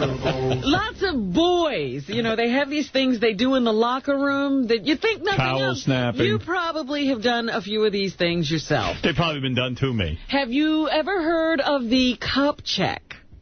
No. I was in a locker room guy. I didn't play sports and stuff. So. You didn't even hear about the cup check? No. Well, it's where guys bang you in the nuts to see if you're wearing your cup. When you're in, like, a sporting situation. See, a lot of that stuff's very gay, and I have found out, like, guys who were on my high school football team who were, like, these tough guys are now gay. Is that right? Yeah, I mean, not all of them, but some of them, it was really kind of shocking. So there you are. Yeah. Well, authorities say at the Ponderosa High School, a junior performed a cup check on a freshman teammate who was 14 on February 12th. They were snowboarders, and I guess they had finished the competition, and they do this thing they call the cup check, where they go and they bang their teammate in the groin to see if they're wearing a protective cup. The freshman was not wearing his cup. When he got banged in the groin, he fell to the ground. Oh, my. Probably died. But the coach decided only to reprimand the older boy. He didn't get the kid any medical assistance. Doctors have now found that the younger boy had internal bleeding and an infection, and said that he could lose one or both of his testicles. Wow. Yeah. That should be illegal. Wow. Well, yeah, what are you doing? Banging people? I mean, that's outrageous. We used to have all kinds of that stuff go on at our high school. Like, we would get icy hot put in our jocks a lot of times. So, like, when you get out on the field, your dick is just burning like crazy. You ever do Schlager bowls? What's that? That's where we used to take a toothpaste and paper towel, wet it up into a big ball, and then when a guy's showering, he bends over, you like, try to hit a bullseye right up his ass. Yeah, we did that. We used to sneak up behind guys in the showers and, like, piss all over them. But they were in the shower, so they just felt water. And they turned around and we'd be pissing all over. And you did that, right? Yeah. Oh, my. Look at him. He's so proud of himself. And we did the towel snapping. I remember this. Ever do dick in the ass? See, my high school, a guy would bend over and we just put our dick in their ass. They wouldn't even know it. Right. We never went that far. Yeah, so anyway, the cup checking ought to be checked. Oh, that is dangerous. That's not a good thing to do. Anything else, Rob? Of course there is. We've had a number of stories over the years lately about female teachers sleeping with their male students, and you're always screaming that it shouldn't be illegal. It shouldn't be illegal, and the boys shouldn't tell. Well, there was graphic testimony in a case that's being heard here about a kid and his Montessori school teacher. You were a big fan of the Mike Douglas show, and remember he always used to have the Montessori kids on? Right. Well, one of the Montessori teachers was sleeping with one of her students. That's why it costs extra to go to a Montessori school. And the teacher, I mean, they have a picture of her. I guess this is from today. She's gorgeous. Oh, yeah, I saw that. They usually are, these teachers that carry on. It wasn't always that way, George, but now it's some really hot teachers who are getting together with the 13-year-olds. This 13-year-old is now a 24-year-old man. And he really only revealed the situation with the teacher after he broke up with her, and she sort of went crazy. She started accusing him of things like rape and forcing her to have sex, and that's when he decided to reveal that she had started seducing him when he was a 13-year-old student of hers. He said it was a slow seduction, that he would always be the last one to leave the class, and then she would come up to him and give him a hug and kiss him on the cheek, but always very close to his mouth. Oh, stop it. She began at 13, I think, giving him oral sex in the classrooms. Wow. Oh, yeah, dropping loads. In the field trip van and adjacent rooms of the Montessori school. We would meet in the school van, a white Ford Econoline van, which they would park on York Avenue near the school. I would kiss Lena and touch her, and she would touch me. Choke on it, baby. Deeper. Yes. Fuck your face. Fuck your face. Yeah. Fuck it like you fucking love it. Oh, yeah? Yeah. Oh, yeah. Fuck! Oh, dropping fucking loads all over your face. Oh, yes. Nasty. Eat it. Filthy hookers. Getting doused. Oh, so good. Is that what's going on in the school? Well, anyway, they used to even go on dates. They would go to the movies. Yeah. He felt that she was the only person who understood him. But the relationship accelerated to full intercourse starting on his 15th birthday. Wow. That was her present. You see? Right the dick. Yeah, fucking Right the dick. Yeah. Oh, it feels so fucking hot. Wet cunt. Oh, yeah. Wet cunt. Oh, my God. Oh, look at the little cunt. Get fucked. Oh. Yeah. Oh. Feels so good on my cock. Some cock. Yeah. So. Oh. What? Let it come in your face. Yeah. Come in your face. Come in your face. Get over here.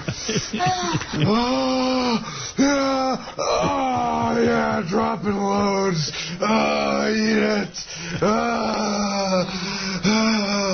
Oh, the fuck over you.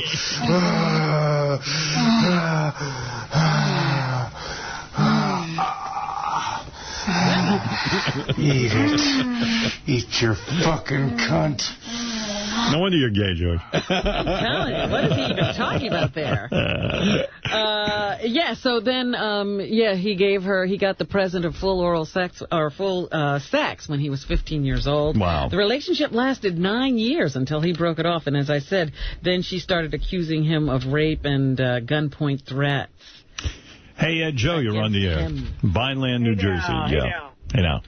Hey, Howard, calling about the episode. Howard TV, once again, has proven to be top-notch. The episode with where Sal is tormenting the shit out of Baba Booey. That's the funniest goddamn TV I've ever seen. It's great. You know, sometimes when we're on the radio and Sal is back there, you know, if I get into a fight with Gary, Sal immediately puts on that monkey outfit or... That big mask of Gary is really the funniest thing. Yeah, the Gary head, it's so funny to watch. The new Gary head where Sal dances, is that the episode?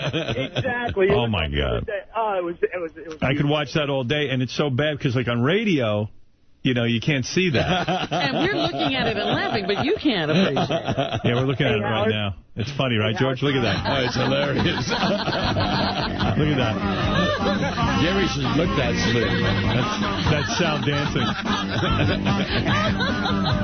It looks really weird. It is.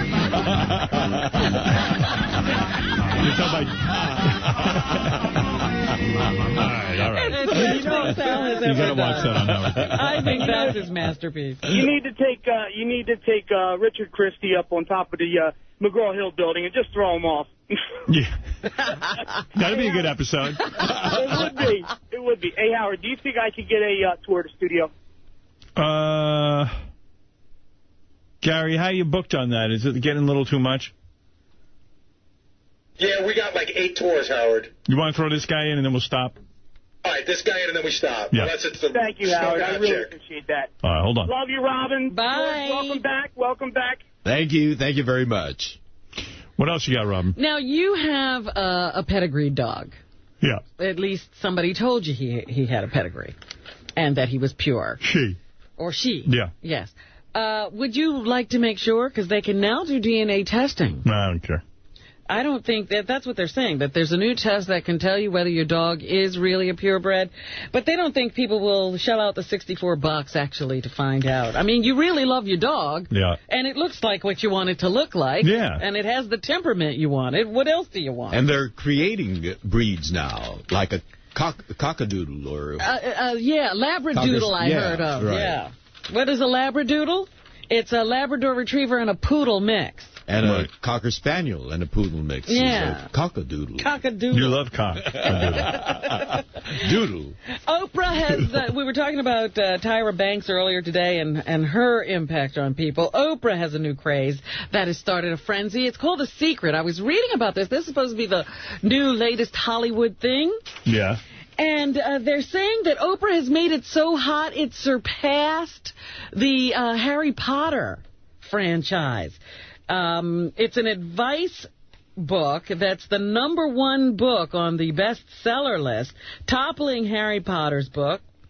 And it's sold out in Manhattan. The book's publisher, Simon & Schuster, is rushing 2 million additional copies onto bookshelves, the biggest order for a second printing in its history. So, yeah, this woman wrote a book saying that, you know, your thoughts really control what happens in your life. And if you have negative thoughts all the time, then your life will pretty much suck and everything bad will happen to you. And if you can change that pattern, you can bring everything to yourself. So Oprah promoted it. Now it's a huge bestseller, and it's the new panacea in Hollywood, apparently. All the girls are doing The Secret. Hey, here's a guy who writes me. He works for AAA, which is the automotive club. Okay. He says since we came to Sirius, now whenever he tows a car, it's got Sirius in it. He says it's unbelievable. That's great. So that's his own little informal survey about the success of Sirius. And a lot of people sent me email that Mel did a great job on his congressional testimony. I happen to agree. Here's a couple. I just watched Mel on CNN. He's the man, and the reason why Howard and Sirius is as good as it is. Keep it up, Mel. I watched Mel Karmazin on C-SPAN 2 here in California from 11 p.m. to 1 a.m. Oh, boy. Of course, I had to drink to put up with all that confusing crap. So my question is, this guy thinks Mel looks like Baba Booey's father. Like an older but wiser Baba Booey. That could be. And someone, I think it's on howardstern.com, sent a picture of Gary morphing into Mel. It was weird, but Mel did a great job. And I know everyone is serious, and I'm very proud of what he did. What else? A lot of people like Martine Rothblatt, the inventor of Sirius Satellite. Howard, you must have goosebumps when Martine gave you praise for giving you credit for bringing millions of listeners to satellite. This has to be the most down-to-earth millionaire I've ever listened to. He seems to enjoy what he does and would do it even if it didn't make him rich. The fact that he found a cure to save his daughter's illness and thousands of other lives were saved is remarkable. Hats off to Martine. Finally, this is an amazing and interesting interview. She was really interesting, and as a parent, I so respect her conviction to try to save her child. That was a fascinating interview. And here's the one a couple of people wrote in thinking that you had called Martine Siobhan. Yeah, but you explained yourself. Yeah. So many different things. Someone wants to know, are we going to see Artemis Pyle on Howard TV? I'm sure they'll get that interview on there soon. Sometimes we get a backlog of shows. Another great interview, yeah. Yeah, he was great. A lot of people like Dice. He's the greatest. Don't let him leave. More callers. I'm clapping my hands, laughing so hard, talking about Dice fighting with his girlfriend on the air. Did you watch Dice's new show? It premiered. I didn't see it. I know I'm part of it. I mean, I had a little, cameo on it. I watched it, Howard, but you're not in it yet. Oh. You're not in it yet. The first part was just about him coming back to New York and trying to, playing a much smaller gig. Fred said he liked it. Yeah, I was trying to watch it, and my replay does that skip commercial thing, and it went from the beginning of the Dice show to the very end. I was like, where's the Dice? Well, it skipped all the commercials. You didn't have to see any of them. That's good. It definitely did. Yeah, I like that feature. Getting Dice on with his fiancée was great radio when she was fighting with him and calling him a jerk-off. The Andrew Dice Clay segment was the funniest thing I've heard on the show in months. Clay talking to his girlfriend was priceless. It saved an otherwise disgusting show that was making me physically ill listening to those fat bastards and Richard's unwillingness to wash himself. More of Dice's girlfriend, less of Richard. And his hygiene habits. Finally, reaction to Riley Martin. You have to keep Riley Martin no matter what he costs. He is awesome. I know that every Tuesday night I will go right to sleep with no trouble at all because of that soothing voice talking to me. Is this Riley, right? Well, yes, probably. A lot of people like that we talked to that religious guy, Bill Keller. Yeah. They said, I want to give you props for your conversation with Bill Keller today. You were right on with the whole gay issue. It pisses me off when these religious fuckers try to preach their own fucked up views and pass them off as gods. I'm not gay, and nothing you could say would change my mind, so to say you have a choice is ridiculous. So, a lot of people liked it, and they liked the fact that we had him on. Here's a guy who doesn't like me. Howard, what a bullshitter you are to tell Preacher Bill that you have never lied or sinned. Everyone on this planet has lied and sinned. You know what? I thought about that answer. Yeah, I guess I have lied. You just don't like to think about it. I didn't want to think about it. I didn't want to admit it to that fucking guy. You know what I mean? Bill Keller wants to do a show on our channel. Oh, really? Yeah. Oh, God. I thought that'd be funny to tune in and hear that guy preaching the gospel. Yeah, he could do a special and have people can call in and yell at him. Just wanted to thank you for speaking with Bill Keller. It shows your willingness to give an opportunity to have other people have their say. Many of your colleagues no longer do that today. I still think the best idea is, he said, bring me all of your people who have problems. We should give him Siobhan. Yeah, I'd like him to do an advice show with the Whack Pack. Yeah. Want to do that? Yeah. Have him to talk about Jesus Christ? Take these people. Hey, that's a good idea. Take these problems. Hey, Tim, maybe you ought to look into an hour Bill Keller show where he talks to Siobhan and other people who have problems. That'd be pretty funny. I heard the show today. Oh, this is about Richard's hygiene. I heard the show today. Richard said he likes to pick his boogers. It's disgusting.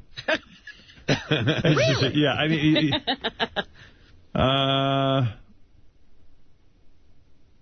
Why are we listening to you guys talk to Richard? Why are we subjected to someone so unsophisticated that he does not brush his teeth, et cetera, et cetera? I don't even like George to know this stuff. I know. Why you're that well. I didn't know that about him. Now you know. Oh, my. Anything else in the news? Yes, the big thing in the paper this weekend is what is NBC going to do about Jay Leno? They made a deal with Conan O'Brien a couple of years ago that he gets to step in when Jay's next contract ends. There's no question that Jay, Jay, he's never giving up that job. He fought and lied and backstabbed to get that job. Of course, blamed it all on his manager. May she rest in peace.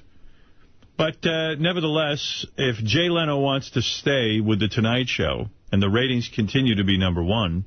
Well, that's what they're saying, yeah, that his ratings are doing well. They thought he'd have peaked by now and gone down. In fact, I don't see any reason why he would leave. Conan O'Brien, what they did in order to keep him at the late slot and not lose him... Right. ...was promise him he would succeed Jay in 5 years, and if he doesn't, they'll give him a payoff. Well, they have to pay him some money, yes. But does that make him unhappy? The payoff is small compared to what Jay Leno is going to bring in. Conan will be burned. Conan has a nice life doing that show at that hour. I don't know why he needs the pressure to go on earlier.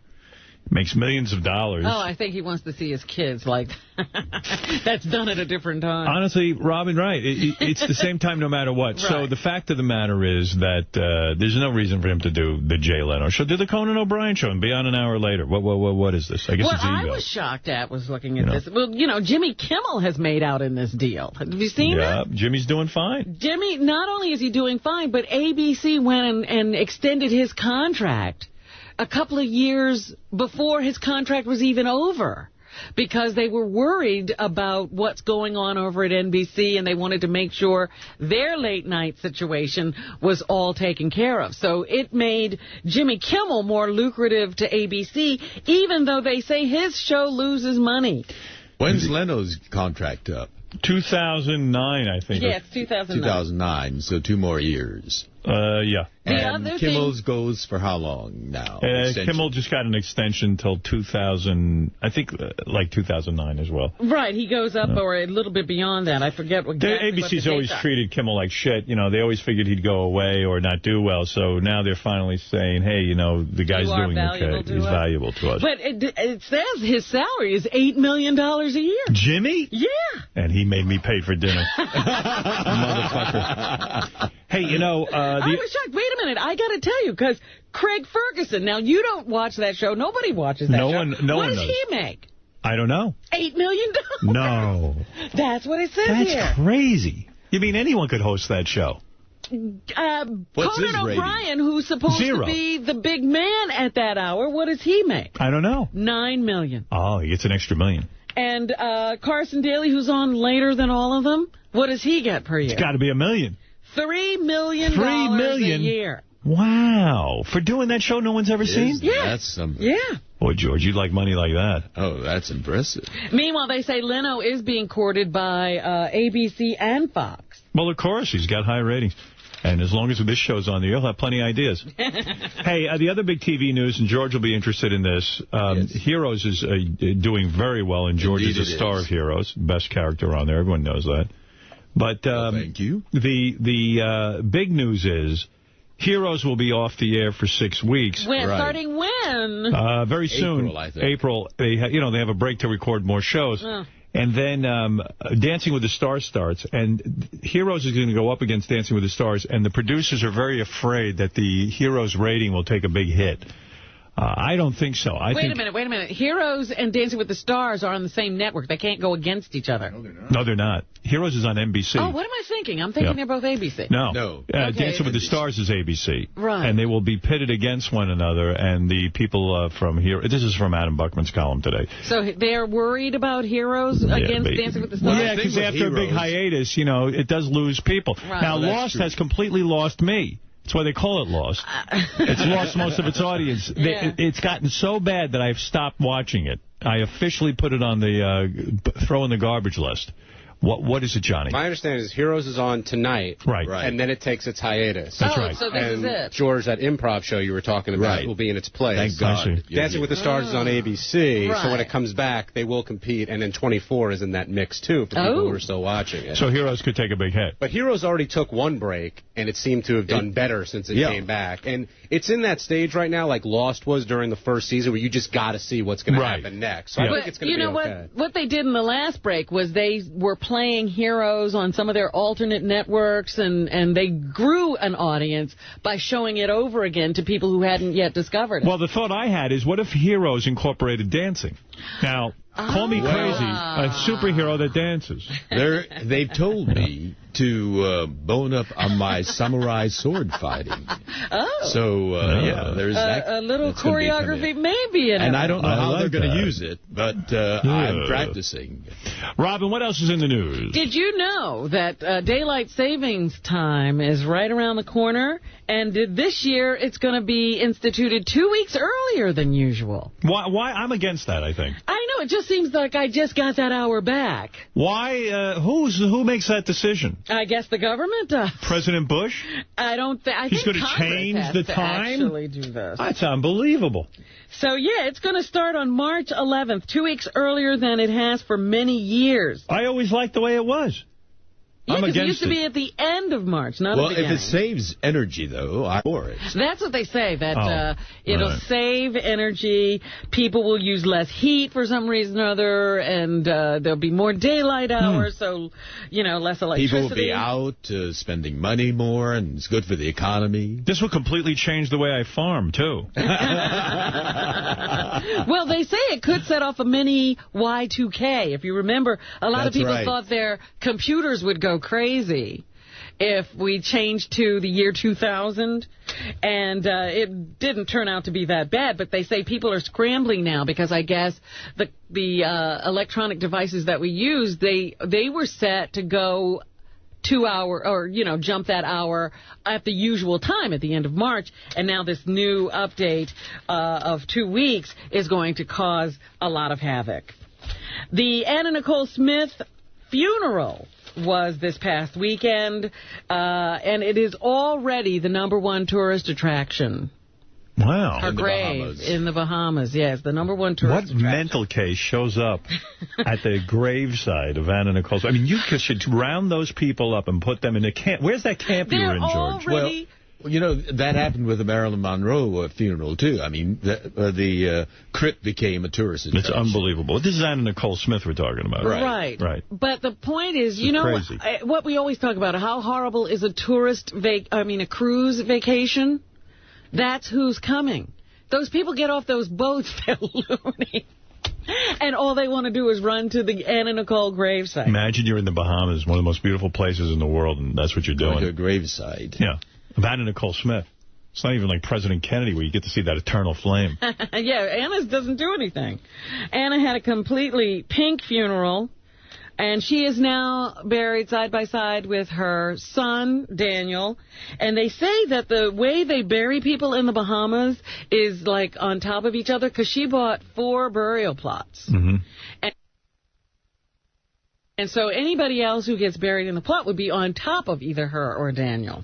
Wow. And so you know, I mean, the first one goes real deep, and then it goes a little less deep and a little less. Well, it's 8 feet instead of the usual 6, so they then put 2 coffins on top of each other in that 8 feet hole. So somebody can be on top of her through eternity. Right. And, you know, I guess you could take your pick of all the people she's been with. Meanwhile, in Cindy Adams' column, she's sort of turned off by this whole thing. She says that all of these people who've been fighting for Anna Nicole's body are set to make a big payday because they've each already made book deals, including the mom, Virgie Arthur. Virgie. Yeah. So, more on Anna Nicole later today because Entertainment Tonight had the exclusive rights to broadcast from the funeral. There was a big controversy. You know, Cindy Adams went to the funeral, and they almost threw her in the box. They took a look at her. They thought she was the decomposing body of Anna Nicole Smith. Ooh, Anna looks terrible. Get her in right now.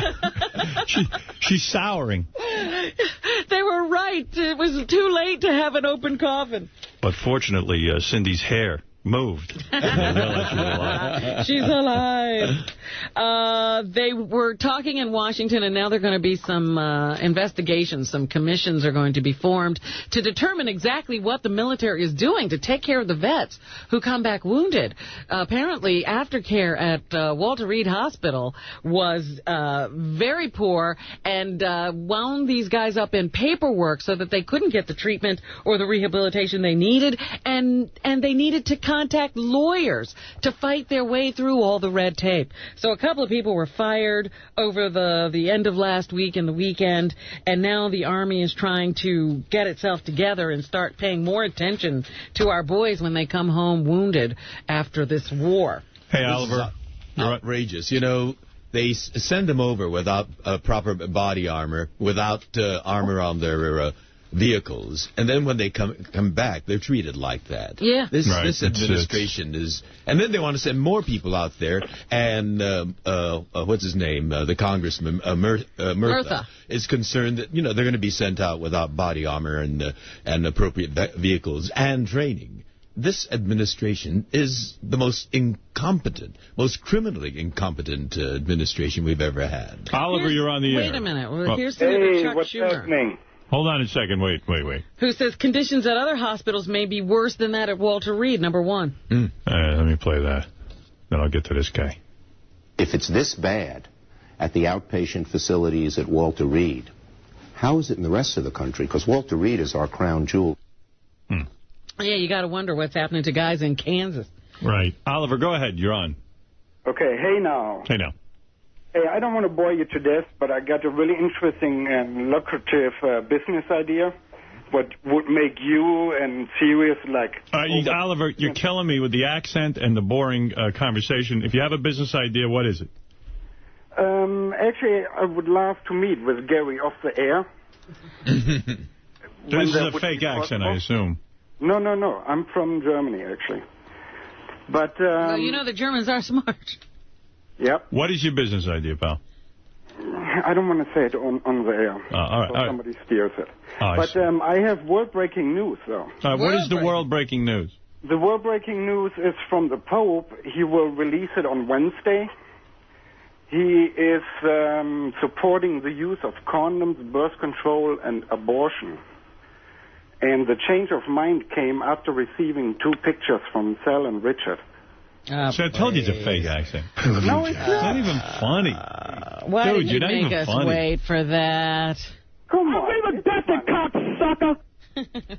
What else you got? Ann Coulter made the news. You know, they had that the meeting of conservatives, the Christian right, this past weekend. Rudolph Giuliani was there. Mitt Romney was there, I think, talking to this crowd, trying to get their support. And Ann Coulter was there to address the crowd. And she made a crack about John Edwards that got a lot of people who are running for president to crack down on her and say that her comments were completely inappropriate. Here is Ann Coulter making a gay slur about John Edwards. I was going to have a few comments on the other Democratic presidential candidate, John Edwards, but it turns out that you have to go into rehab if you use the word f***it. So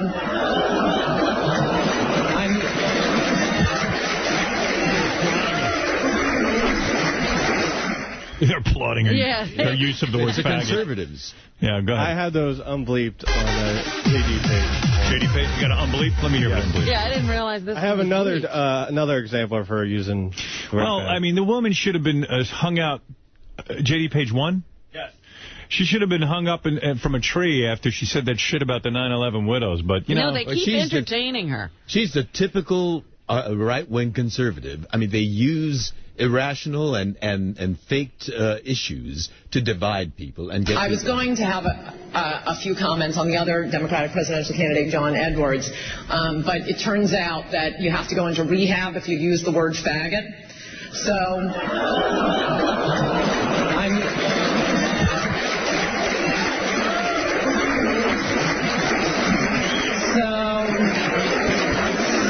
kind of at an impasse, can't really talk about Edwards, so I think I'll just conclude here and take your questions. Thank you.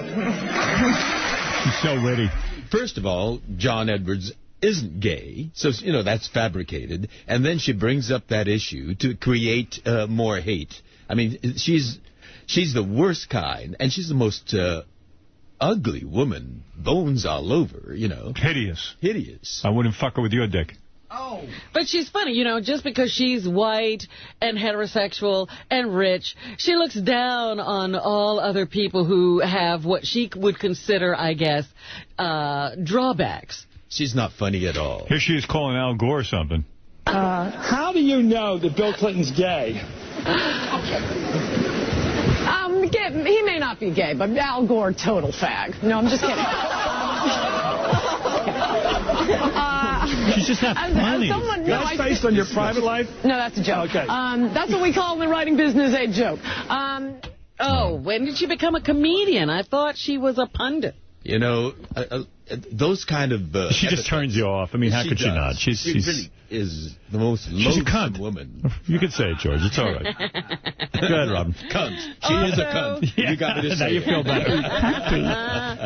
Also in the news, this weekend was the anniversary of the March on Selma. I know. I was at the original march. Yes. Were you? Yes, fighting for black people's rights. Both Hillary Clinton and Barack Obama have squared off to see who's going to win the black vote.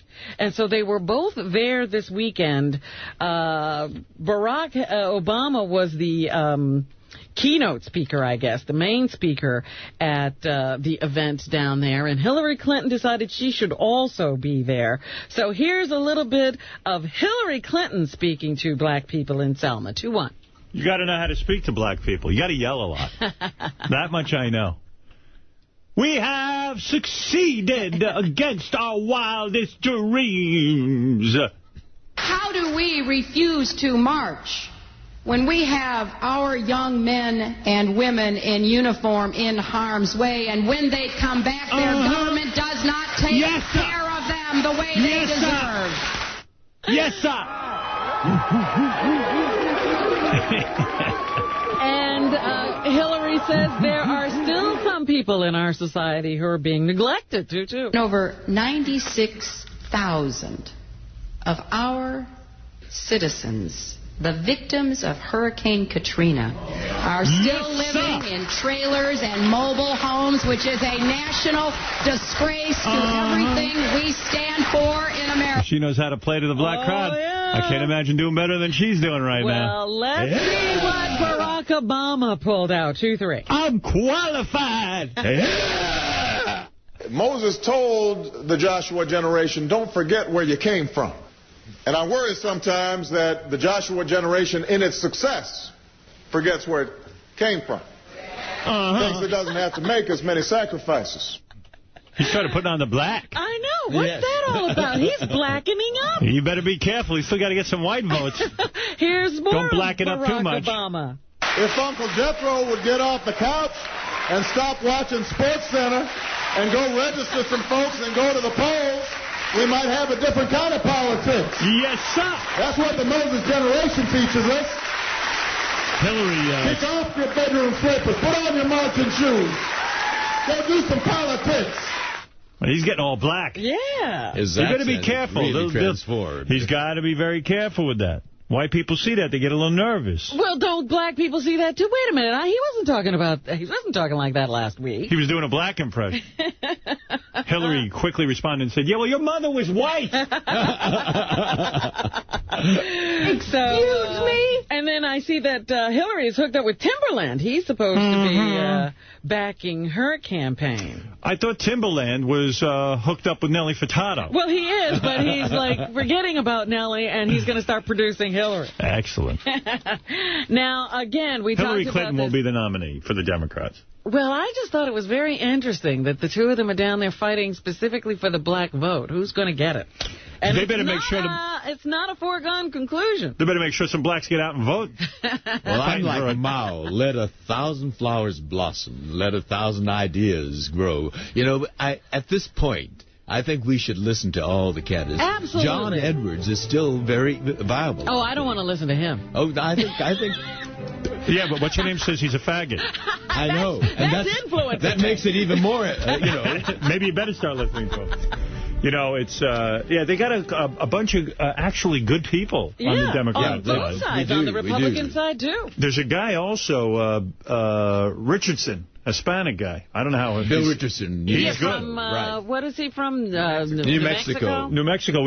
I know some stuff about him. I've been reading a little bit about him. He seems like he's a pretty good dude. It might be a dark horse and come through. That's why I'm saying maybe, Hillary has a... will you stop it? I'm trying to talk to And there's Al Gore as well. Well, Al says Academy he's not Award running. I know that's what he says, but there's so many candidates that there may be a kind of a...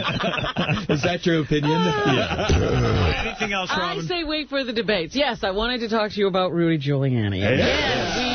It's coming up in the newspaper about his background of having 3 marriages and his relationship with his kids. His son blasted him in an interview over the weekend saying that he and his father have been at least in a strained relationship, if not completely estranged. And I did wonder, because in the paper they say that the kids don't particularly like Judy.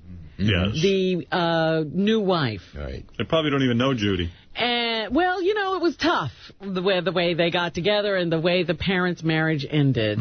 So sometimes kids carry that baggage with them into, any new relationship you form. Right. And they say that instead of then trying to see his kids without Judy, Rudy decided to keep with Judy, and so he doesn't see the kids. I see. And I don't know if that's the right decision you should make. Your kids are your kids. Right. He's Rudy, though. You shouldn't say that. He'd be a good president. He generally makes good decisions, but I don't know about this one. Still you have to maintain that relationship with He's a good man. And he ran the city great. As long as he's not your father. Maybe that's the way you have to look at it. Good man. Yeah, who needs him? I need to be the president, not my father. I'm amazed at what's happened on 42nd Street. If it hadn't been for Rudy Giuliani, it would have remained. Because I came here first in the 1960s, and I thought it was pretty bad then. And then it continued to get worse until Giuliani came in. Well, you know what? He did make 42nd Street safe for kids. He made the Javits Center safe for kids. Well, the Javits Center is safe for business. But 42nd Street is now, you can take it. It's like family time. Unbelievable. There. Daddy and Mommy meeting little Janie and little Johnny down 42nd Street. The only family you won't see there is the Giulianis. That's right. So what? So anyway, he's got that to contend with. And he says, it's some of that mean-spiritedness because people don't want to really deal with the issues and what he has to bring to the table. In the box office race this weekend, Wild Hogs. That looks like the most horrible film I've ever seen. With John Travolta, Bill Macy, Martin Lawrence, and I forget who else. Tim Allen, yeah. It got some of the worst reviews I have ever seen. They've never seen a movie like this ever, the critics. And yet it made $38 million at the box office. 3 times as much as the second best box office take of the week, which went to, I think it was Zodiac? Yeah, which only made about $13 million. And I hear that's a good film. That's an excellent film. By the way, the Onion newspaper did a survey. This is unbelievable. They interviewed the nation's joggers, and the nation's joggers are sick of finding dead bodies. Seems that most dead bodies are found by joggers. By joggers, yeah. And they've had it. Now, well, what are they going to do? And in another story, Bush has cut off diplomatic relations with Congress. He feels they're hostile and won't speak to them anymore. He's not going to negotiate with them. Well, I've been a jogger for 50 years, and I've yet to come across a dead body. You're lucky. Most do. Well, that's why you're still doing it. That's right. All right, I told you the NAACP Awards, the Image Awards, were given out this weekend. Of course, one of the winners was Forrest Whitaker, who says it's another blessing, number 7. Yes, he is very excited about his various awards. You ever win an award, George? No, I have not. Oh. Maybe for hero. Oh, yes, I did. The production I was in Edinburgh, Scotland, it won the Scotsman First Award. Excellent. It was a 2-character play, so I got half of an award. Well, here's Forrest Whitaker. Doing this role, it gave me so many blessings, this night being one of them, so many special gifts. I think one of the most special gifts was me being able to go back to Africa and touch my roots. And all right, who cares? All right, what do you mean, It was an who cares? amazing performance. He was wonderful in that role. Here's Prince doing a poem about the Earth, number 8. Where is he doing this? At the Image Awards. Right. Imagine holding the planet Earth in the palm of your hand, with no regard for your place of birth or your claim to any land. The only thing between us is now the truth we all understand. If planet Earth was in the palm of our hand. And here's a white woman saying this. What? Prince. 50 years from now, what will they say about us here? Did we care for the water and the fragile atmosphere? There's only 2 kinds of people and the difference they make. The ones that give and the ones that take. You know, he ought to set that to music, because it doesn't sound so good. When he talks that shit, dry like that. You kind of think he's loony. And here's Jennifer Hudson, who still can't believe she won an Oscar. I still don't believe it. I'll be so grateful. I haven't even had enough time to take it in. I have not processed the whole thing. And I sit and stare at it like, I got an Oscar? That doesn't even make sense to me. It doesn't. She should sing it, too. That Prince, Prince, when he talks, he's deadly. I mean, when the guy sings, he's like God. Oh, yeah, he's wonderful. Imagine, purple rain, purple rain. You know, I only want to be in the purple rain. I mean, it's not have the same ring. Right, put some music to that poem. I only want to see you laughing in the purple rain. Anything else, Robin? And guess who else showed up at the NAACP Fred. Image Awards? Almost as white. Bono. Bono? Yeah. Well, he helps Africans. He said, we need the NAACP to teach us about human rights, number 10. People like me looked across the ocean to the NAACP, and I'm here tonight, and that feels good. Feels very, very good. Shut your goddamn ass up. And finally this morning, here is Martin Lawrence from Wild Hogs, the #1 movie of the week, talking about cast members John Travolta and Tim Allen. You know, John's old veteran, such a lovable guy, you know what I mean? He's like a teddy bear, and he's just real talented, a lot of fun. And Tim is the jokester. He jokes on everybody. I'm glad everyone's having a good time. Stupid ass house, nigga. And they call it work, and that's what's happening. Thank you, Robin. Mr. Takei, thank you for being our announcer today. We look forward to seeing you tomorrow. As always, a pleasure. Artie, get well, pal, and hope to see you tomorrow. Yes, I look forward to seeing you, Artie. Come on back. I can't believe it. I had the Tyree story. Where was it? I didn't get to it. It's always tomorrow, Robin. Yeah, because I was going to talk to you about whether you think Elizabeth Hurley's in a mixed marriage, and what do you think of Cameron Diaz with Tyree? Artie, get better. Fred, get better. Hope you come back soon. I will. Oh, I'm sorry. Fred's here. All right. I thought he was missing as well. Are you not well? No, he's fine. I thought he was absent today. I didn't realize he was here. He hadn't said anything. And we don't talk about Fred's illness. That's right. Get ready for King Norris Friday, March 16th at the Wicked Monk, Bay Ridge, Brooklyn. Go to wickedmonk.com for information. Artie Lange with Sal, Richard, Bob Levy, and the boys from Bubba the Love Sponge. March 23rd at the Lakeland Center, Lakeland, Florida. See Gary Delabate this weekend at the Hard Rock Hotel in Las Vegas. It's Saturday night, hosting Body English for the NASCAR weekend. Thursday, March 8th, Sal, Shuley, Reverend Bob, and more at Caroline's Comedy Club, New York City. Call 212-757-4100. Saturday, March 10th, see the Reverend Bob Levy at the Comedy Cabaret in Northeast Philly. Call 215-676-JOKE and go to RevBobLevy.com. Friday, April 6th, see the Reverend Bob, Sal, Shuley, Yucko, Beetlejuice at the Hotel Congress, Tucson, Arizona. Go to Clean Box Entertainment for tickets. And you can see the same bunch of guys Saturday, April 7th at the Clubhouse Music Venue, Tempe, Arizona. Go to Ticketweb.com for tickets.